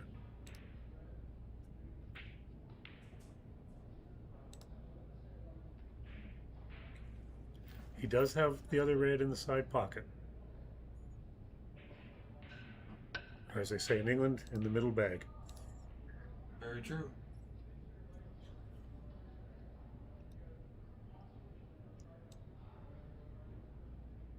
So with a lot of right-hand siding here, that ball may curve around enough, and it didn't. That is one thing that players will do. They will try to convince themselves that the ball can be made. Against all logic, vision, they'll go, I can serve this ball enough to make it go. And sometimes it works. Sometimes it does. In this case, no. No, a lot of players will, because they want to make the pot, they want to keep the break going or whatever the case is, or they're feeling a little bit of pressure because they haven't made a pot and now they're trailing. Now, Chuck Yin would have probably preferred to play the black here, but anytime there's a ball that close to a pocket, it's hard to play position. But he knew he had the pink ball over the side pocket.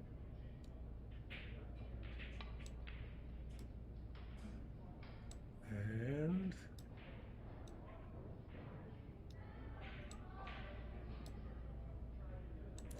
that's about as awkward a position as you could put it. Yeah, but he's right on it. He's not too bothered by it. He went for a thin one before, but this is, he's not only over the ball, he is stretching a little bit.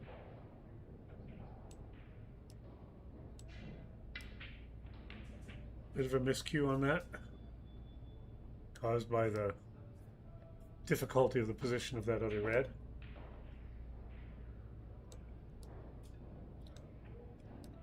So in the last few shots here, they have handed the opportunity back to each other, back and forth a little bit here.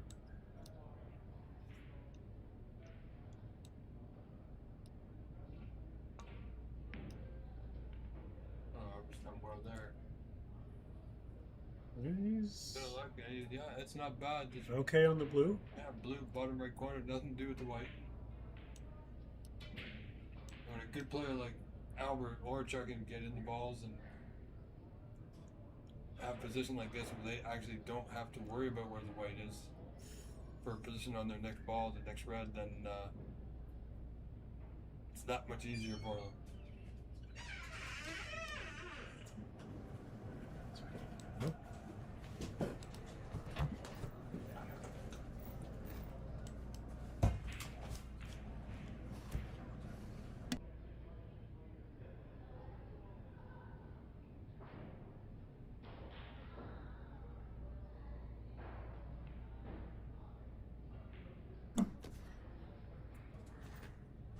Chance here.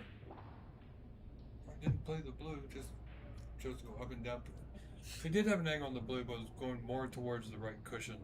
So this has kept him off the cushion.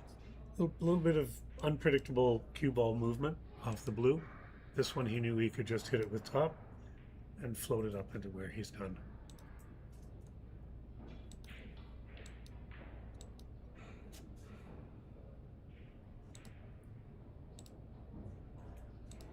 I think he's looking at position for the pink, because that would then make it really easy for him to get onto the yellow after. Absolutely. Black would be easy shape here, but then black to yellow would be difficult. So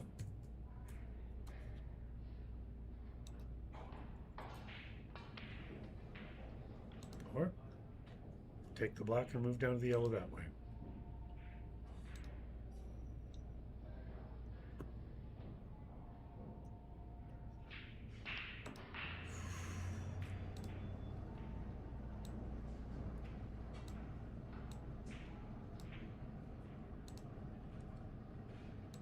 So unfortunately he missed the black, but he has put the black very close to the green and made it where it only goes into really the right middle pocket or the yellow pocket with the way the black has ended up. So it's complicated the table a bit. Got a bit of a roll of that.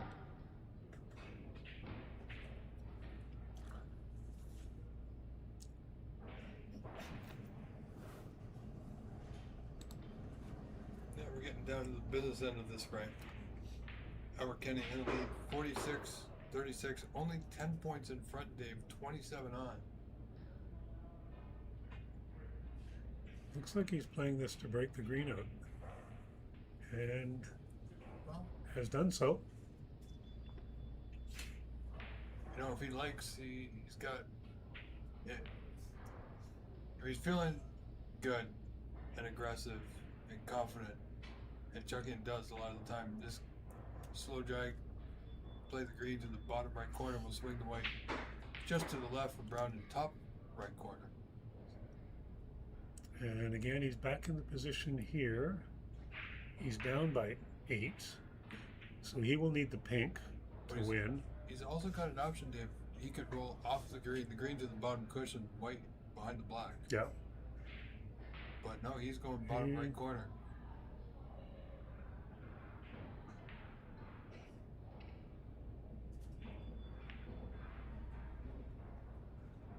Very close. But you can see, And a good roll. yeah, good roll. That was, I mean, more often than not, that's what happens when you come that close. But any closer, that there was still the possibility the green could have sat over the bag. Mm-hmm. But by hitting it at medium speed, Yes, that reduces that.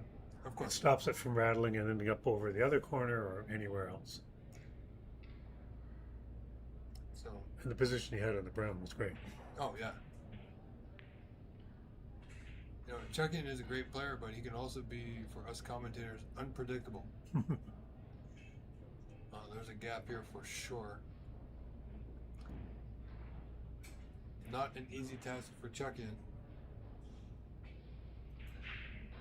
But Dave, if he can nick this frame and go up 2-0, that'll put a little bit more pressure on Mr. Kenny. And we're still in the best of 7, so a 2-0 lead is pretty important. It's not likely one he goes for. Not typically, no. But like I said, he can be unpredictable. Prove us wrong.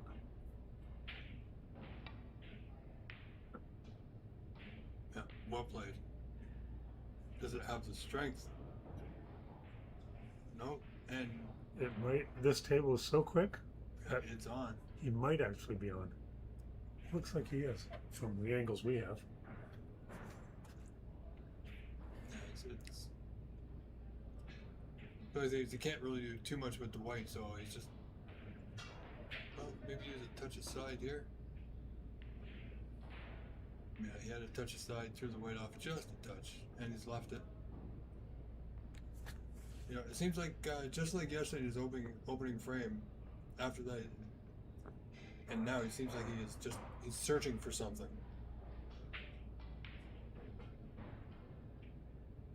I'm not sure he didn't have to swerve that a little bit to get it by the ground. Yeah, it looked Would have like complicated it a bit. yeah, it looked like he needed a touch of side Yeah. there, the way he was queuing on the white.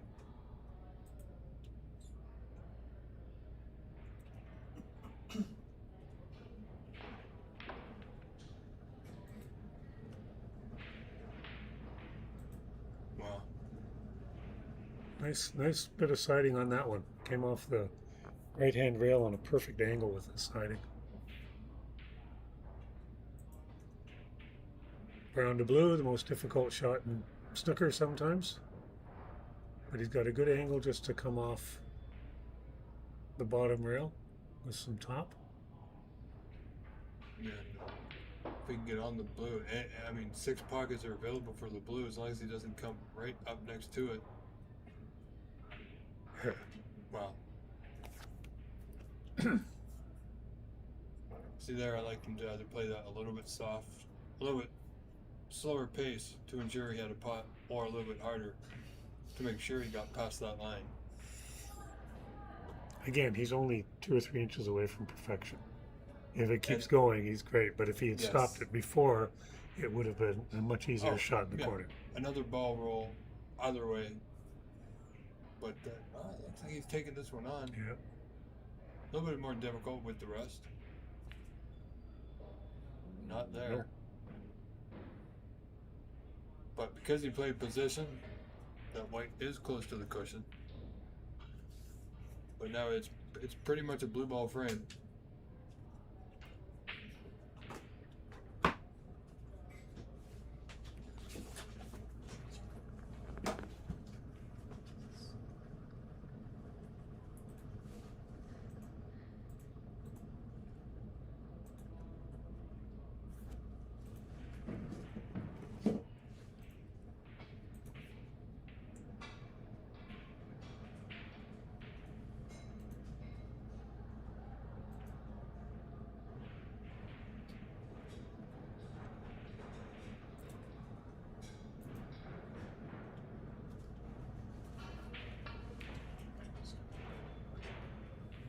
Ooh, he played it 3 in the side and made it. Wow. Wow. To a lot of people, that might look like a bit of a fluke, but it is one of the shots that players will play with the thought that it may or may not go, but if it doesn't go... Wow, there you have it. Mm, yeah, they just haven't added the score correctly yet. Okay. But that 3 in the side shot, if you miss it, the cue ball ends up down, or the object ball ends up down at the other end of the table. So it's a bit of a safety and intentional shot to make it as well. Yeah, well, as it stands, it's now 1 frame apiece. We just need to adjust the score on our screen, folks. But, yeah, very good. All right, stay tuned. We will be right back. Frame 3 coming right up.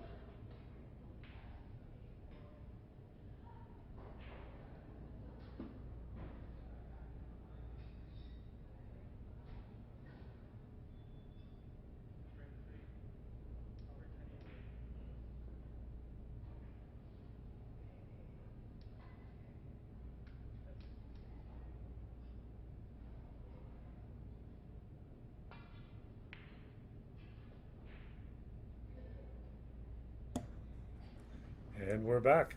Yeah, Frame 3. 1-1. They still haven't adjusted the score, Dave, but they will see it in just a moment. That was a good effort. Albert Kenny not going too strong, but he managed to keep his control of that frame, and well, 1-1.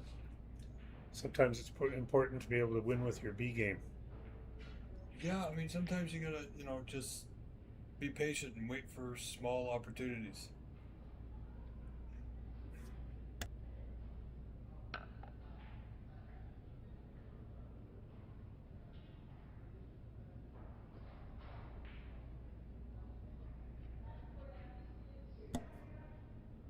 Yeah, if he, so our scores doesn't adjust now, 1-1.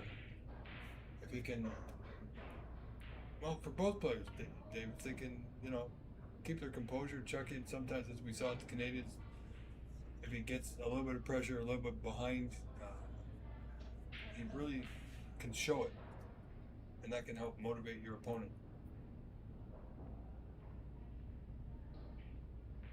But if he gets his cue under him, he's just as dangerous as anybody else. Yep. He had, I believe it was a 131 yesterday, something like that, around the 130 mark. Okay, 133 I heard. 133, yes. Yeah. So, the standard of this event is it's incredible. It's just so much higher than it's been, and it keeps getting, the top players keep getting better, which is wonderful to see. Yeah, and it's not what we would call the regular faces. These are our new faces that are have been good players, like Chucky and Kwan and Edward Ling and players like that. We see all the top regulars coming through, and it seems pretty well standard that any tournament they're in, they're going to be in the top 8 or the final 4 or the finals. But Chucky, he's been there before. He's had opportunities. He's gone deep in events. Edward Ling too. So.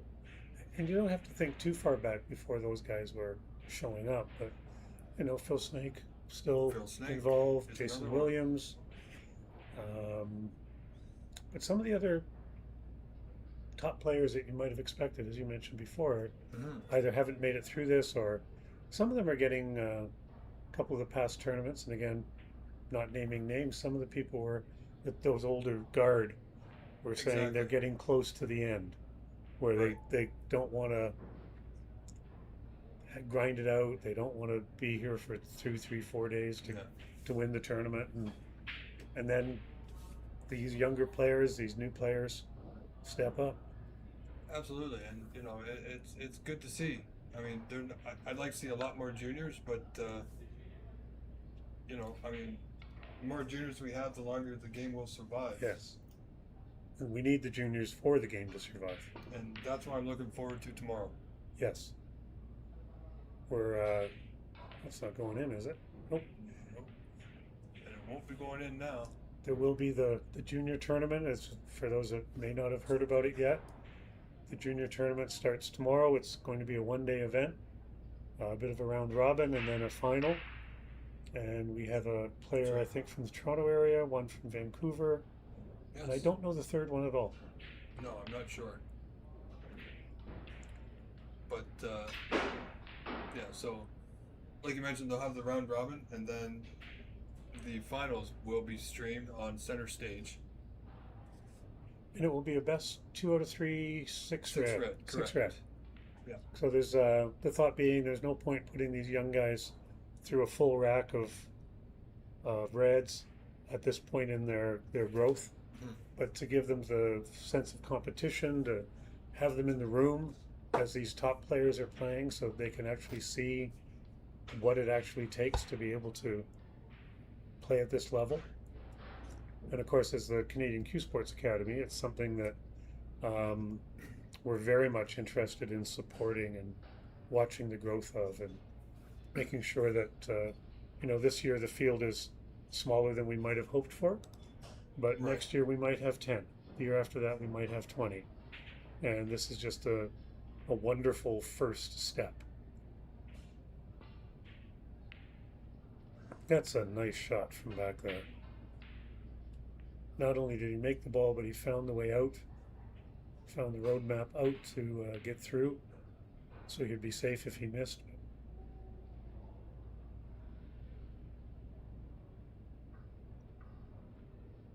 Well, ladies and gentlemen, if you're just tuning in, thank you so much for joining us. We are live here at Master Q Billiards in Markham, Ontario, Canada, for the inaugural season championship of the National Snooker League, brought to you by Predator. I am Rob Richards, your host. In the booth with me is David Putty. This match 1-1. Best of 7 quarterfinals to see who comes back tomorrow, Dave. Every player that's left right now deserves to be here. Absolutely. They've fought their way through a couple of rounds. Well, they fought really through all season. Through the league as well, yes, of course. So there's been many matches, over the last several months, just to get to this point. And there's been a lot of work behind the scenes as well. Mm-hmm. So we know James and Amar, absolutely Mr. Gentleman Joe Atia's put in a lot of work on the technical side. Me, I've just been doing my thing here. Just talking, being myself, but I've helped out with the stream and some of the graphics. Worked with Joe a little bit. He knows more about programming. But yeah, we got that scoring app, which is absolutely fantastic. It's wonderful. You know, Again, we talk about the level of snooker going up over the Yeah. last couple of years. I remember being out in Calgary and Red Deer and Vancouver doing commentary years ago, and none of this existed. absolutely. We had a screen in front of us and a mic, and that was it. Now we can do so much more. Switch between tables, observe other tables. We're actually in a quiet room, Yeah. right? Away from the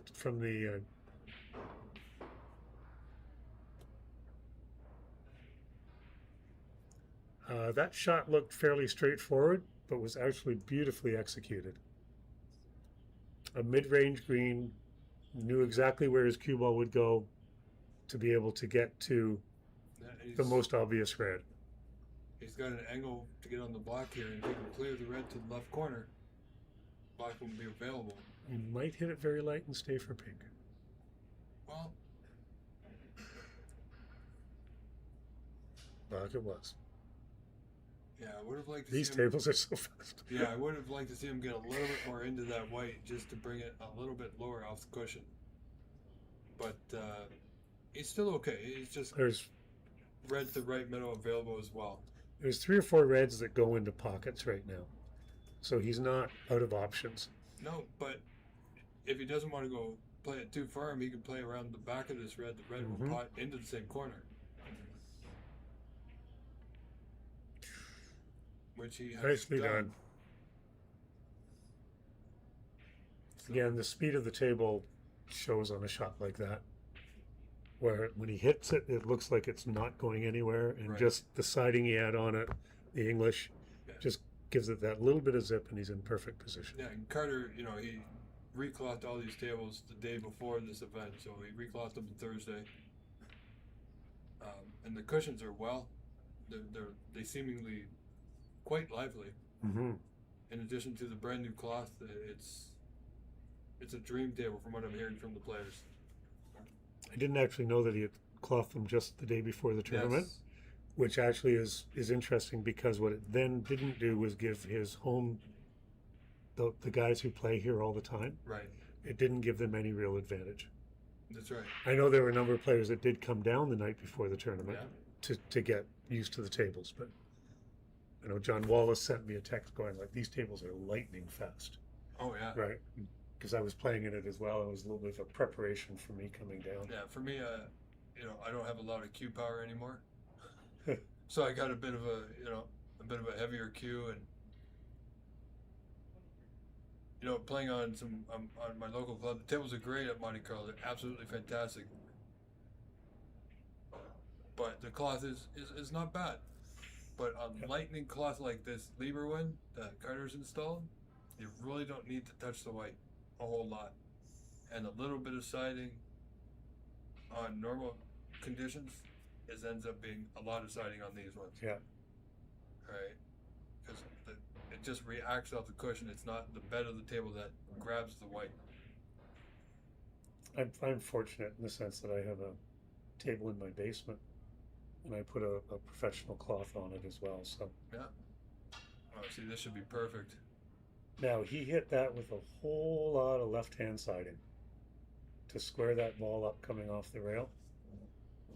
And the red right at the back right-hand side of the pack goes into the left corner.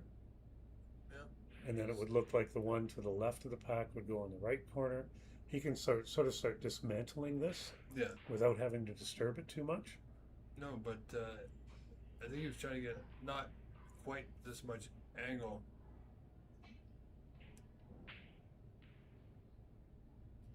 Wow, he's played that well. Mm-hmm. He took a little bit more of the pocket. You know, played it just off center of the pocket. Yeah, this will be an... Okay.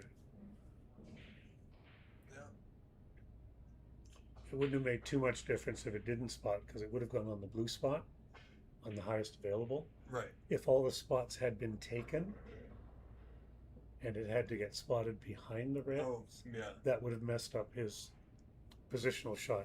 And Absolutely. We've seen that before. Players not realize that it doesn't go up, won't go back on his own spot, and the only place to put it is behind.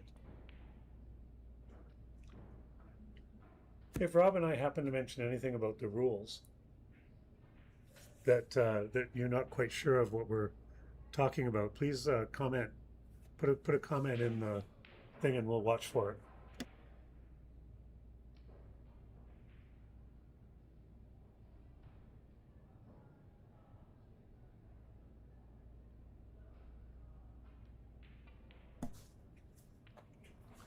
Well, checking. Well, you know what? He's not bad on this red. It looks a little trickier on screen to left center, but If he were to make it, his position is a little complicated because it's going to carry him into the red to the right. Just a touch. Nicely done. Sometimes when you're playing the cue ball yes. onto a ball and off another one to get position, it doesn't always work out. Well, what I like there, he didn't try and force the reds open there. Yeah. He knew he didn't have to get on the block. He had a chance. He could have gone forward and opened them up. Position wasn't guaranteed at that point. But he's got a break of 40, which puts him in the front by 39.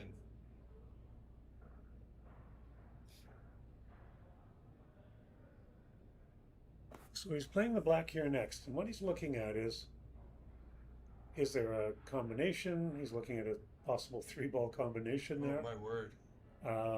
That would be ambitious. And there's, a fair amount of distance between each ball. Now, and the reason he's doing that is because otherwise he has to hit this black at such a pace to get the cue ball to go into the pack. Yeah. His other option would be to play for position on the right, the red on the right rail. Yeah, and he's got the angle to do that. And save it for another time. Save the breakout for another time. Yeah, if he gets the right angle to pot the red on the right cushion nearest him, it's all going to depend on his position here. I mean, he's got a good lead, which it's 1-1. Yep, so he went down that way. Not perfect, but he's still in the game. On the red, of course. Now, can he miss the bunch just by potting this red to the right corner and coming through? Just some top. Almost looks like he'd have to come to the left of the black. That's right. But he might, he's going to stun it a bit here. Yep. Wants to stay low, and he's done it. Yeah, that's not bad, so. Yeah, it doesn't seem like there's any danger of knocking a red into a pocket from this angle. No, he won't hit it. He can't hit it hard enough to do that. So we can see here that he does have the angle. So the other thing here is this would put him up 53 points. 54 points. That's right. 75 left on the table. So he's getting to a point, if he got a good breakout here, which he did not quite, I don't think. No, but let's have a look at this.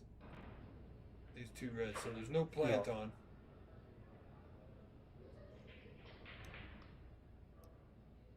So he may just be on the safety. Ideally, park the cue ball right behind the brown. Yeah, we can see here that he can't see the open red. Not the potted, of course, but he might be able to clip the left side of it.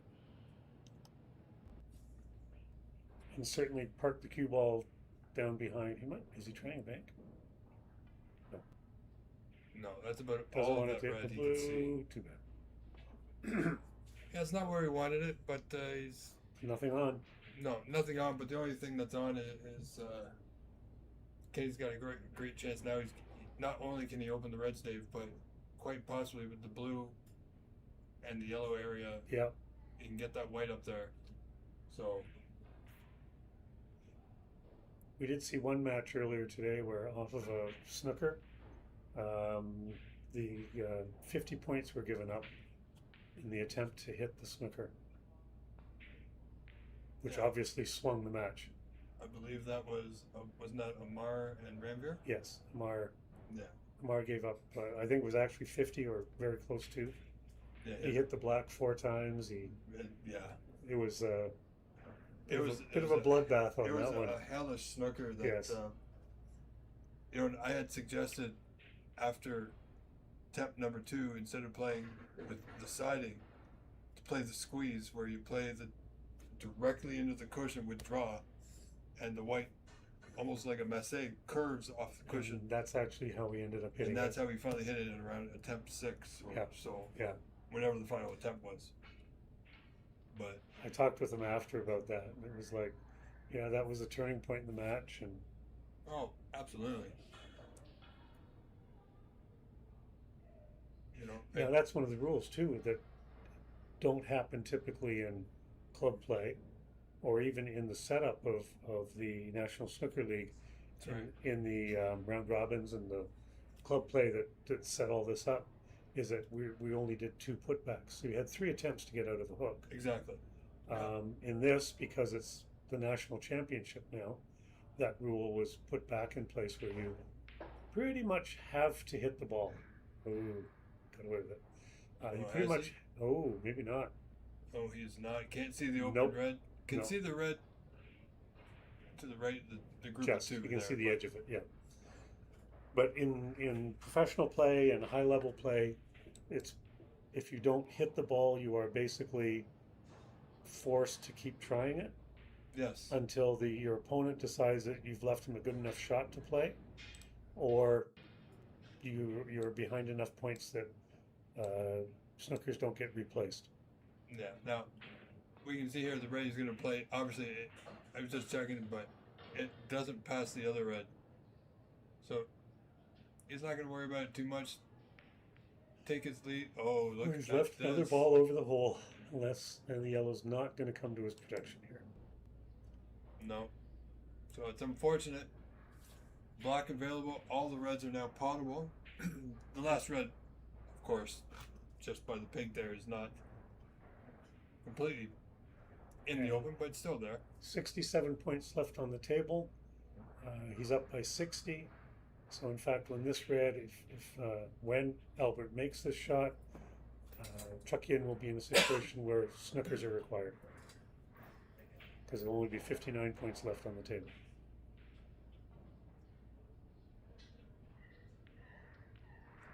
Oh, look at this. It's run on, Dave.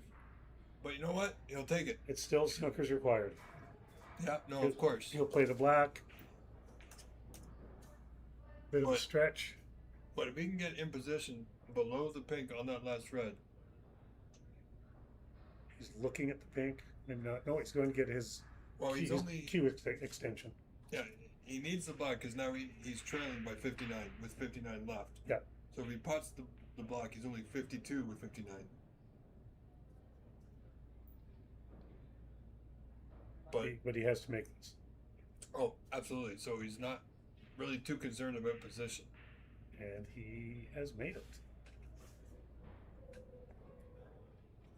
But as I was saying, if he leaves that last red, not sure what Jesse was doing there, but he got it. Bowling for dollars. These tables are slick, and when with the referee gloves and the balls can come out of your hands. That's what we've seen it You know, in the professionals, referee can sometimes lose the white. They lose the white. The beauty of this is, of course, that there would have been the system, Yes. so all the balls would have been able to be replaced. Oh, yeah. As a referee, that's one of your nightmares, is to make sure that you don't let that ball go when you're respotting a color. How many times have we seen that on the professional tour, Dave, where they drop the white and it opens up all the reds, and then it takes them about 20 minutes or so to put everything back. Or a player tries to play out of snooker and spreads all the balls.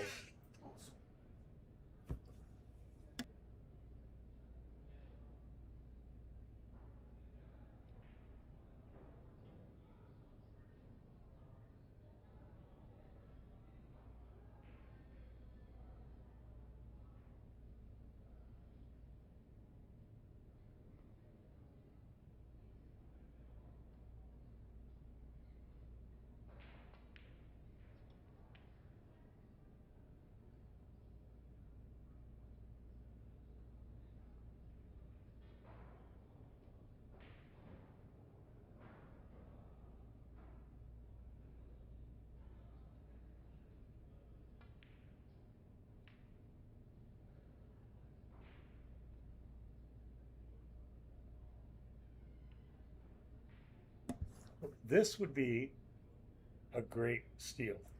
Oh, absolutely, because it'll put a little bit more doubt in Chucky's mind. But Kenny, it'll give him a lift.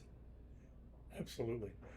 38 points behind, 43 on the table. He has flexibility as to which color balls he takes with these reds. The only ball that's somewhat out of position is the brown ball. And it's very makeable at the level that these guys play at. Well, he's got good control at the moment, Dave. This pink looks almost straight in. He may have a tiny bit of angle. But that's okay. Because if he can come right back to where he's pointing, then he's golden. Yeah. Because then what he'll do is go pink, red, and then either blue, green, or yellow. I haven't done all the numbers in my head. Absolutely. But that would probably be sufficient for him to run the table. Yeah.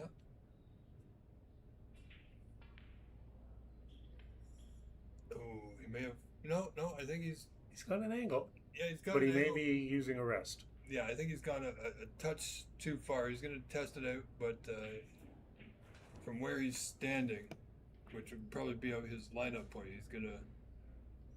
Yeah, didn't really want to use the rest, so. No, No, good. he's okay. He's good. He's quite tall. I thought I was tall, but he's just a little bit taller than me, so he's got an extra inch or two. And he's played it perfect. Stayed on the right side of the blue. Well, this is going to be interesting. Brown's the question. Brown's the question. It's always a question, even if the brown's on the spot. Brown to blue is key, no matter where the brown is. It's a little bit more difficult. It's going to depend on where he gets on the green to get to the brown. My choice for me, because just my preference, I like to be, a little bit closer to the cushion on the brown, so I don't have to do a lot of work with the white. So he'll probably bring this so that he has a left to right shot on the green. That's what he's trying to set up now. Yeah. The last thing he wants is to be dead straight on that brown. Or call it below the green. Right. Where the cue ball would be moving naturally up table as opposed to down towards the bottom rail. Yeah. But he's got this all figured out in his head already. He's run the colors thousands of times in practice and matches. Yeah. And he knows the brown is key. He would have known that when he was playing the third last red. Absolutely. Right. So Chuck and Quan had, one little slip up, not a big error, but a little momentary lapse of focus. I mean, slight. But he left that red over the corner, and this is what we're seeing here. Too hard. He's overhit it. But he's well. It's still makeable. He has to hit this harder. Yeah, probably with running left-hand siding. Yeah, it's not so much that he does have to hit it harder, a little bit more pace, but he doesn't. When we say hard, he's just got to cue it properly and go through the white. Let the cue and the white do the work. When we say hard, some people think you just got to hit it with power. No, you just got to hit it good. See, and that was all cue. No, he didn't hit it with the left-hand siding on that one. He just he made sure he made the ball. Yeah, he's giving himself a shot now. This is difficult. Any which way you look at it. I mean, he wants to play easy position, it's blue to left corner. And I think that's what he's doing. That's what he's lining this up.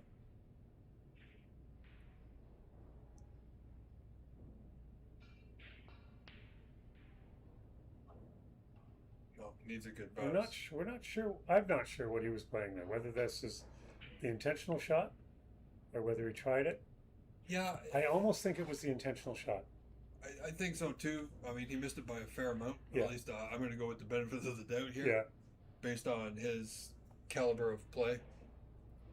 Of course, we have seen him miss some pretty amazing reds and pots before, which happens to everybody. But that's going to be too pacey. This might be too hard. Yep. The one thing that I really like when I watch these higher quality players play is the belief in their pre-shot routine. Yeah. Whether it's just the lining up the shot, knowing where it needs to be, having decided what siding, bottom, whatever they're going to use on the cue ball, that's all pre-decided. It's all decided prior to them coming down on the shot. And then when they come down on the shot, it's already in their head. They know what they're trying to do. That was thinner than he wanted. So, David, in some of our other matches, we have Mehran Maneshgar versus Jason Williams. They're just starting. Jason has a 69 to 43 point lead in that first frame. Phil Snake and Carter Gower underway. Carter leads that 1 frame to nothing, and they're only 8 to 2 points in favor of Phil in the second frame, so not much there. And of course, on our other stream, Ranveer Singh Marwa versus Nitin Sharma. Ranveer out to a 3-1 lead. Just beginning what should be the 4th frame or the 5th frame, pardon me, momentarily. So all those scores are in progress, and you can follow along. There's a key shot right there. .com. Key shot right there.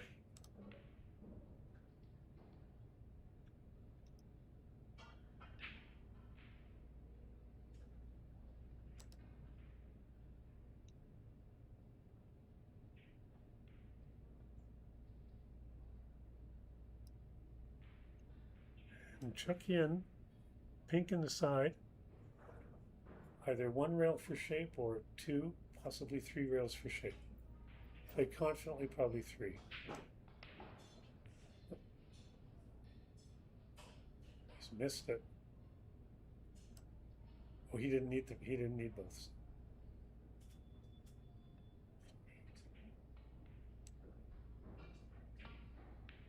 Sorry, folks, just trying to fix our score here. Now, wouldn't this be a shot? He's just hit it a little too hard. That was a great attempt by Albert there. There we go.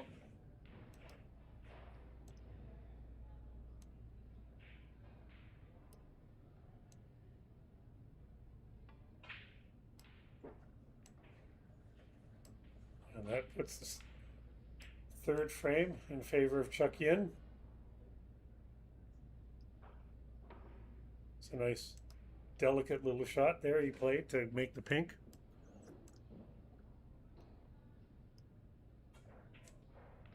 Whereas Albert needed a snooker and just a tie, so. That's right. And with, yeah.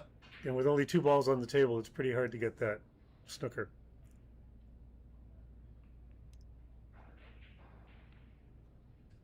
But a nice hard-fought match at this point in time.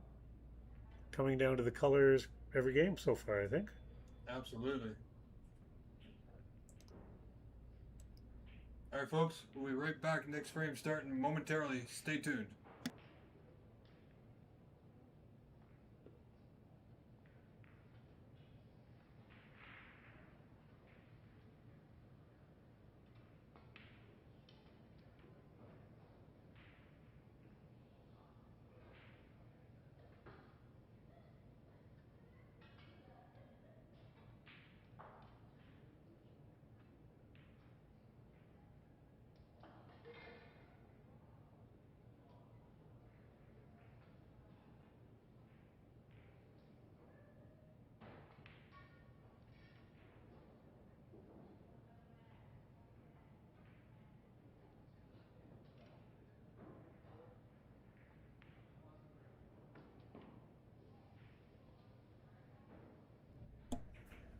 All right, folks, welcome back. Here we go. Out Kenny, Chucky quad. Chucky's up 2 frames to 1. There was a great effort there, Dave, from Kenny to come close in that last frame. Because he was down a long way. He really was. Sometimes to come back that far from that much of a deficit and not get the win, some players might take a little bit of wind out of their sail. Because it was a lot of effort. But other players, it might give them a bit more boost. I think for the level of players that we're looking at here, that in most cases it would give them a boost. Yes. Yeah. Because it's like, I don't care how far ahead they are, I still have a chance. Absolutely. That actually leads to the psychological part of this game.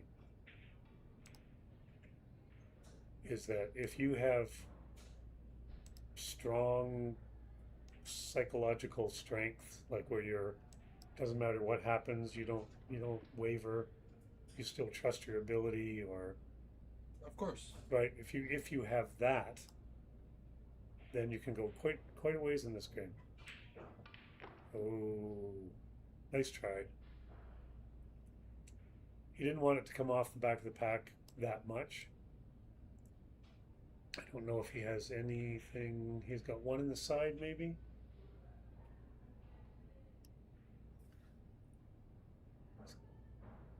Kind of looking down table as to where he might want the white, or he'll keep it going by playing the one on the side.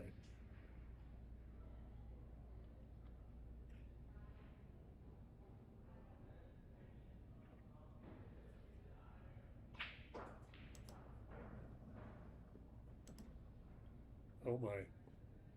I think he's looking at a 4-ball combination. No. He's looking at it. Yeah, can't see much from there. See if we can have a look from his side. The 4 balls on the left side of the pack. Oh, you know what? That's close, but that's risky at this point, but I mean, they're not completely set. He's got to make that. How many angles does he have to change to get that correct?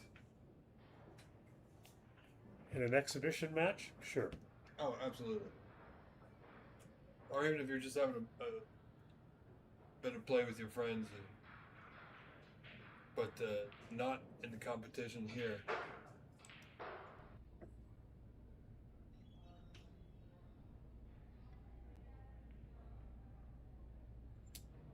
Well, that'll take that out of the question for the moment.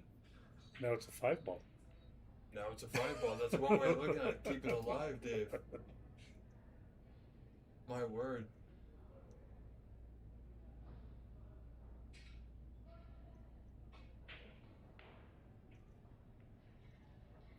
So this is kind of like the pawns moving, beginning of a chess game. Nothing happens until an opportunity presents itself. Is this behind the yellow? Absolutely. A little hard. No. Nicely done.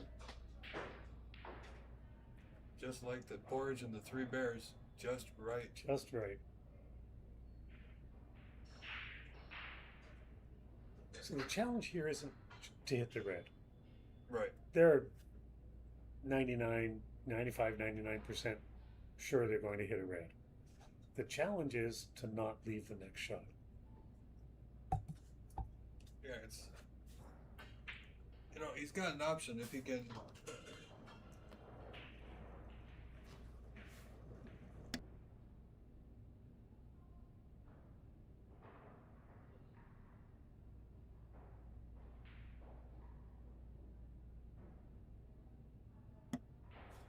So, he doesn't have the two-barrel escape is not in the question, but if he can come off the side cushion roughly here, bridge this gap, get right into the two reds below the pink spot.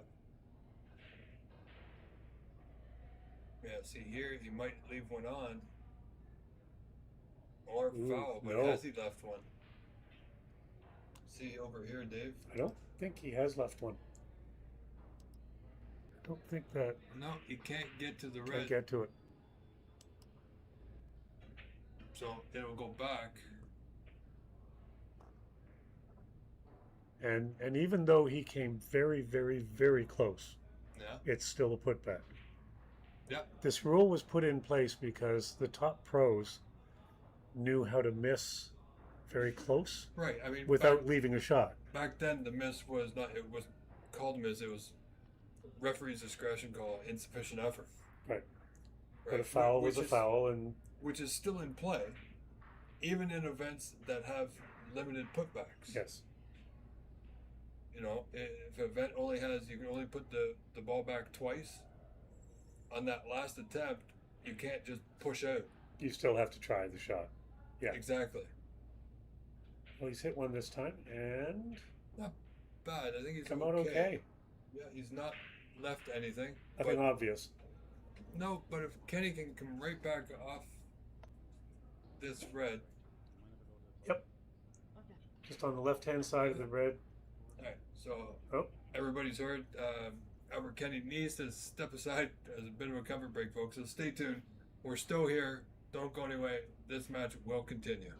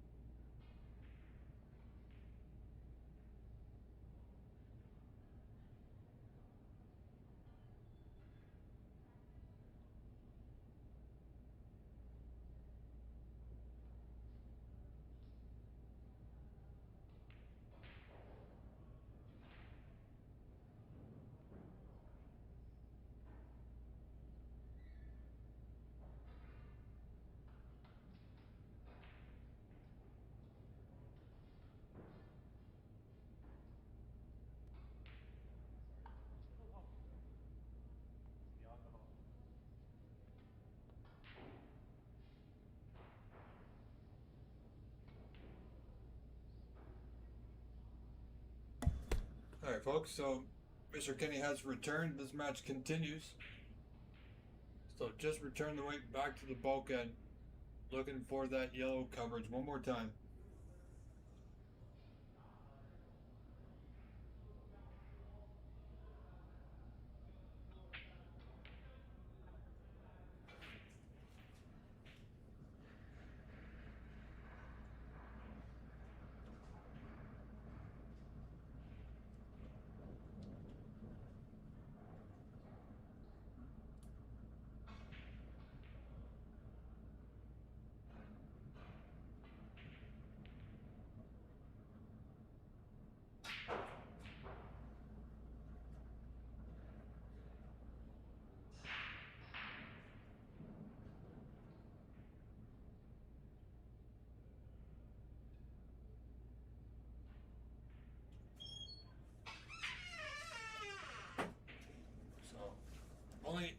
4, only 4 points in it. I'm afraid the screen is too dark for me to see the score. Any details of the game? Is there something specific you were hoping to show me?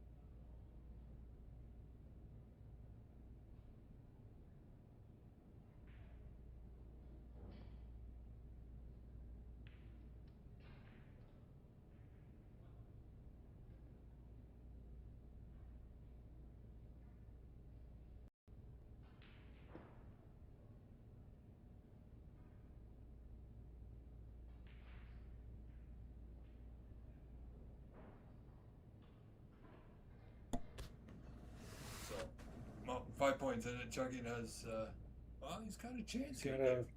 he's on the pink here.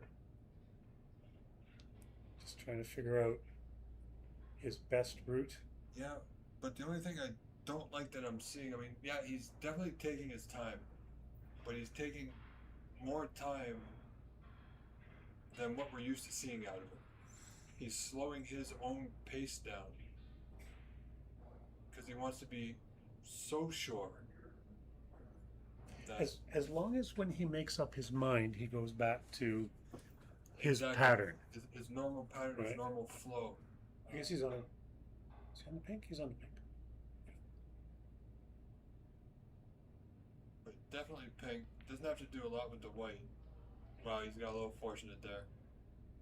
Yeah, I think he was trying to get by that red to play the one on near the top rail, Yeah. but I mean, he's got options here. He's got one down the cushion. He's got one, if he so chooses, to left center. The one at the bottom of the bunch goes to the left corner. So, I mean, He's got 3 decent shots here, by the way. for me, this one here down the cushion. But the thing is, if he rolls it through, he's going to be close to the cushion. For a tough black. If he draws it back, well, okay, a little bit of side threw the white off, so not bad. Got himself 6 or 8 inches off the cushion. And He's two in a reds strong waiting. position now. Absolutely. 2 reds waiting to the right corner. You know, when you can play position without actually doing anything with the white, it makes it so much easier, and you can play that Yeah. pot a little bit more confident, knowing Yes. that position is assured. Hmm. Well, it's okay. Okay. You wanted to get that one out of the way because it's blocking the right pocket with the black. Correct. So that would have been his intent in getting that Yeah. one out first. I mean, he could have played the other end on the cushion, but why play the one on the cushion and then go up for the black to the bottom corner and then could have done it. But, you know, this game, there's no real, I mean, there's no real wrong or right path as long as the end result is the same. They're having this Yeah, it issue does with the roll off black a little spot bit. again. And that's the same thing. If it rolls off, it always has to go to that spot. Yeah, I mean, he's well, I mean, referee will spot it. Doesn't matter who is the ref, they will spot it once. Yep. Player can absolutely within the right to ask him to spot it again. The referee will try his best and then likely turn to the player and say, it's spotted. Yeah, that's where it's going to be. Where it's going to be. That's the best I can do. Yep. It's just like it's because, you know, these are club tables.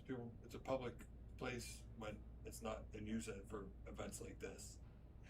And you'll notice the referees put the ball off of the spot and roll it on with their thumb or their finger. Oh, that's right. What happens in club play is that the players drop the ball onto the spot. Yeah, and it doesn't have to be hard. They could just place it on and just over time. But he's just off. He was trying very hard to make sure he didn't nick that first red as it was going by. He didn't, but it went again an inch or two too far. Absolutely.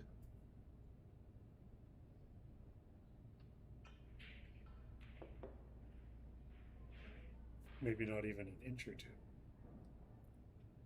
So that might be end of run, unless he decides to play this one on the side.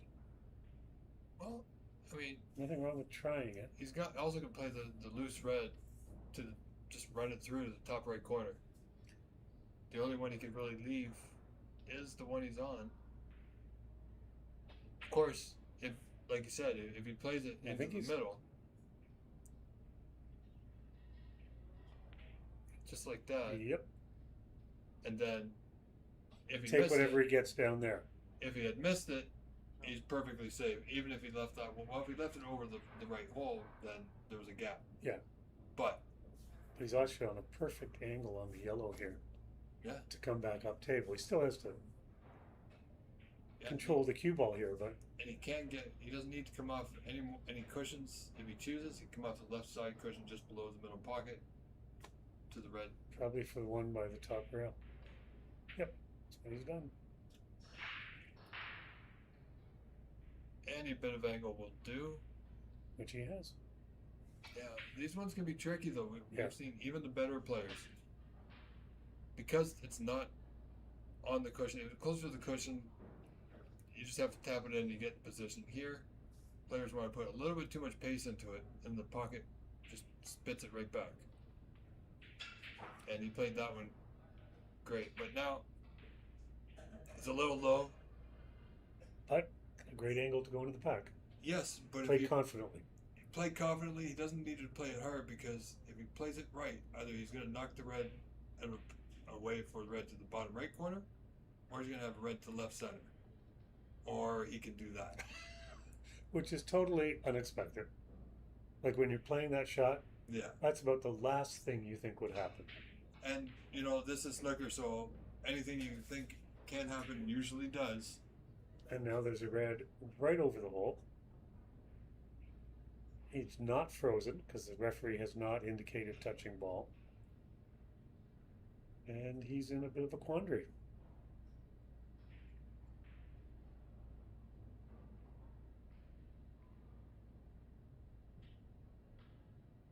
I think there's only one shot he may play here. That's to come off the side rail and play it back almost to where it is now.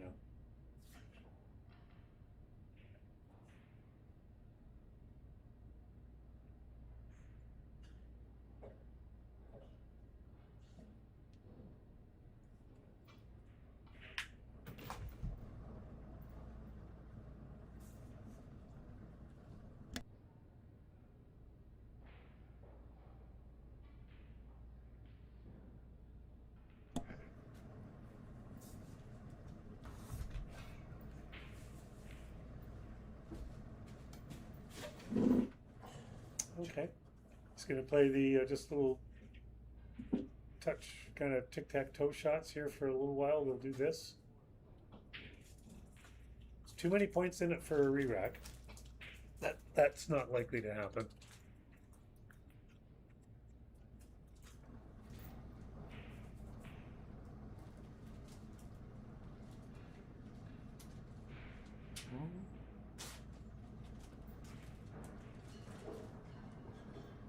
He touched it.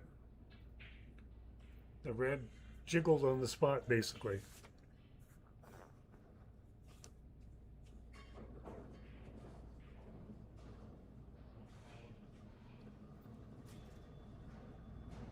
This again gets into the strategy and technical ability to move reds, quarter of a ball distance to stay safe, and all those little situations that come up in snooker games.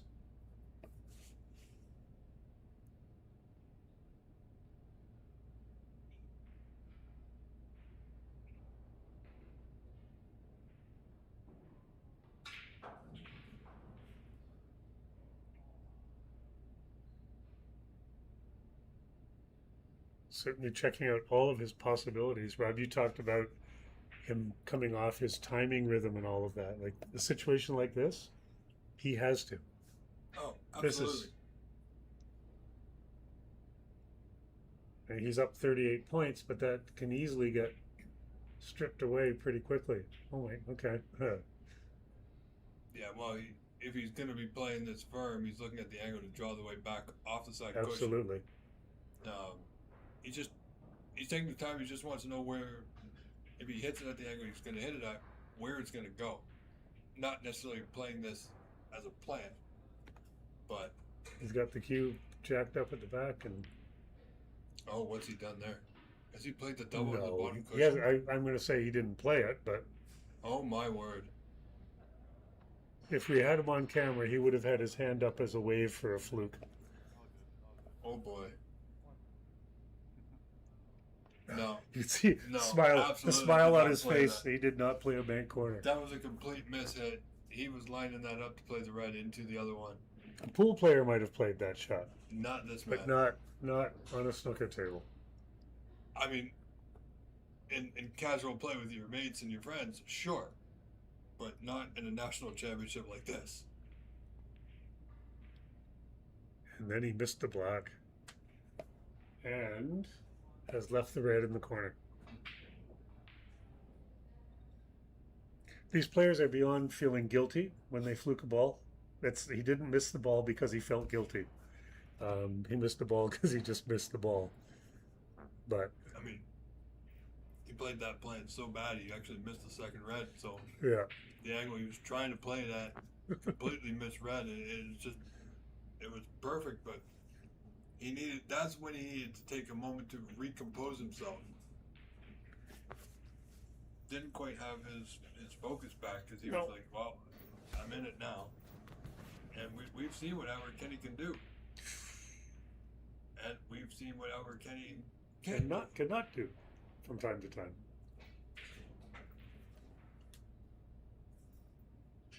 What's interesting with those shots that are really close over the hole is that the average player thinks that ball is really easy to make because it's so close to the hole. So Right. they try and do a lot with the cue ball. Well, that's the thing. If you're just playing the pot, 10 out of 10. If you don't Oh play my, position, look at this. oh my, it's all Oh. happening now. But Okay. as we were saying, once you add the element of trying to make that white do something more than what it wants to do, Mm-hmm. we see some of the results. Because the red that Kenny missed there, he was trying to force something to happen. Instead of just making the ball, playing a bulk color, which would have been easier, maybe a blue, Right. something like that. But maybe he was trying to get back to the black, which Yeah. would have been Well, this is going to be an interesting should be a frame. snooker. But Chucky's only up by, 35. Wow, he's got that yellow Yeah. green blocking that side, brown's blocking the other path. So, Yeah. but now I don't think Chucky's going to play the two cushion escape. He could off the right side, but likely if he can get somewhere and just touch up to the group of three reds anywhere. Because none of those reds go into the left corner. Right. But if he can So get he to might that come bottom up. one, He might come up that side. or Come off the could- side rail just before about a foot and a half down from Right. the side pocket. Okay. He Does he have the pace? Yes, he does. got it. Nicely done. Yeah, well, all Kenny can do is going to leave Chuck in Down at the bottom rail. down the bottom cushion, the bulk cushion, and he's going to have an out. Unless, he's going to try and avoid that middle pocket. If he plays in thin off the red with, some bottom left-hand side, it'll throw the weight off to the right. Catch the cushion. Hopefully it won't catch the right middle. But, There's a thing in snooker about take what the table gives you. Don't try and force. This is one of those situations.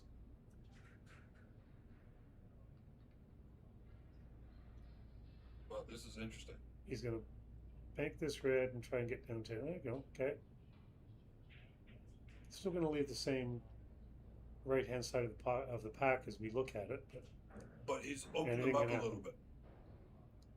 right? And now chucking's going to open them a little bit more. This has the potential of becoming one of those racks where, with black ball over the corner pocket, we could be here an hour from now, depending on how the Reds get moved towards the. Rob just cringed. Or one red gets made, the black gets taken, and it opens it right up. But hey, just like if you're gonna have a long frame, go long. Just like Wu Yiza and Mark Allen. Nobody wanted that frame to end. Yep.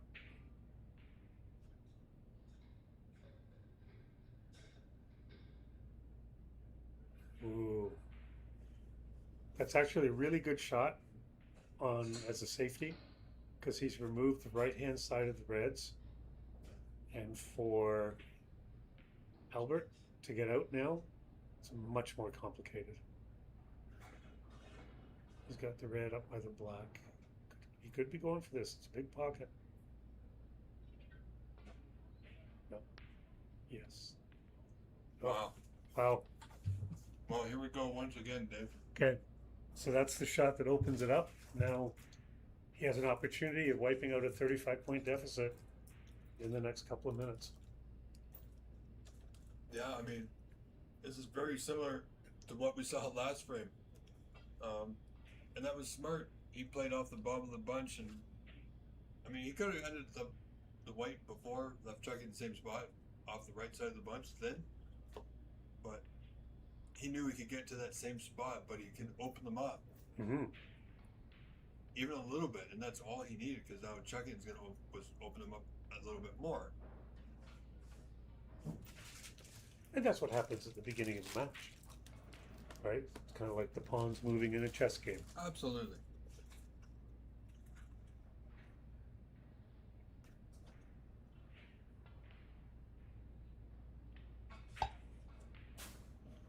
I think those three reds behind the pink ball there, to the right of the pink ball, all go in the left-hand corner. So he'll just play position up to those. And look the other way, and he's out of position, but he's got the one to left center, I do believe. Yeah. So that's why he doesn't seem too bothered. He would like to be on the red back to the black, but let's have a look again at that angle, Dave. So it is going straight forward, so we can run it off the left side cushion, back to the blue. To get to the right side of the pro side of the blue. Oh boy, he hit it full ball.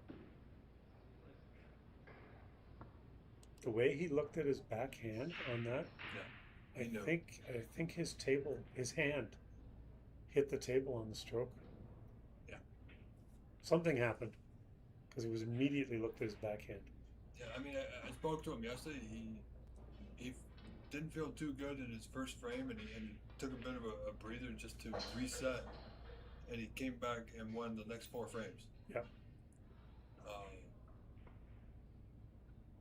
I'm pretty sure if he doesn't win this frame, we might see that break again. If not for any other reason, but to recompose himself. Because chucking is not really having to do much here. No, he's been left opportunities. He's considering brown to come up for shape. Yeah. Yellow doesn't guarantee him. No, but it guarantees a medium distance shape. Yeah, but Dave, if he plays this without actually trying to pot it, just stopping the white dead, white behind the green, but played the green for position. Nicely done. Yeah. Yeah, the yellow wouldn't have given a position. No. Green did. The green did. So, chucking during the Canadians passed on some of those pots. Absolutely, he passed on some pots just because he wasn't feeling it. Right now, he's up 2-1. He's up 23 points, 47-24. And he's feeling good. And with him coming in second in the championship in the Canadians to Edward Ling has been removed from this year's National Snooker League event.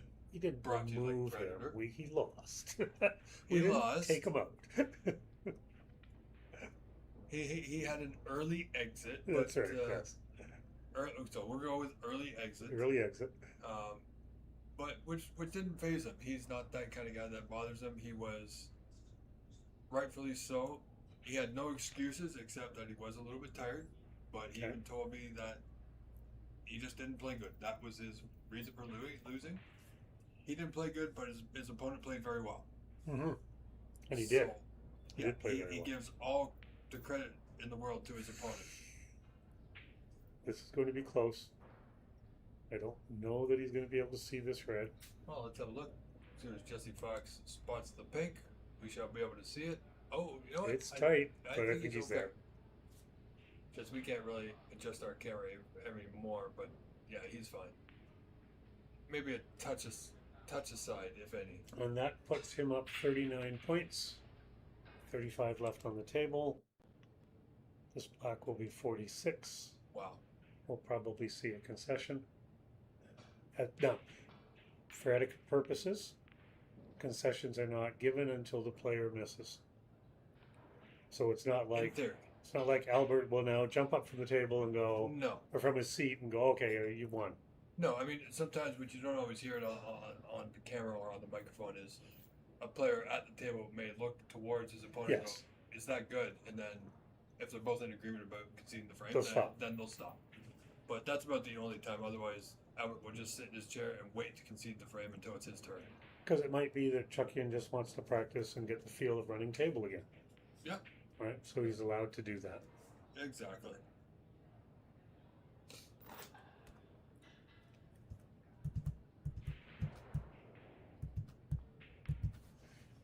In the World Snooker Tour now, they've changed that a little bit as well. In that if I'm down 40 points and there's one red left and I miss, I am allowed at that moment to concede. Wow. That's right, because before they were fined for conceding. That's right. They've changed that standard. While they were at the table. They've changed that standard, and now you are allowed to concede if there aren't enough points on the table at the end of your turn. Yes. But while your opponent's shooting, if he gets to a point where snookers are needed, no, you do not resign. Also, you won't see a player. Like we did see today. We won't mention who, but you typically don't see players concede the frame when there's still enough points on the table. Right.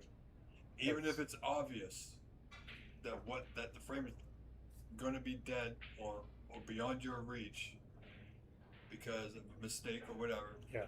Generally speaking, your opponent will come back to the table and finish their turn. And then resign. Unless both players look at each other, which happens on the amateur tour quite a lot. Both players will look at each other going, they'll put their hands up, and he'll just go, that's good. And the other opponent will go, sure. And if they both agree, it's on the amateurs, that's what happens. That would be fine. Yeah. So in this case, Chuckian has just won his third frame. So in the best of 7, he's needs one more frame, or in pool terms, he's on the hill. And Albert has his work cut out for him. We'll test Rob's theory about whether he's comes back stronger and absolutely frames 5 and 6, and we have a 7th game, or whether Chuckian is able to finish it off. We will be back. Stay with us. Stay tuned. Chucky Kwan leads Howard Kenny 3-1. Incredible. We'll be right back.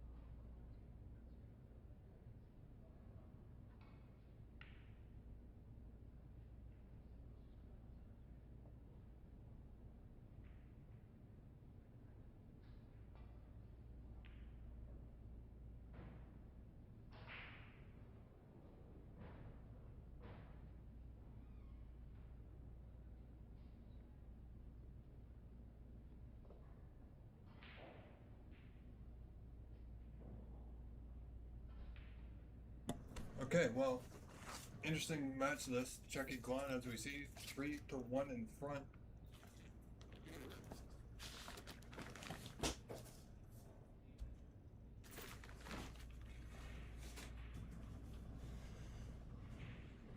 Yeah, not much going here in the early goings of this fifth frame, Dave.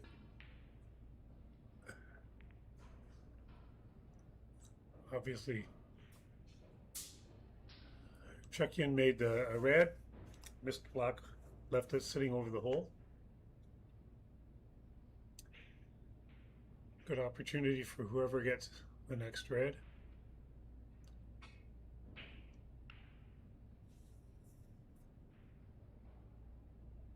Interesting shot possibility here with the combination into the right corner. If he's choosing to play it, he might be coming off safe side here, but yeah. Super thin. Got it a little thick, took the pace out of it. And did not get away with it. No, he's left him a good angle. It doesn't. He can leave the black where it is for the moment. He could play the black, but he's got a good angle to play on the blue as well. And or even the pink, but natural angle going up towards the blue. But like I said, the black's over the pocket as well, and the red's waiting for him into the opposite corner. So Chuckian has left him. You know, he's left him a few options here.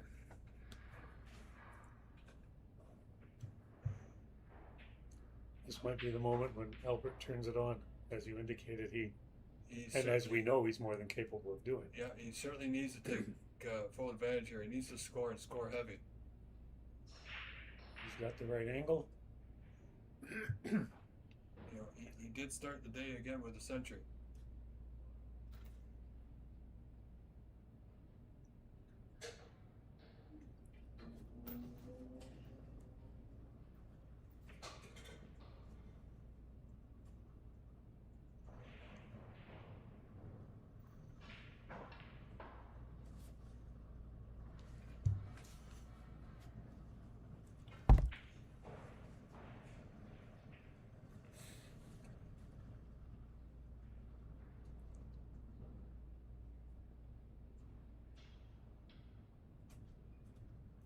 His pace around the table has stayed the same. He's not flustered by anything that he's seen so far in the match. Absolutely. He knows he's had some opportunities.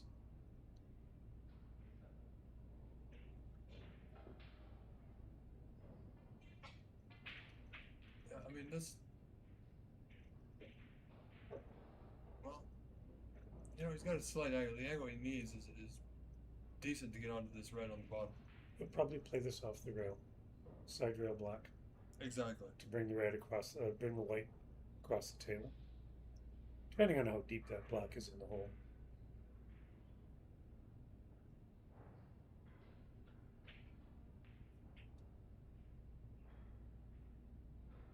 Looks like he's playing it straight in as opposed to off the rail.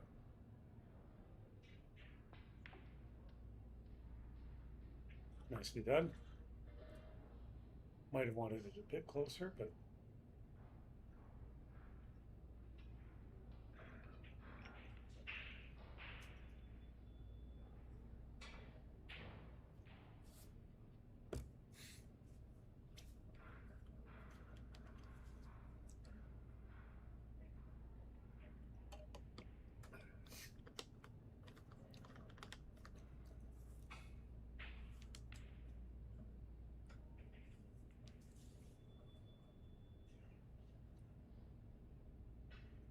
he looked up table just a bit. I wonder if he's thinking pink on this. Over the speed. Oh, straight black. Nice. Nicely controlled. This is just off straight.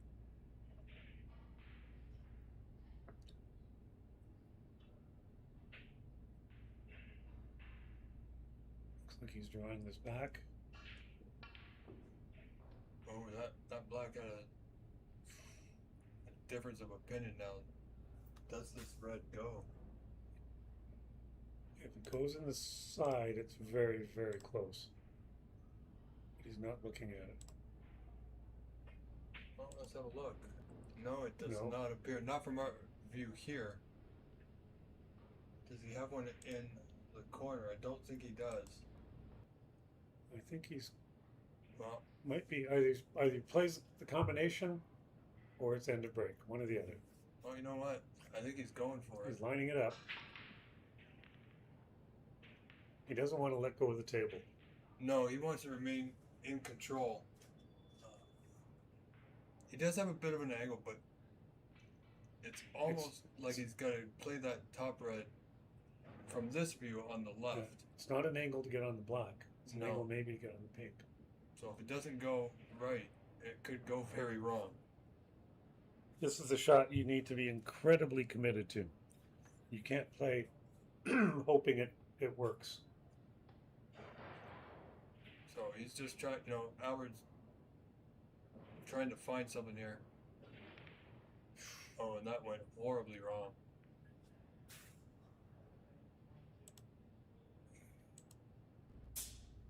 Doesn't go in the corner. It does go in the side, one closest to it. May have got away with that. Playing combinations when the balls are anywhere, 2, 3, 4, 6 inches apart is incredibly difficult. That was, I like to say, ambitious. Yes. Even for the most seasoned of players. And it might be a bit situational in the sense that he's trying to make it happen. Yeah, like I said, he's searching for something, but even that there, he's got a little fortunate this isn't even easier.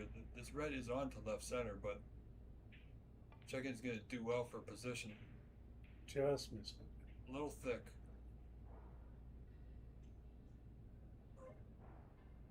See how Albert can respond. He's going to play off the right side of the bunch. If he does, all the reds are going to open. So it's going to be this red, left of the pink, bottom left corner.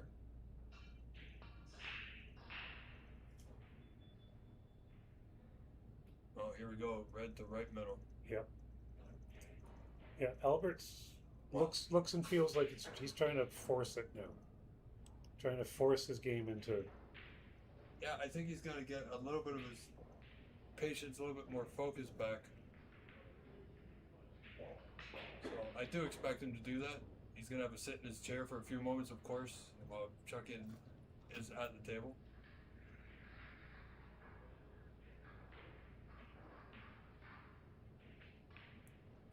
Chuck-in's doing the right thing here. He has a fair starter. Just having to look around the table, see what he needs to do to accomplish his goal to possibly end the match.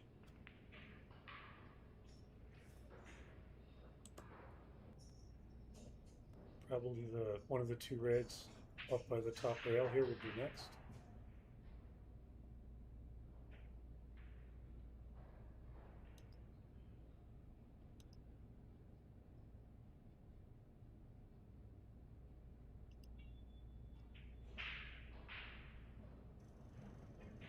He does a lot of chalking. Oh yeah. Some players just rub enough on for the next couple of shots. He goes for it.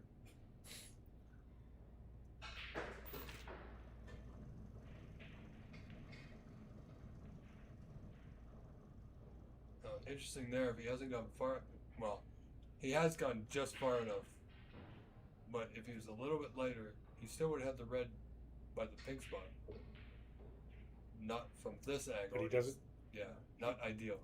He doesn't have a great angle for being able to avoid the bottom red. Making the top red is pretty straightforward for him. But how do you avoid that second red and get easy black position? Yeah, I mean the other option is the red left of the bunch to the top left corner. If he stops it there, yeah, the red by the pink spot is potable to the bottom corner, but it won't be easy from there. But if he does get it, he's a good long ball putter, but this one, If Just trying to work out a path to miss that bottom red that you see, Dave. I always tend to think in terms of percentages when I'm playing. Ooh. That's not. Well, No. well, Green. back to bulk it is. Green ball. Yeah. That's about his only shot. When I'm playing, I think of percentages. Absolutely. If I was playing that red that he played, I'm going to be 90%. If I Right. play the long red that you were talking about, I'm 20, Right. 25. Yeah, but knowing Chuckian, I mean, he's. But he plays at different percentages than Yeah, I do. absolutely. He played a pot there that he Oh, he can knew see he was going to make. He can see the pink. You know, he can see the pink to left center. Let's have a look. Ooh. Oh, he just got it. Let's have a look at our white. Got this red to left corner.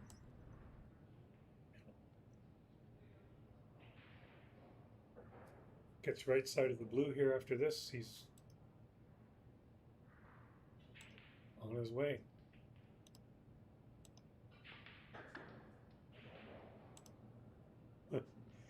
Powered that one. Certainly did. But now he's, well, I can't really see. I mean, he can definitely make a pot from here, but I think just keeping it simple. He's back in the frame. He wasn't out of the frame by any means, but now he's within striking distance even more so, trailing 22-15 here in the fifth. 7 points down. You know, nothing wrong here, David. Just, as you said, playing the percentages, just touching up to the yellow. That may end up being the shot. Yeah, he just wants to go a little bit further beyond, not too much. Right next to that would be ideal, cutting off the right side of the table. Yeah. You know, he may leave a long putt on, but the cue ball is going to be, well, fairly close, if not touching the vault cushion. Looks like he's taking the ground. Well, or green. It is an option. Now, has he come far enough? Oh, yeah, he has. He Just. has.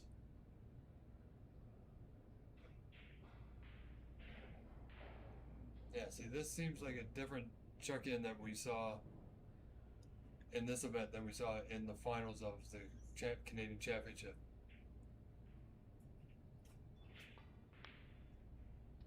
He's taking his opportunities. He's playing more positively. Absolutely. Well, I think the pink spots, but if the pink spots, I think that's gonna. But if he takes the black's gonna go on the pink spot. So either way, I don't know. I kind of like the pink here, but black will do. And again, just caught the bottom knuckle. You know, Dave, a lot of times when players play the pot, even though they've made it, if it hits the cushion or just ever so slightly goes in the cushion, sometimes that'll wake a player up saying, "I thought I missed that." So Yeah, when they come back to the table, it's okay. I need to be a little bit more cautious. And I think he probably was playing position on the red to the left of the pack. Yeah, well. And by overcutting the ball, having it just slop in the way it did, the Yeah. cue ball traveled further than he wanted. Yeah, if we have a look, he's not even on the black. Doesn't look like it, but it's close. No. Aggressive, he goes for the blue. Yeah, but you know, he can cue any ball up the table quite well, but I just get that white back into the bulk area. Tie the black up, unfortunately, but oh no, No. black's still in position. You know, these two reds. Combination. I mean, it's pretty much a shot to nothing. Albert's taken a look at it. It's in his mind that it might work. And they're fairly lined up to that left Yeah. corner, Dave. So has to overcut the first one a tiny bit. Not so much. Yeah, main goal achieved. Get that white back down into the bulk area. Create some separation. But Chuckin's going to play a similar shot off the two reds, likely close together, just below that pink spot. he catches it thin enough. If he goes on the right, he needs to catch it very thin. Yes. If he goes on the left of those two reds, he has to be careful of caroming into the black on the way up. And he's playing a different shot. Yeah, the red in the middle, the two, red to the left of the two. Yeah.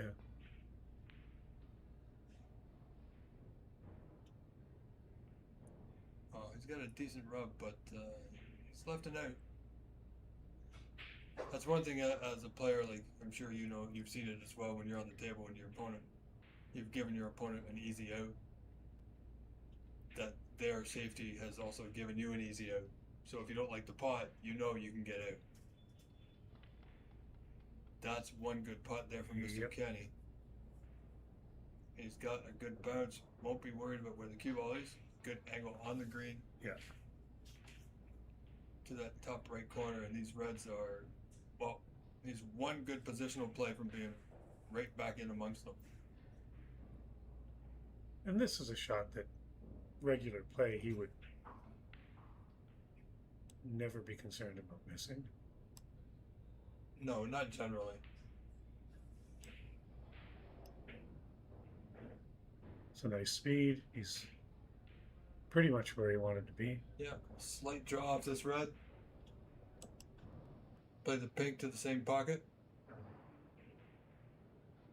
Pink spot still looks like it's tied up, so I'd like to go back where it is.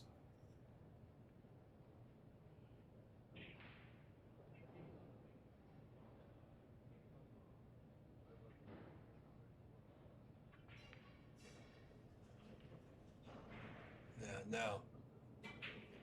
Let's have a look at our main screen, Dave. He's got the angle. If he clips Caroms into those two. the left red,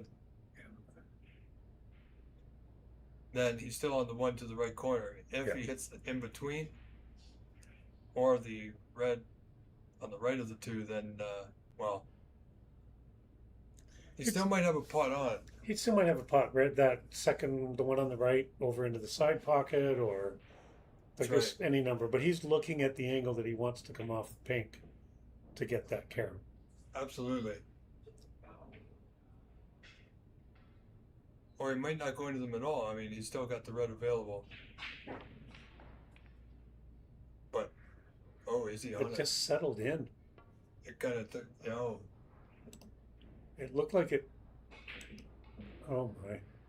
I don't think he's on it. Oh boy. Just kind of rolled just past and then.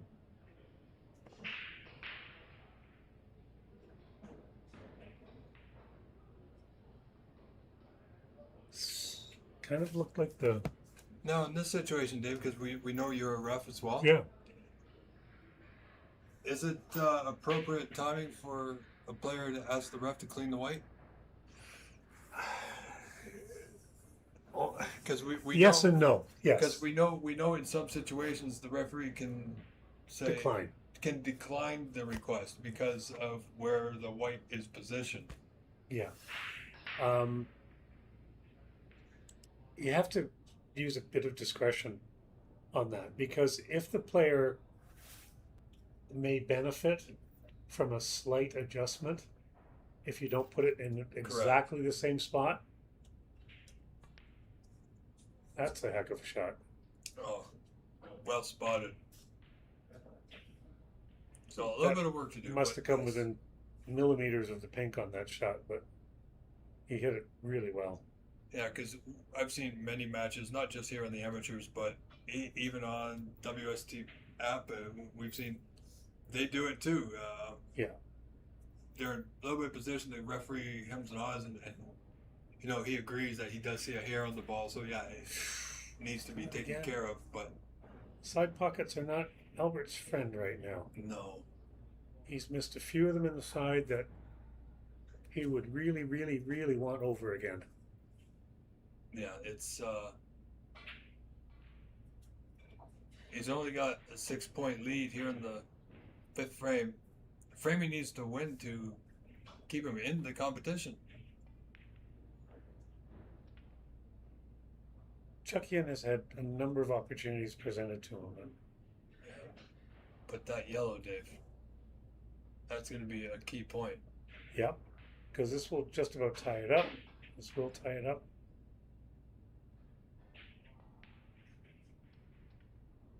Well, that should give him a 1-point lead as soon as Albert. Yeah, as soon as everything catches up.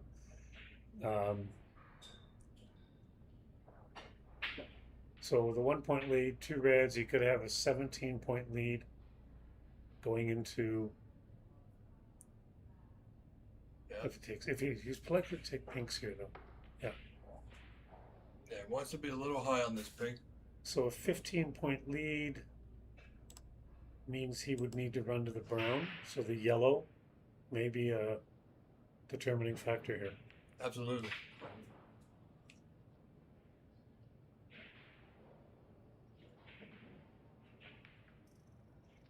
Wow, he's perfect on this.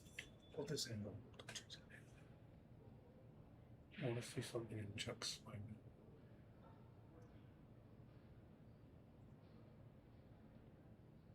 This is looking right down the cue of Chuck's cue. And he does. I've been watching it. His cue comes away from his body at the back end of the cue. Yes, it does. Almost every shot. Now, I think he's obviously made adjustment for it. Yeah. Because he makes a ton of balls. Yeah, I mean. But on this angle that we're going to see here, watch how much his cue comes out at the back. Yeah, I mean, you know, just like Judd Trump, every time he lines up, he's always lined up on the left side. See all that motion? That's right.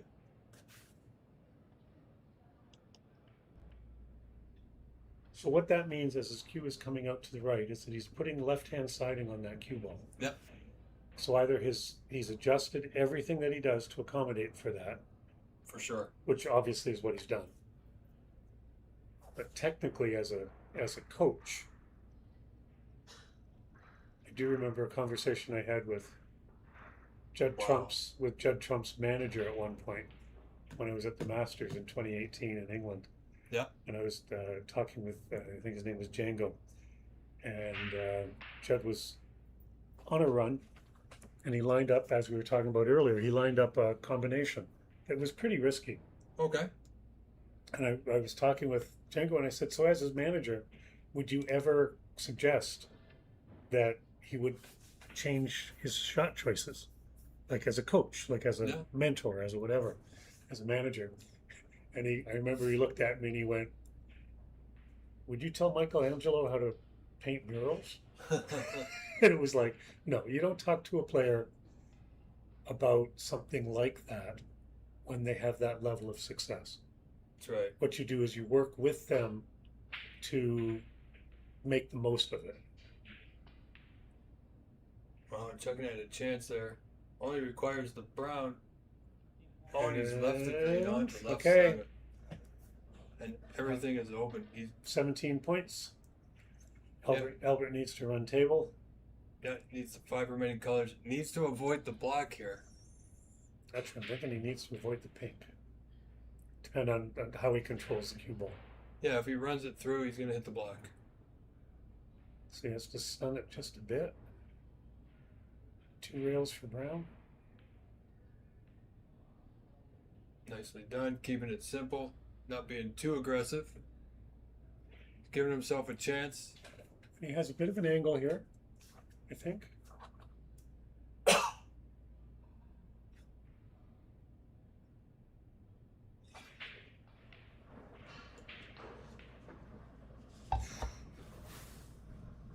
Not bad. Must have been straight. Must have been straighter than I thought. Yeah. Because he drew that pretty much straight back. But it did come across the center line, so this should be left corner pocket. And it gives him a great chance to get on the pink into the same pocket for blocking the left center too. However, Chuckin still 10 points up. Chuckin only needs 1 pot now. And this is shouldn't be crossing Kenny's mind. What should be in his mind is just clearing up from here. Hasn't been at his best, but he's struggling through, making a game of it. Oh, great putt. Well done. The question here is, how do you win with your B game? If your A game is not on, how do you win with your B game? And we're seeing that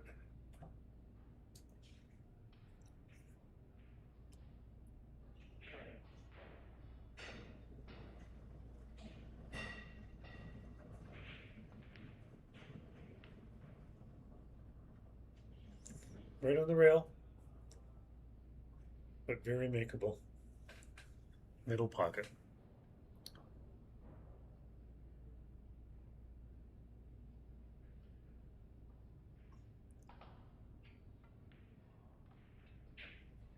Oh boy. Yeah, there it goes. So Oh. Aberkenny with a nice, just nicked that frame. Now trails Chucky Kwan 3 frames to 2, folks. Stay tuned. Stay with us. We'll be right back momentarily.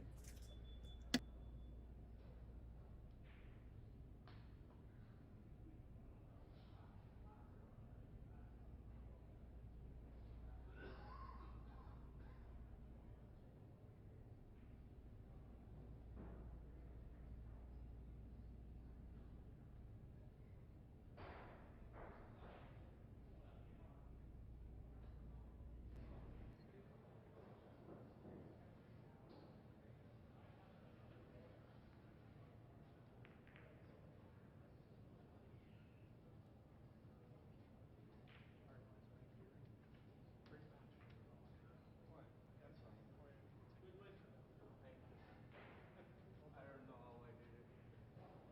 This guy is too good, man. He always gets me. He got my number. I was thinking he got my number because I always keep making 40-50 come from behind top seat.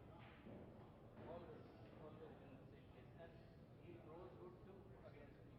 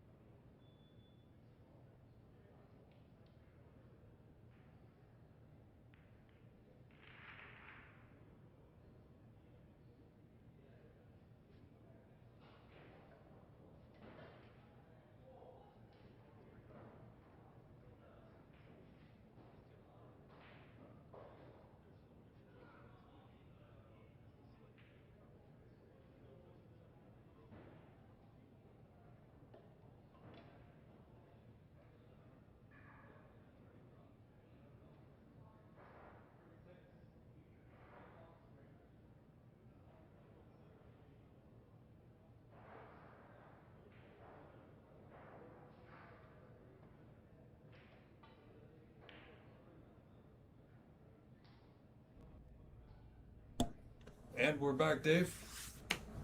And Chuck Yin has done the dreaded break where the ball is left over the side pocket, at least as an opportunity. Absolutely, yes. So one thing you really, really want to avoid is giving someone not an easy shot, but a possible shot off the break. And he's missed it. Yeah, that's happens a lot. It's it thick, and then you get that rub. Yeah. And so no harm done, but... Well, not really. Chucky just got to be a little bit careful on the placement of his weight here. Wants to get it to that, tuck to that top bulk cushion.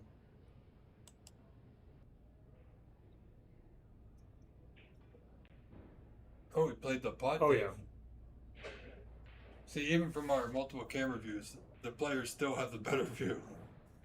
I mean, that's basically a shot to nothing, unless you hit the far horn.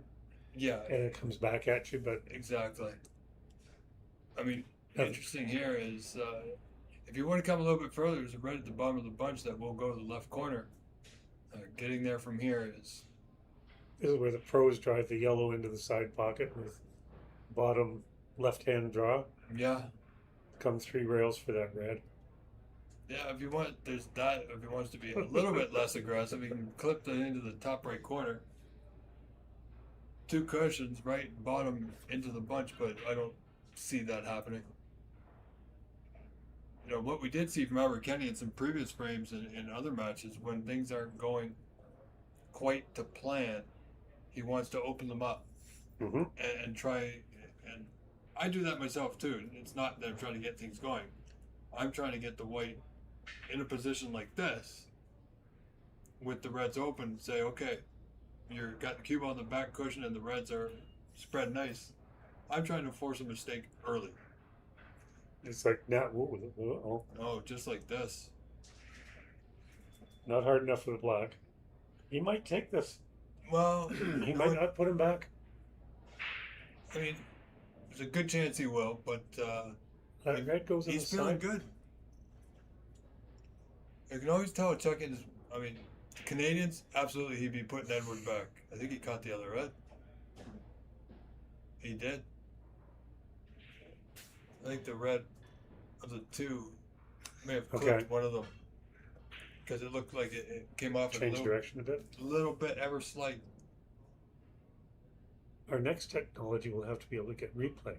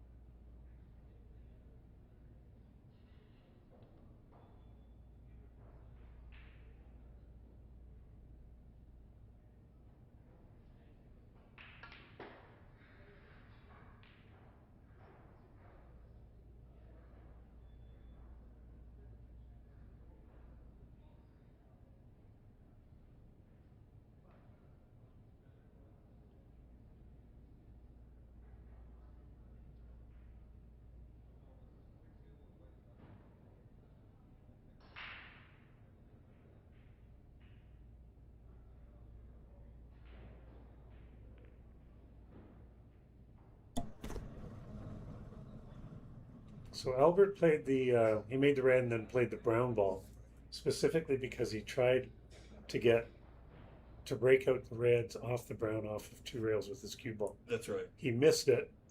He missed the breakout. This must be a frozen ball, touching ball. I may not, no, okay.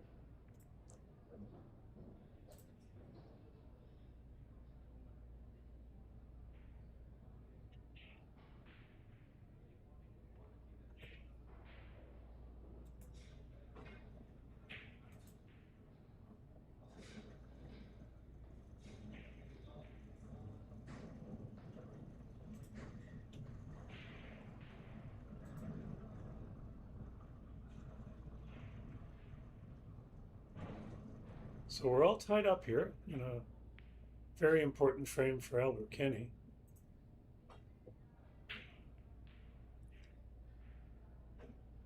Now,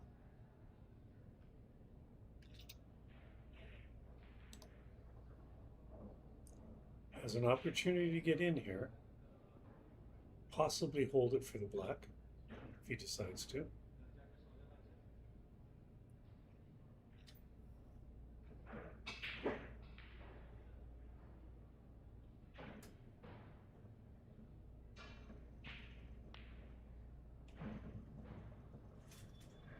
Coming over the side, maybe not.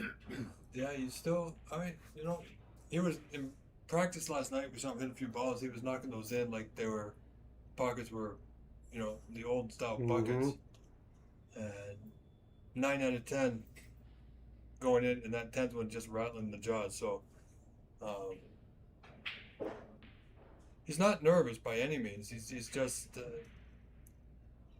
I'm getting the sense that he's searching for something. Just that little fine tuning. Exactly. That ball is on if he wants to, or dead nut safety if he chooses that. Was it Albert that ran the second 147? Yeah, he had the 147 just about a few days prior. Better good luck. Because there was one at the corner bank, and then I think someone else ran a 147 as well. It was Albert. It was Albert. Yeah. Okay. And the one at the corner bank was not in the tournament, unfortunately. No. It was Blake Martel from, I believe, Manitoba. Yes. In a friendly match. But still a great accomplishment by both gentlemen, of course. I just think it's wonderful that a couple of people in Canada are back to that level.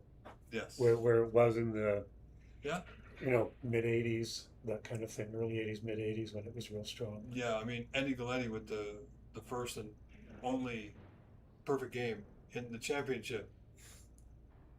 And he was holding on to that one for, I mean, nobody's going to be ever, even if somebody else does it, he will always be the one and only first, because there's only ever one first.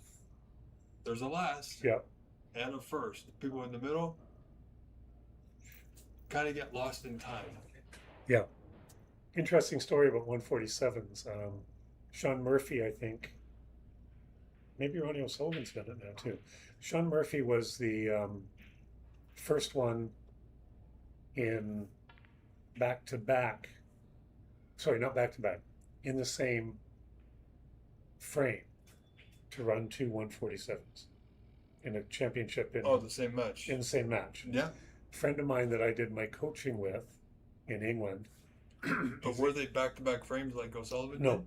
No. Okay. But the very first person to do that, that is still largely unknown, is a fellow by the name of Sefton Payne. Okay. I did my level 2 coaching, my world level 2 coaching with him in England, in Gloucester. Right. And Sefton is the only player, up until Ronnie doing it, that ran two 147s back to back. Yeah. In the same match. Amazing.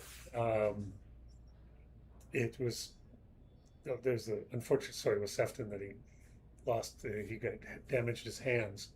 And he hasn't been able to play to that level, but he's still a very strong player. Oh no. No, he might know he's not okay there. But Sefton was the only player that's ever done it back to back. Think of it, that's 74 shots in a row, perfect play. Yeah, absolutely. Still in touch with him, and it's. Wow, that was a great putt there to hold good control. Now he's got a couple of reds here. You know, and the one at the bottom of the bunch, if it's not available now, it will be. Well, he's over it's going to be hard to hold that. You know, I thought he could have played that a little bit of drag, and then come off left bottom and somewhere in here, so he could play with a little bit more pace. Here he was trying to get into this area, but I think he tried to hit it with left hand siding to hold it, right, but it came just too deep into the side rail. Yeah, a lot of mistakes snooker players can make is trying too hard to hold. If the chance is there that they got no alternative, then absolutely. But I think there he did have an alternative. Will he go for this? Wow. Well, it was definitely a thin cut. He just hit it too thin. I think Jesse better have a look at that red, see if it's missing a bit of red paint. My word.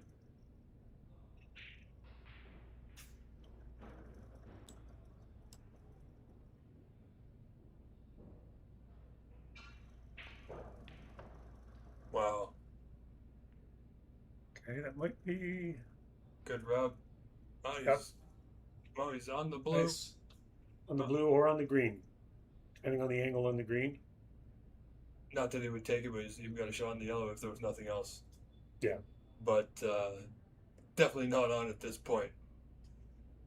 The blue might have the cue ball going right into the pack. Yeah. Let's look at the green. So he's going up. Looks like if it's not straight, he's going to the top cushion. Not sure I like that one, but Bottom left, drawing it with side spin. wow. Yep. He got the perfect kiss. Nicely all, done. all kudos to him for playing that shot with that amount of sliding. Yeah. Yeah, You could really see it take off on the rail there. Nice yeah, to see. I mean, he was so close to the green that the siding wouldn't have taken effect in such a short distance the way he was striking it. Right, so the white didn't really have a chance to, or the cloth didn't have a chance to grab the white. Right, to change the direction of the cue ball. Exactly. Now Okay. he's looking for that angle on the blue. And he's Not bad. maybe too far. You know what? I think he's okay. Yeah. Yeah, I think he's okay. Typically, you want to be a little more square on it, where you can. I agree. But this should work. Just a little bit. It's just got to be cautious and maintain his white. And the one thing you want to really make sure of is that there are no combinations, plants into corners and things like that. Yeah, I mean here, he caught the pink a little bit on the left. He caught it toward center or to the right. He would have been a little better. He's on nothing. He's on nothing. There's no way that we can say it any different, but he's on nothing. He's on the cue ball behind the green ball. Yeah, pretty much. He's gonna Or look at tight Chucky. to the rail. Either one is just as good. I think Chucky's going to see a lot of that bulk cushion in this frame.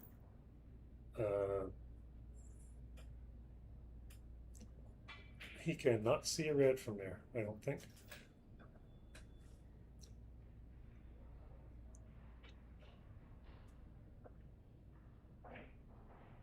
Still only 2 points in the game. It's anyone's game at this point. But. Yeah. And ladies and gentlemen, thank you for spending your Saturday afternoon with us.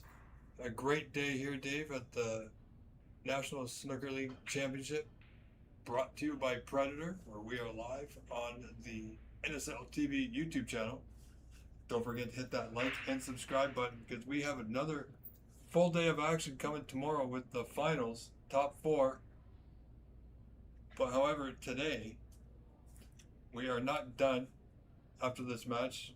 After the quarterfinals, these players might be done, but we will begin the NSL shootout, which is a 10-minute frame, 10 reds, and a 15-second shot clock.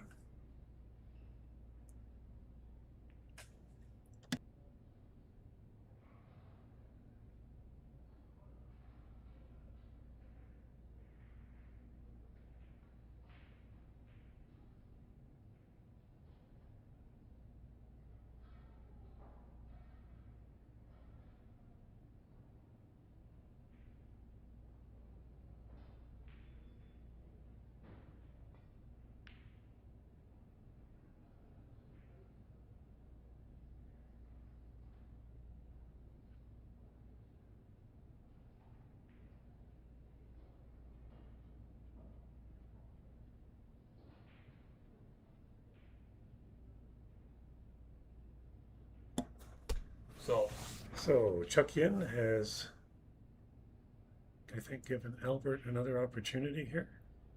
Well, this red may go into right center, Dave. Oh, in fact, it did. Just, again, trying to force the issue a little bit. And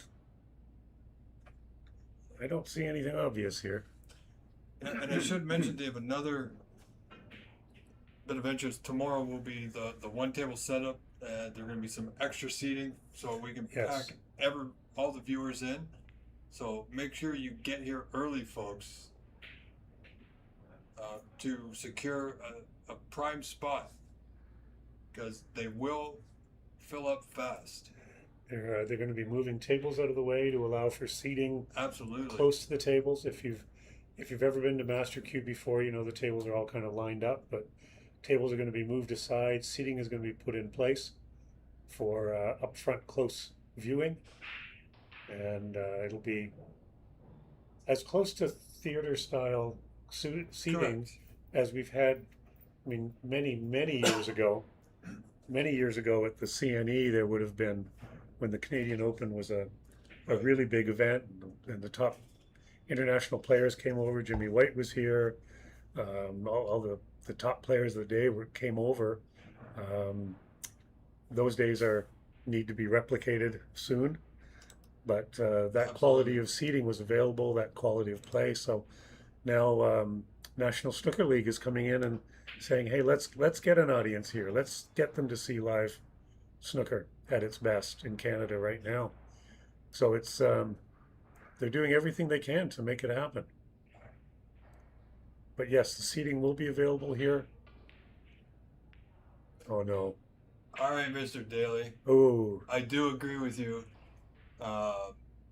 He says it's side, not siding. Siding is what, well, okay, Dave Dale. Siding is what you put on a house. Siding is what you put on a house. Side is what you put on a cue ball. I have been corrected. I will take note of it. Thank you, Dave. Mr. Daly, once again. We missed on while you were talking, Chuck Yin had an outrageous fluke. He was playing safe. It caromed off the red, caromed off the blue, and dropped directly into the side. In one sense, luckily for Albert, he didn't end up with position to make any kind of play on a color ball other than a roll-up hook. Yeah. So now he has to deal with this. You know, he's going to try and freeze to it, I think. Wow. That's not anything what he was trying. No. Kind of surprised me he didn't at least take a first attempt at the red to the left of the yellow. Mm. I mean, he was certainly in position to do that. He could have come off right side cushion, bolt cushion, and come behind it. At least give it a go. If not, then possibly take this chance here.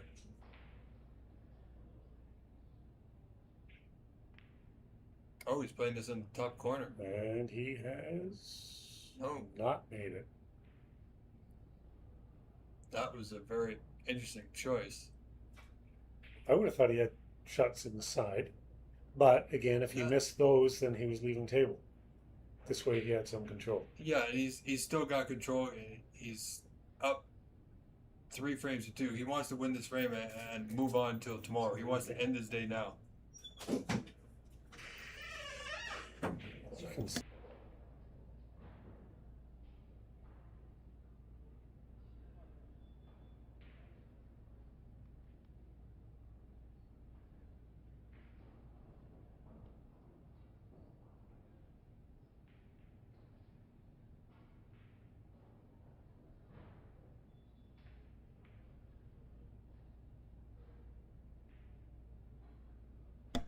So that was a great shot by Albert. We didn't quite realize from the camera angle we had that he could see that red over the yellow pocket.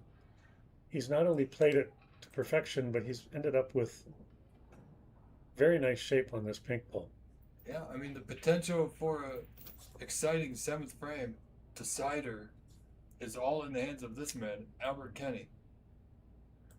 Playing a dangerous shot there if he had that length of a bridge.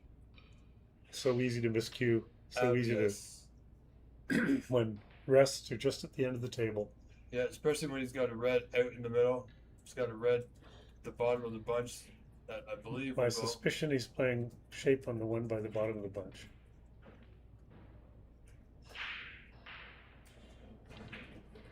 Well, okay. Might have a change of plan here. Yeah.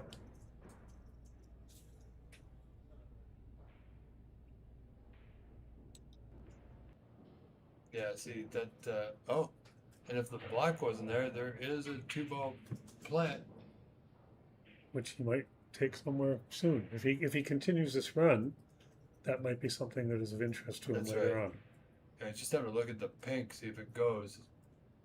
It's hard to tell. I think if it's close from our angle, me turning my head against a flat screen TV is not Doesn't going to work. change that I've angle. tried it No. many times. It's not like we can look around the back, Dave, if we turn, but it happens.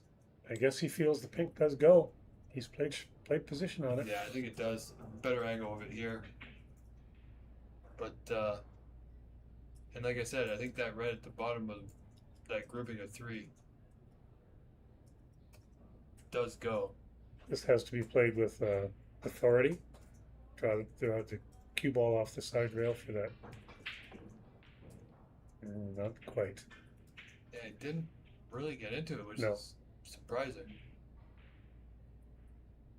Perhaps a little bit of hesitation, but I mean, it's still on. It's not ideal. It's a blind pocket. He can't see the pocket. And, well, if he runs it through, I want to have a look at this from this angle, Dave. It's not as bad from this angle. Yeah, and he's opened the black too because of that that plant that he disturbed. Yeah.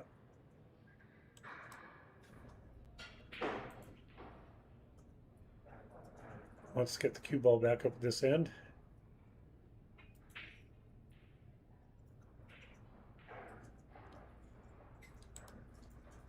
Depending on the angle, you have to be careful not to draw the cue ball into the side pocket here.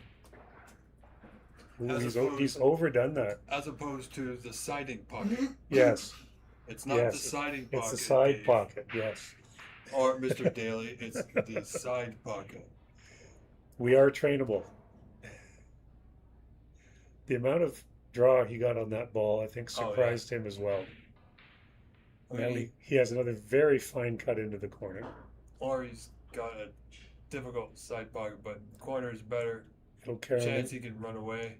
He's more likely to carry him into that red and end up with black shape. Yeah, but he's got to get this red to go. He did? Got 2 of them to go, no? No, he wants to keep him on the table. I mean, if it went, fine. But if we can keep it on the table, it gives him a chance to increase that lead that is holding now 19. One good positional play here. And he's having to move the cue ball a lot. Correct. Oh, he's taking the black here. Okay. Yeah, I mean, he wants to still be in amongst them, so I understand it. And if he's confident with the rest. Yeah, you know what? That's not bad. Might be okay. See if we got another view of this.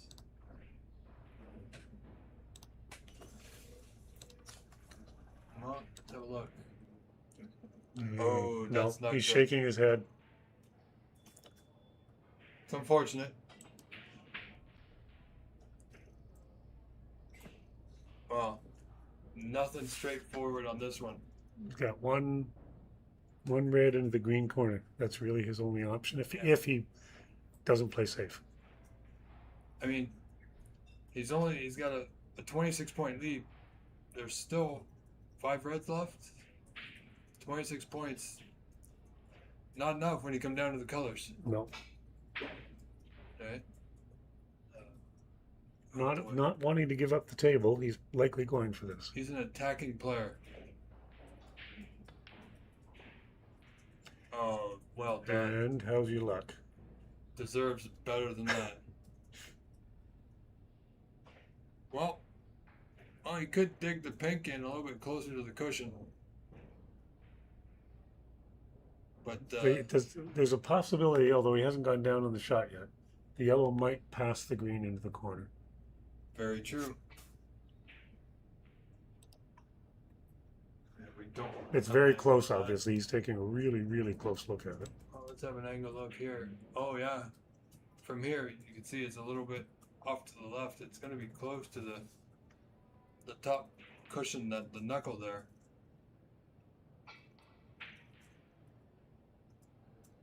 Oh, he's confident it goes cleanly. Yep. Oh, right in the center. So, players got the best views. 29 points up, 59 on the table. Yeah, he's inching his way closer. I mean, if that's what he's got to do, it's not a game he prefers, of course. You know, you'd prefer to win it with a good break. But, you know, this game's like a roller coaster. You have your ups and your downs. Sometimes, like surfing, you just got to ride the wave.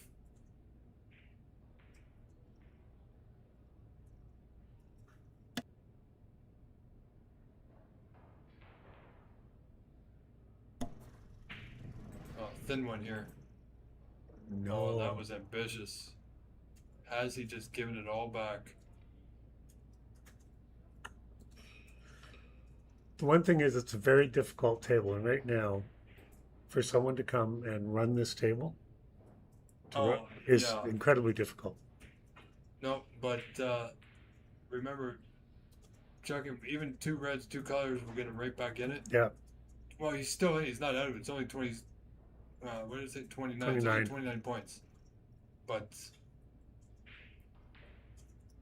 given the right angle on these 2 reds, or on the black to get to these 2 reds, rather. Or. Well, he doesn't quite have it now. I think he's just got to concentrate on the pot. One of the things to do here would be to knock the blue ball off the rail, knowing that he needs it later. Yeah, he could, but I don't think he wants. Or knock the brown off the rail, one or the other. Yeah, because he's not in great position here. No. I mean, these are difficult at the best of times, but now you add in the fact that he's going to be bridging over that corner. Okay. But he's taking it on. If he gets it, he's going to have a mid-range red. He's made it. Oh, he's contacting the red. Okay. Well, as I said, mid-range red. Wrong pocket, but mid-range red.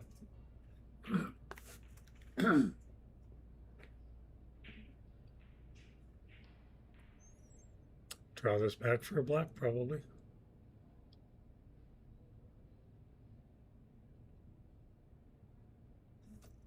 Yeah. If he gets it, This would be a good view of how he cues here. Watch his cue. Yeah, he was always aiming that red just to the left of the pocket, Dave. Oh, this is interesting.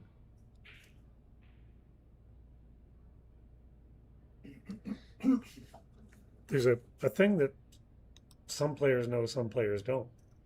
If those 2 reds are almost frozen, but pointing at the bottom rail, if you hit that first ball on the right-hand side, that second ball will bend towards the pocket. Yeah.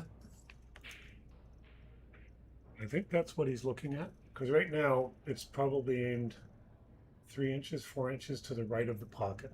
Yeah, I think to the yellow pocket. We'll see how much he can bend it if he tries. Yeah, but just in case it doesn't go in. Yeah, he's got to get the white to the bottom cushion, but he's got to play it at enough pace so that when that red comes back down, it doesn't sit over a pocket. Mm-hmm.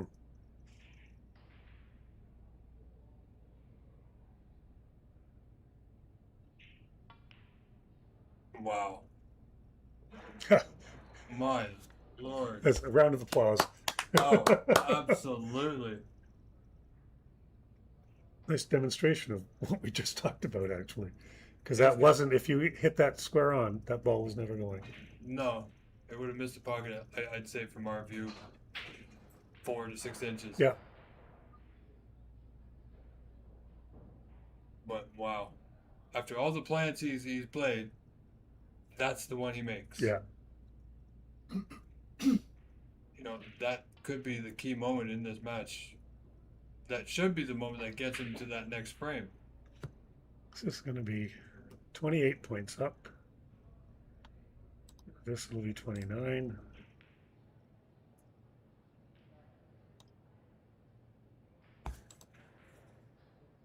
Depending on the angle he has. Yeah, I think he looks pretty close to being straight even from here. He's doing the bottom right siding on this. Yeah, but didn't force it. No, he's not ever even entertaining. I think it was a little straight. Because now he's 37 points up. That's right. 35 on the table. Yeah, so we still got control. Good safety here will keep him in control. Good chance for a snooker though. Well, wants that red to go a little bit more. Well, yeah, I don't know. This is where Chuck, I don't know if he's quite got the angle to leave the white behind the black, but if he doesn't get the snooker and the white stays on the cushion, red back up in the bulk line. Yeah, that's. It's going to give Kenny a chance to put a snooker of his own. If he comes off the right side of the red, he could knock the black in. So left side. Oh, he took his chances there. And not quite. Right. Close. Because he hit it. He did hit it thick. Yeah. He could have very well knocked the black in from there as well. But almost got him behind the yellow. Yeah, almost worked out in his favor. If he didn't hit the black, he would have changed it to, oh boy, what's he gun doing here? Wow, if Chucky can't control the white and get a snooker here, or close to. It's again, you make sure you get the object ball safe. Yeah. Beyond that, you get the snooker, great. You don't get the snooker, that's okay. Well, especially from this distance, right? Yeah. He's not touching up the ball to go behind another one for the snooker, so it's yeah, object ball safe first and foremost. The other thing with this is that the green, blue, and pink are not in positions for playing snookers behind very well. Having said that, he missed it. Yeah, good effort. That's unfortunate, because he really did make a great attempt there. Yeah, but Kenny wants to keep that white in the top end where the colors are. But he's also got to be careful because that black's not in a bad spot. So, you might see Kenny slow roll off the left side of the red, get the white somewhere towards that black area. If he catches it a little bit thicker than normal, but if he does, that red might come off the cushion. But he's got to be careful if he doesn't get the snooker. Depends on where the white's left. Chuck may have an easy path. And that's one thing Kenny's got to be aware of here, because he's holding on to his tournament by a thread at the moment. Yeah, that's what he played, but didn't miss by much. Good effort. Yeah, well, this is the chance, the opportunity I've been mentioning. But he's got to get this right. I mean, the weight's got to be perfect. That's the other thing. When your opponent needs hooks, the best thing you can do is hook them. Absolutely. And he has a shot at doing that here behind the green. Let's go behind the pink. Okay. I thought he would have played that little touch more pace, a little slow stun, kind of to make sure he got into the pink.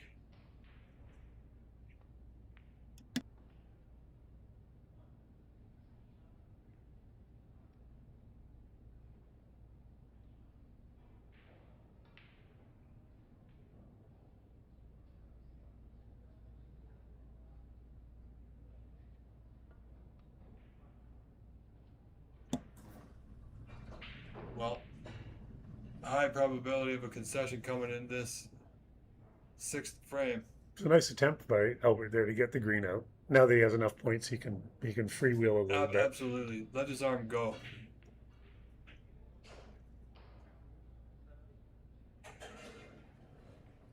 Well, folks, there you have it. All tied up. Albert Kenny done it once again. Ties this match. Chucky Quad 3 frames apiece. That was Rob's prediction. It would go hill in this one. Yeah, so. I mean, Chucky has that amazing ability to get himself into deciding frames. Albert Kenny is one to force it here. So stay tuned, folks. We'll be back.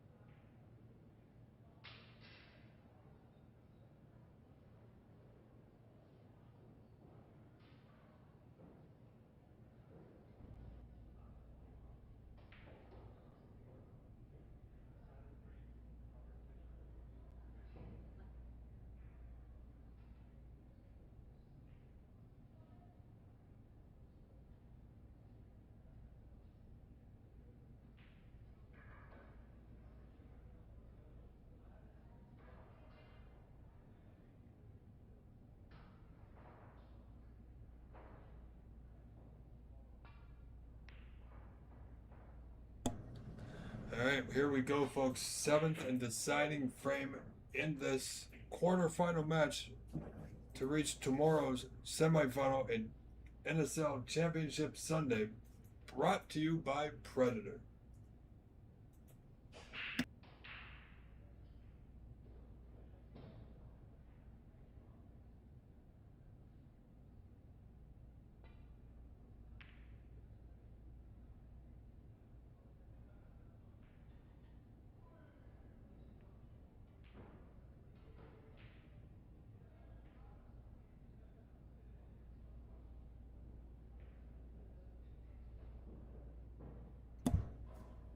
Well, amazing match. Good fight from Albert Kenny. Chucky Kwan has, well, he's definitely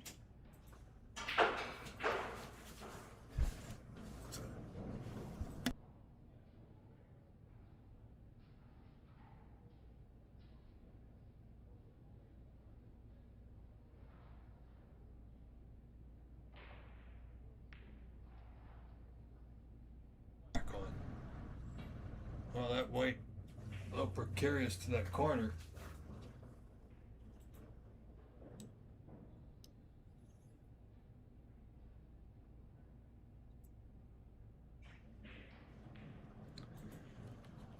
It's not letting me do it.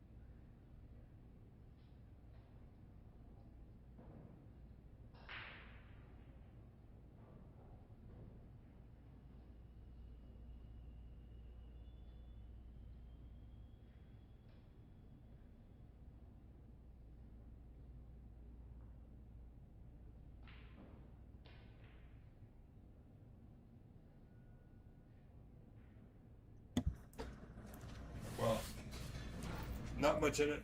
As we see, only 1 point, so very early goings here in this deciding frame. Gentleman Joe sitting on one side of me doing some tech work. Great job on that side, Joe, with the tablets and the scoring app. David, Thank you, Robbie. you're welcome. You're doing a wonderful job on the commentary as well, you and David Putty. Yes, David on the right of me. Chatting away here.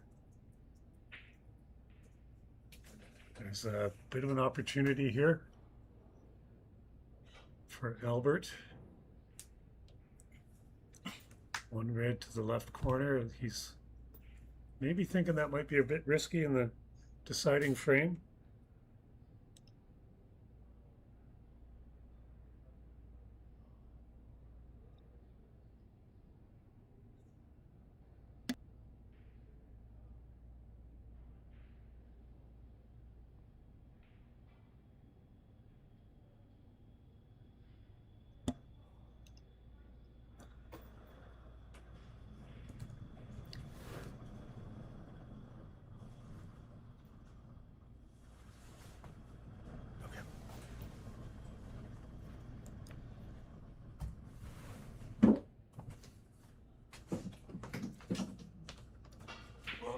It's yeah. The players have got the Reds open here. Interesting to note there that Albert, I'm assuming the red to the right of the black does go in the left corner there. Right. From the angle we don't know for sure. Exactly. But if it did, the decision by Albert to pass on that because of the high risk of it is interesting. They've changed their playing pattern a little bit here. Well, he does have the lead. It's only 1 point. It's 1 point. But it won't stand up as no, it is. No, I mean, there won't be a concession yet. You wouldn't think. No, highly against the rules. Anyway, but, you know, we just... And he's got momentum on his side. He's still seemingly... I don't want to say struggling, Dave, but he's fighting to find something. And he's fighting hard to stay in this match, and that's exactly what he's done. So it may have put a little bit of doubt in Chuckian's mind. We'll see how he fares in this last frame. You know, he was playing pretty much open, playing a lot more pots than he was used to, right?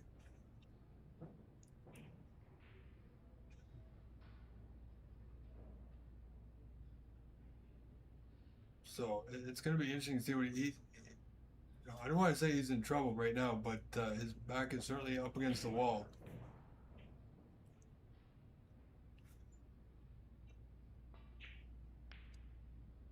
Oh, good effort. Didn't get the double kick, so he's gotten away with it, and that red being the bulkhead will certainly help him. Albert obviously cannot see it.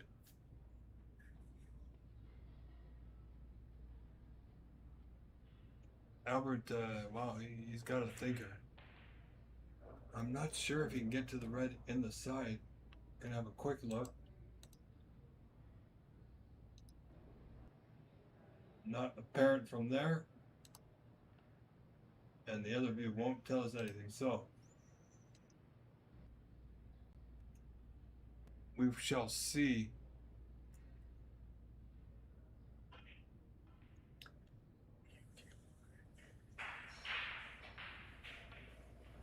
Oh, he did have that red, Dave.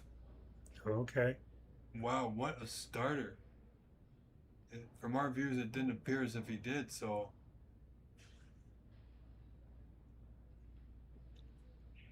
And I gotta say, Jesse Fox is doing a fine job as referee.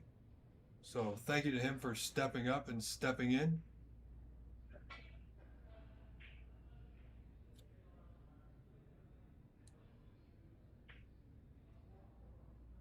You know, he's one of the fine young lads from Ottawa, Dave.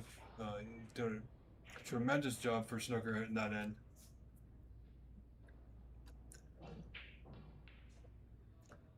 He actually plays out of the Ottawa Snooker Club. Absolutely. Which is at this point, basically a private club. They Right. have 4 tables in the lower level of an office building out in the suburbs of Ottawa. I got out there a little while ago. 4 beautiful tables, wonderful private club, set up more like an academy where there's no loud music, there's no bar, there's no public allowed in. It's just set up strictly for playing of snooker. That's right. And a wonderful social group. I've met many of them there. And just a great group of people promoting the sport in Ottawa. It's wonderful. Oh yeah, he's done great things. I mean, I always mention that whenever he comes on the live stream, and whether he's just a viewer or he's playing. But you know, I had a good chat with him yesterday while he was just practicing, playing actually a quick frame with Joe at the end of play yesterday, and you know, I told him he's got a good player out there, and former Canadian Ontario champion Kurt Kluche, who's now picked up a cue again, and he's willing to help out. Doesn't want to run it, doesn't want to be in charge, but absolutely will help run things. You know, and we need more young people like Jesse Fox to take the mantle, take the reins. Because Dave, I'm getting older. I'm not gonna be able to do this forever.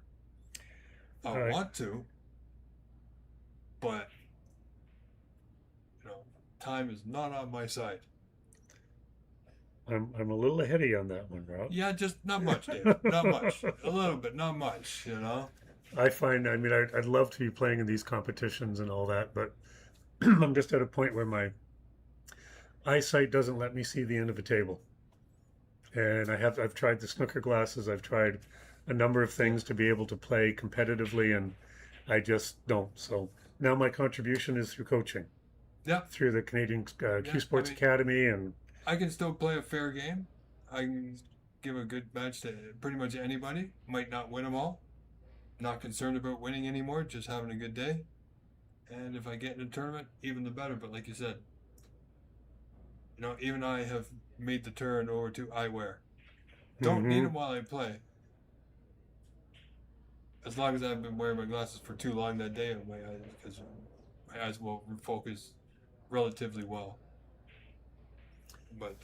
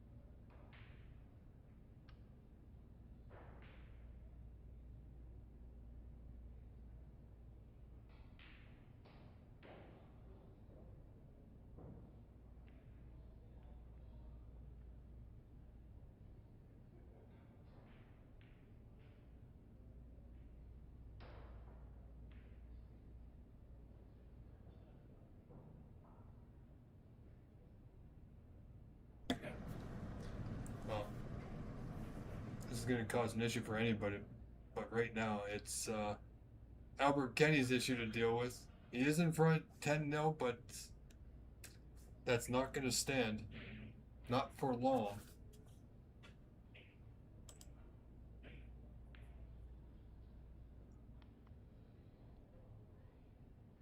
And Mr. Daly, are you still available? Are you still watching?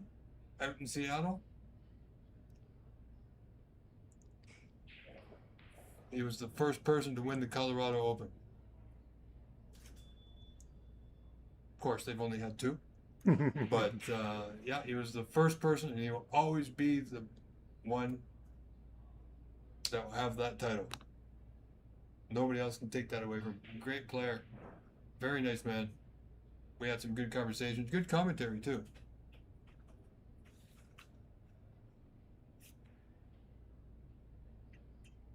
And Randall Morrison's still in the chat in Calgary. Helped out quite a bit over at the Canadian Championships on the final day with our streaming capabilities. Mr. Daly, I'm going to have to, either I'm going to have to come to Seattle or you're going to have to come to the GTA, my friend. You have a challenge. sorry I missed you in Toronto, Randall. Would have been nice to see you again. It's been a decade probably since our paths crossed. Yeah, but look at this, what we have now, Dave. And Albert is in. How hungry is he to get this frame done and dusted? This is where trusting your practice hours, your routines, your processes, your pre-shot routine, absolutely. everything comes in. So there's no additional pressure. You just fall back into old patterns, keep potting balls. Yeah, he was hitting a few balls just like this, and this is very reminiscent of that. Now, you know what? Oh, Let's see where that black spot. well, it's going to block. It's definitely going to block the red on the left.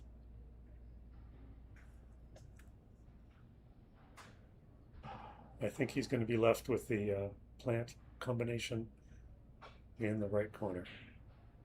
And Randall, yes, good to hear you're back in it. You were away for a while, but yeah, hopefully we see more of you soon back in the snooker scene. And Mr. Daly, it would be an honor and a pleasure. But I'm not going to take it light on you I'm not going to take it light on you just because you took on and defeated Sean Murphy that one time over at Ox Billiards, but we will see.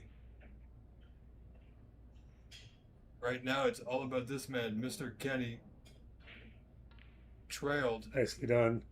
And now he's right back in the match, looking for total control, putting the pressure on.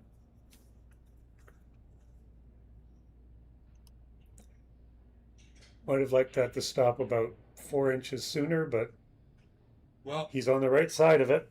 Yeah, now shots you practice all the time. Now, players have a tendency to try and play with a little bit of drag, try to hold, try and avoid the pink on the right side if he can. Great, but if he can't, he could get stuck on the pink. Well, he won't be playing the breakout here. No, he doesn't want to because of the fact that he could get stuck there. Yeah. He's looking at the gap between the Absolutely. 2 reds below the pink and the 2 reds above the black to take this one on the right.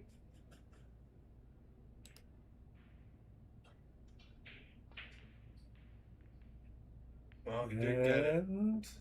Well, it's not terrible, not great. He's going to need a good pot here. Corner or side? Well, I don't think he can see the... Well, unless he can chip this one in. Ooh. See, the only thing about these, Dave, yeah, it's possible you can chip this in, but because it's so thin, it's going to be hard to control where the white's going. So a bit of pace to ensure he comes back out. He's done it. Well, that was a lot of pace. But Pink look at help him this. I think it has. See if we got a better view of this. Oh, it's close. Close. So close. So close it might be green if he wants to continue. Yeah, green definitely is an option for him, but right now he's only 31 up and everything's open. Black is available, but I think he's just tucking up behind the green here.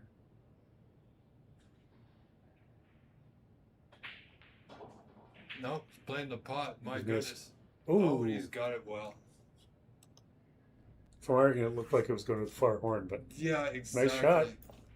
He's playing to win now. Absolutely, he's feeling good. He's got a mid-range red. If he stops, if he doesn't have a lot of angle, it'd be perfect for him. Because then he doesn't have to worry about the pace. Just a simple stop the white dead to ensure he's on the black. He doesn't want to follow through too far and possibly going past. But a little bit will be okay. Oh, see, I'm not sure. So he did have an angle, so he did have to run it through, but now it's right back into Chuck Ian's hands here.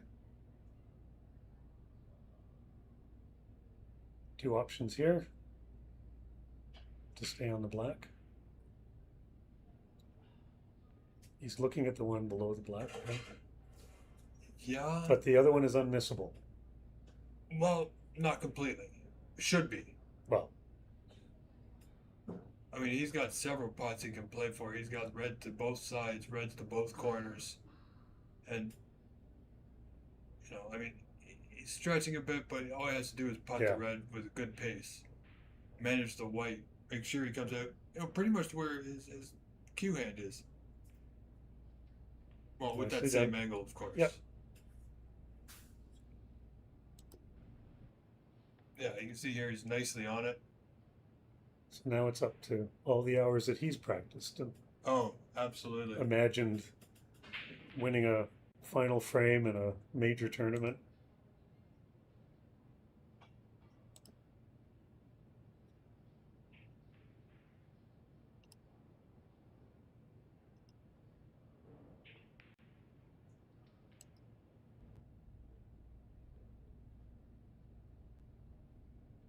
Oh, this is going to be interesting. The red along the cushion is not easy from here. I don't see him taking that on.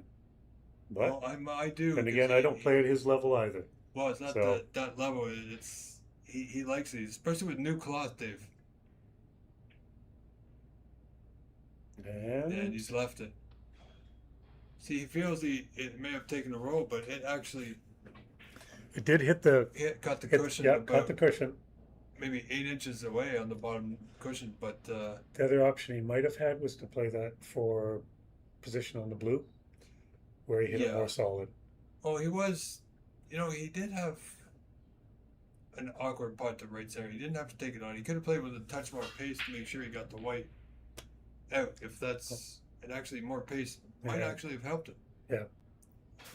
But This is interesting. Albert's looking at this plant. Oh boy. Wow.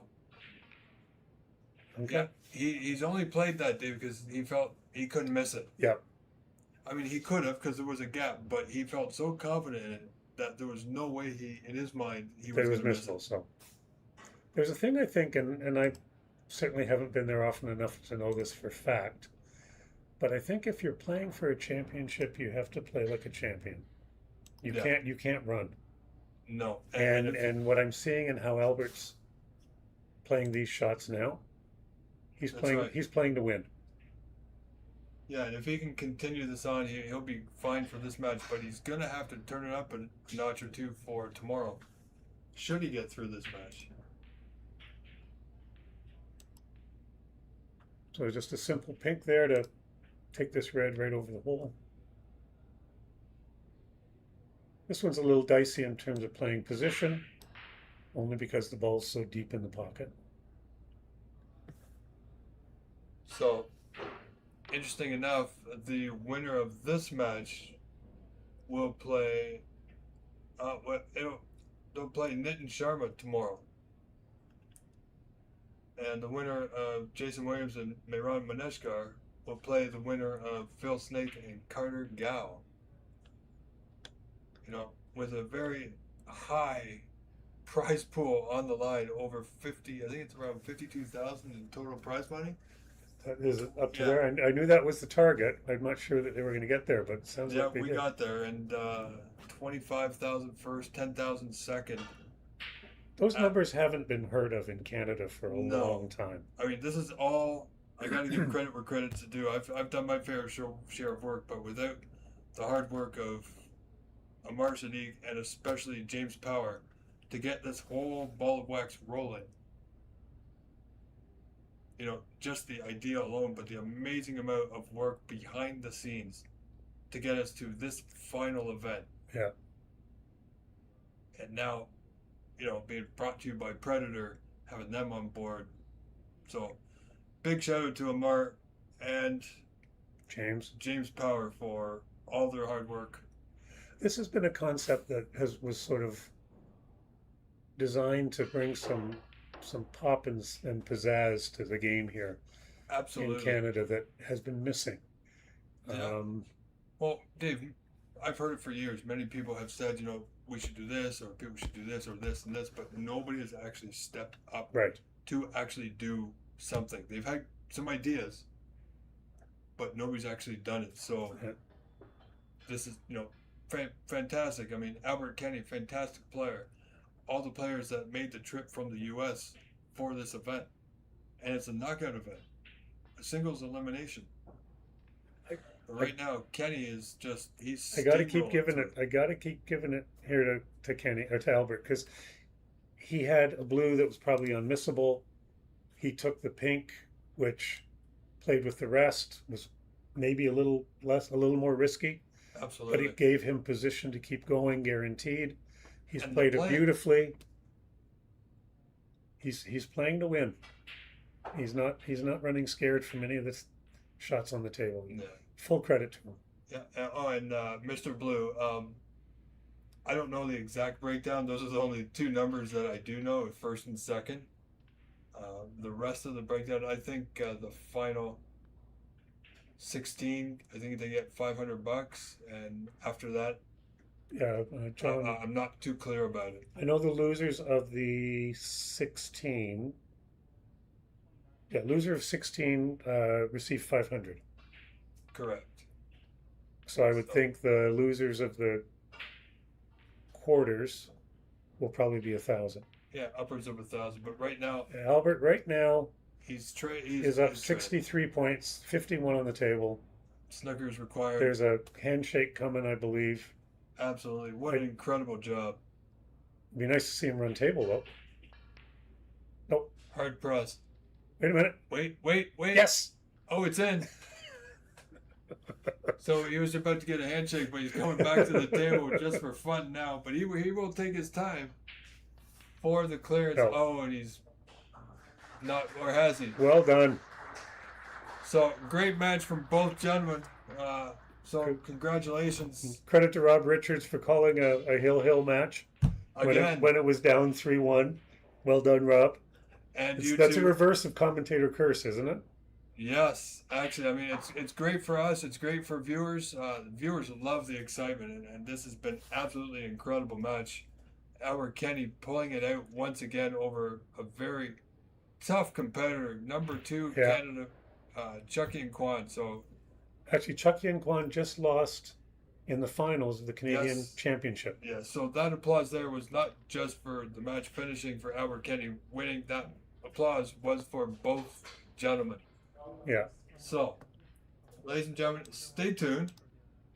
We have some bonus coverage coming, and we'll get that to you in just a few moments' time. Stay with us.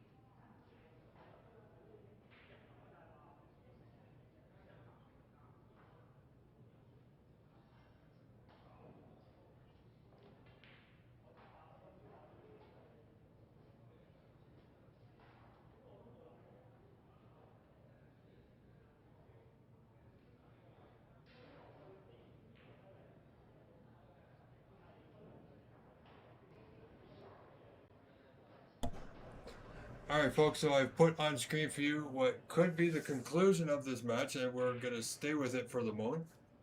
Phil Snake leading 3 frames to 1 over Carter Gow. However, he's trailing point-wise, Dave, 49-34, 15 down, but Carter's lift a red over the right middle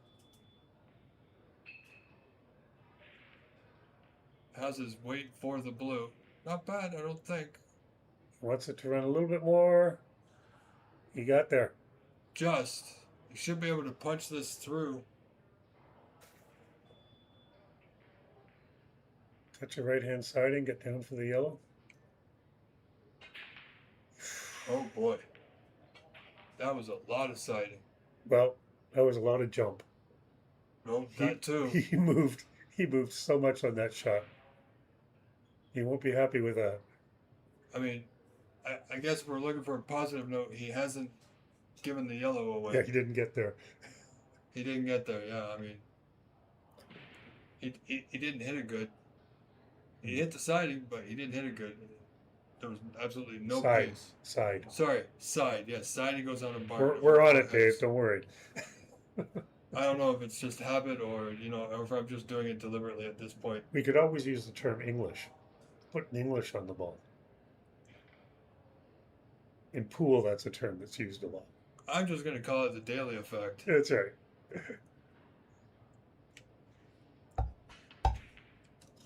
What I want is Mr. Daly to join the NSL next year. That's what I want. Well, Carter has given Phil another great opportunity here. Yeah, I mean, Carter's been here each and every day. I mean, even the day before the event, he was helping set things up in the morning. On Thursday, running his business. Friday, he was here bright and early, first thing. And again today, he's tired. You know, plus he runs his business at night. So when the play's done and we leave, he's got a full busy. Yeah, he's the owner of Master Q. Even when he gets home, I'm sure he's got some things he's got to do at home as well. You know, like the rest of us do. Yep. You know, family, kids, house, take care of. Which I've been neglecting over the last couple of weeks because I've been doing snooker. But yeah, Phil's in a great position here. We can't tell the exact angle, but even if he's got a good angle on this. Yeah, even if he was straight, he can just draw right back. I'm not so sure. The thing with Carter, of course, is he's the most recent past Canadian champion. So Carter is no slouch on the table. Yeah, he won it a couple years ago in Montreal. He's got 9 tables in his room here, 9 full-size snooker tables, which he put brand new cloth on the day before this tournament. Yes. So these are slick cloths.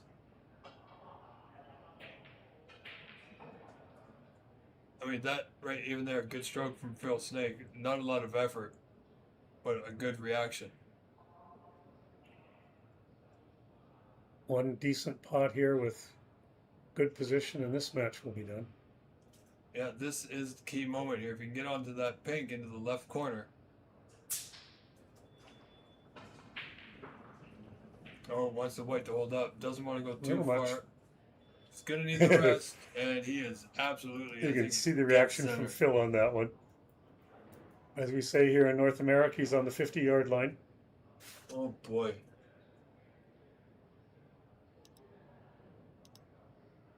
Carter, of course, only needs one.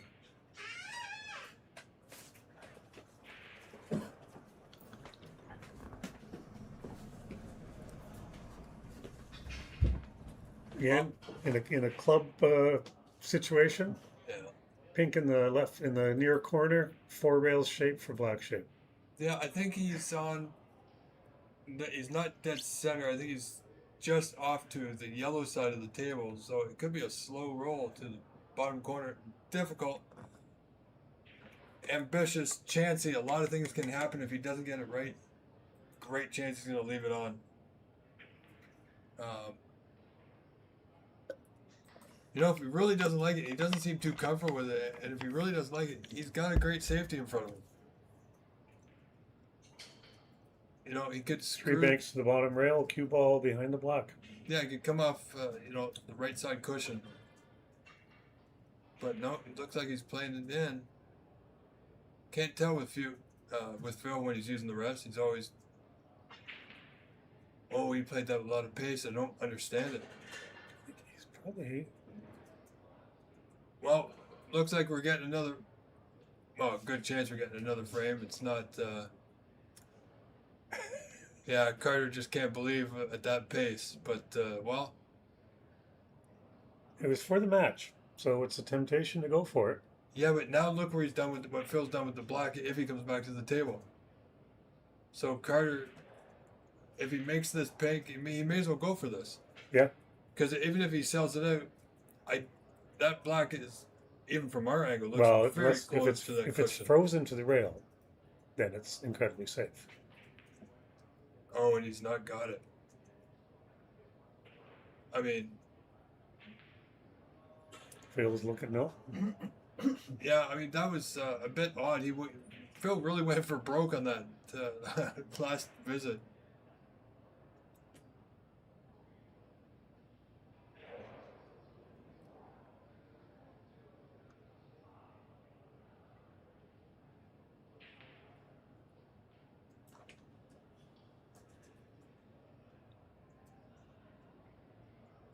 I wonder what the angle here is. If he needs to go full stroke on this and go multiple rails to get the cue ball back up, Absolutely. or if he can hold it on the left side of the top of the table. You know he'll be going for it, that's for sure.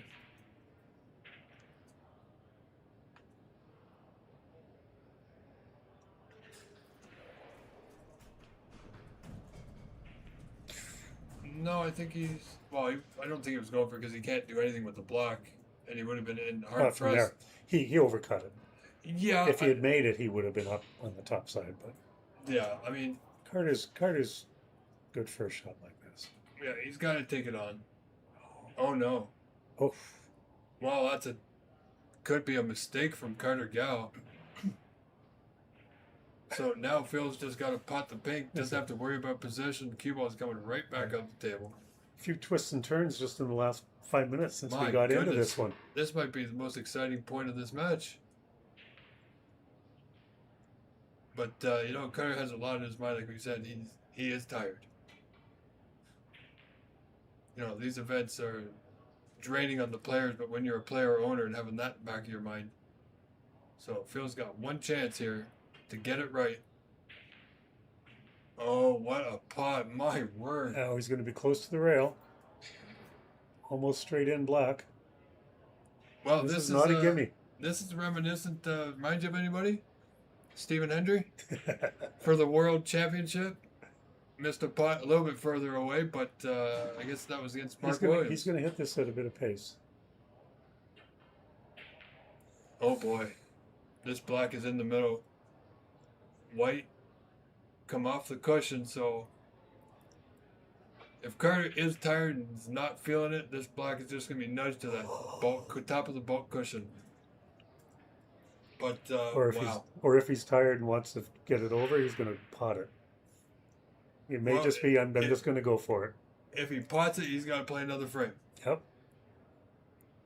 So this could be a you or me situation.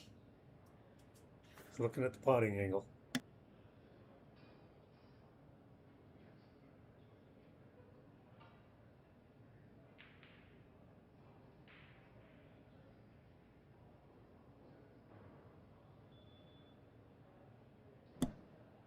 So here we All go, right. Dave. Good stroke. Oh, it's not. Where's the white? Where's the black? But he also hit it at a pace where the cue ball was going to be down at the end of the table, and yeah, like he wasn't trying to power it or baby it either. No, I mean he stroked it fairly well. Didn't have the right angle, but I think Phil's going all out. He's up 3-1. He's got to go for it. Oh, he's going for this. I love watching Phil. He's one of the only players I know that does like 20 to 30 feathers on most shots. Yeah. Vito's close with the same speed. Yes. His are a lot shorter. But I've known Phil for quite a while, even in his younger days. Same thing.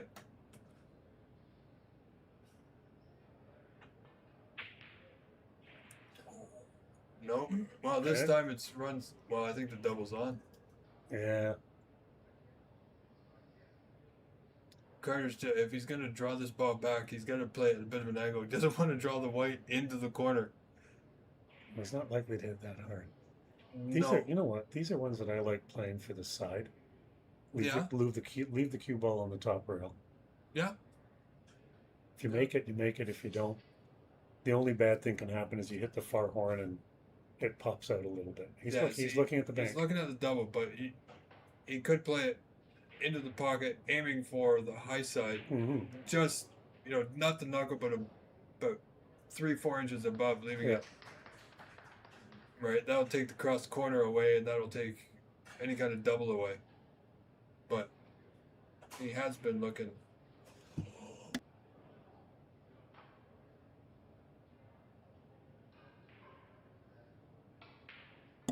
There it is. No. It's not there. There's the problem with the banks, is that if it comes back at you. Yeah, but he's played it well. He's left the cue ball by the top rail. Yeah, but I think Phil would definitely take this one on. What do you think, gentlemen? Mr. Attia? Goes for it. I think both players should be patient and not go for any low percentage shot. So roll this to the bulk cushion. I think that would be the safest option. Just give himself another chance. He went for it. That looks good. Oh wow, that was close. No, but he the played angle is it a well. little different for us here. Yes, but similar to the same shot that Carter played. Cue ball down by the bottom rail. Yeah. So he's hit it with control. He's not just trying to make it. He's got some thought behind it. But Carter will do the same thing here. Interesting though. Ever since I got to this block, nobody's played safe on it. Exactly, but like this particular shot here, if it's straight to the pocket, then it would be a double kiss in most cases. Yes. Unless he hits it really, really thin and try to get the white safe to the bulk cushion. Safety. That's pretty, wow, this is probably the first safety. That's right. I half expected him to go for that one. It being a you or me situation, So now does Phil do the same thing? Because the safety's there. Same shot, basically. Yeah, it is. It's a little bit. It's got a slight angle. I think it's not. Cue ball is just left of center. Black just right of center. Wouldn't be surprised me if you tried the pot. As long as you can keep the white out of a corner or side. Yeah, that shouldn't happen here. Played the.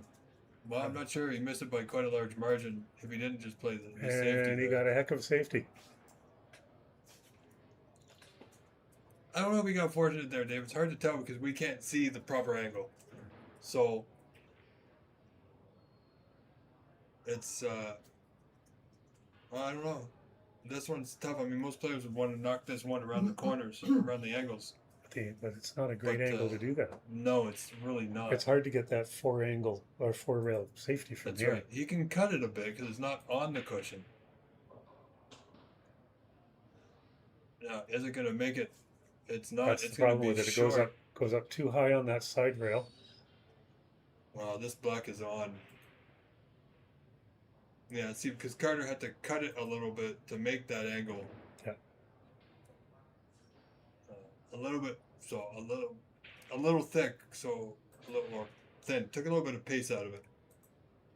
But this pot, Phil Snake, will get him into tomorrow's championship Sunday.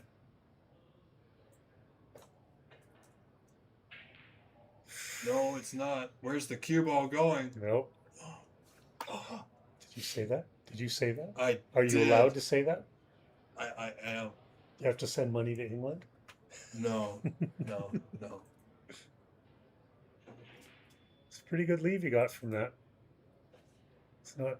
Doesn't look like it's cuttable back in the pocket. It's only when you emphasize the phrase with the accent and a high tone. Okay, all right. With a great amount of intent. Now, we saw Albert Kenny play one of these this afternoon. 3 in the side. It's not a shot that we're likely to have go straight in. Yeah, I mean, he's got to get the white to the bottom cushion too. Well, we just about made Came the white. short, yeah. Yeah, he doesn't like it. Didn't have to play it that way. But I think Carter's getting near the end of his day. One way or the other. Well, if in Carter's defense, he spent 3 days reclotting the tables, and Exactly. I was having a conversation with him, and he said that he can't feel his wrist and his muscles are sore.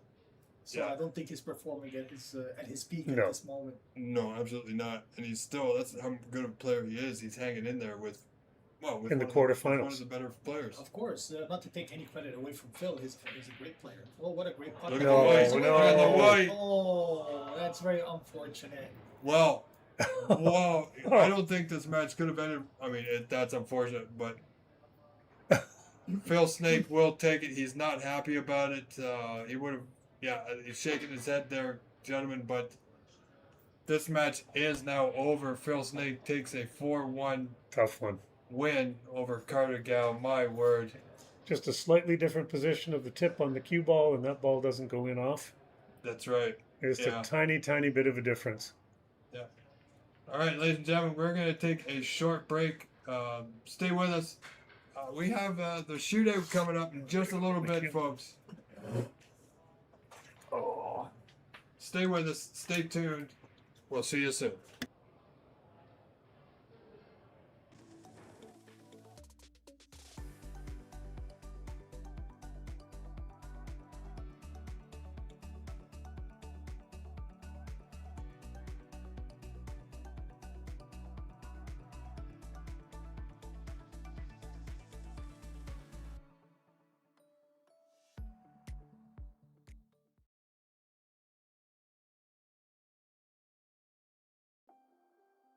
Snooker is a quiet game.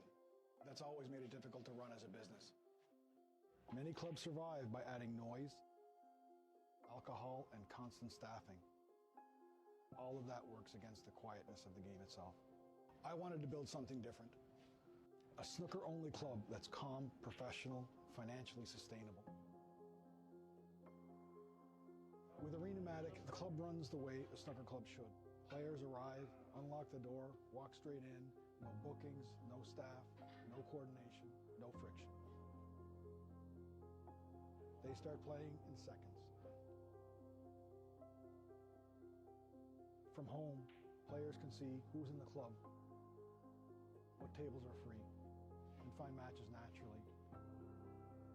Leagues and tournaments run automatically without supervision. Streaming takes one tap.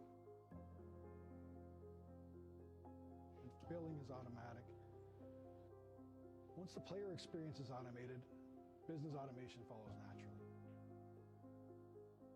As an owner, you see everything. Matches, usage, billing, logs. You can operate your club remotely with full visibility and control. The system runs completely unattended, often for weeks. It's actually been running continuously for years. The result is a calm, snooker-centric space with a professional player experience and a business that basically runs itself. Quietly reliable. Arenamatic makes the snooker club run itself. If this sounds like a direction you want for your club, we'd be happy to show you what it would look like for your business. Arenamatic, the snooker club that runs itself.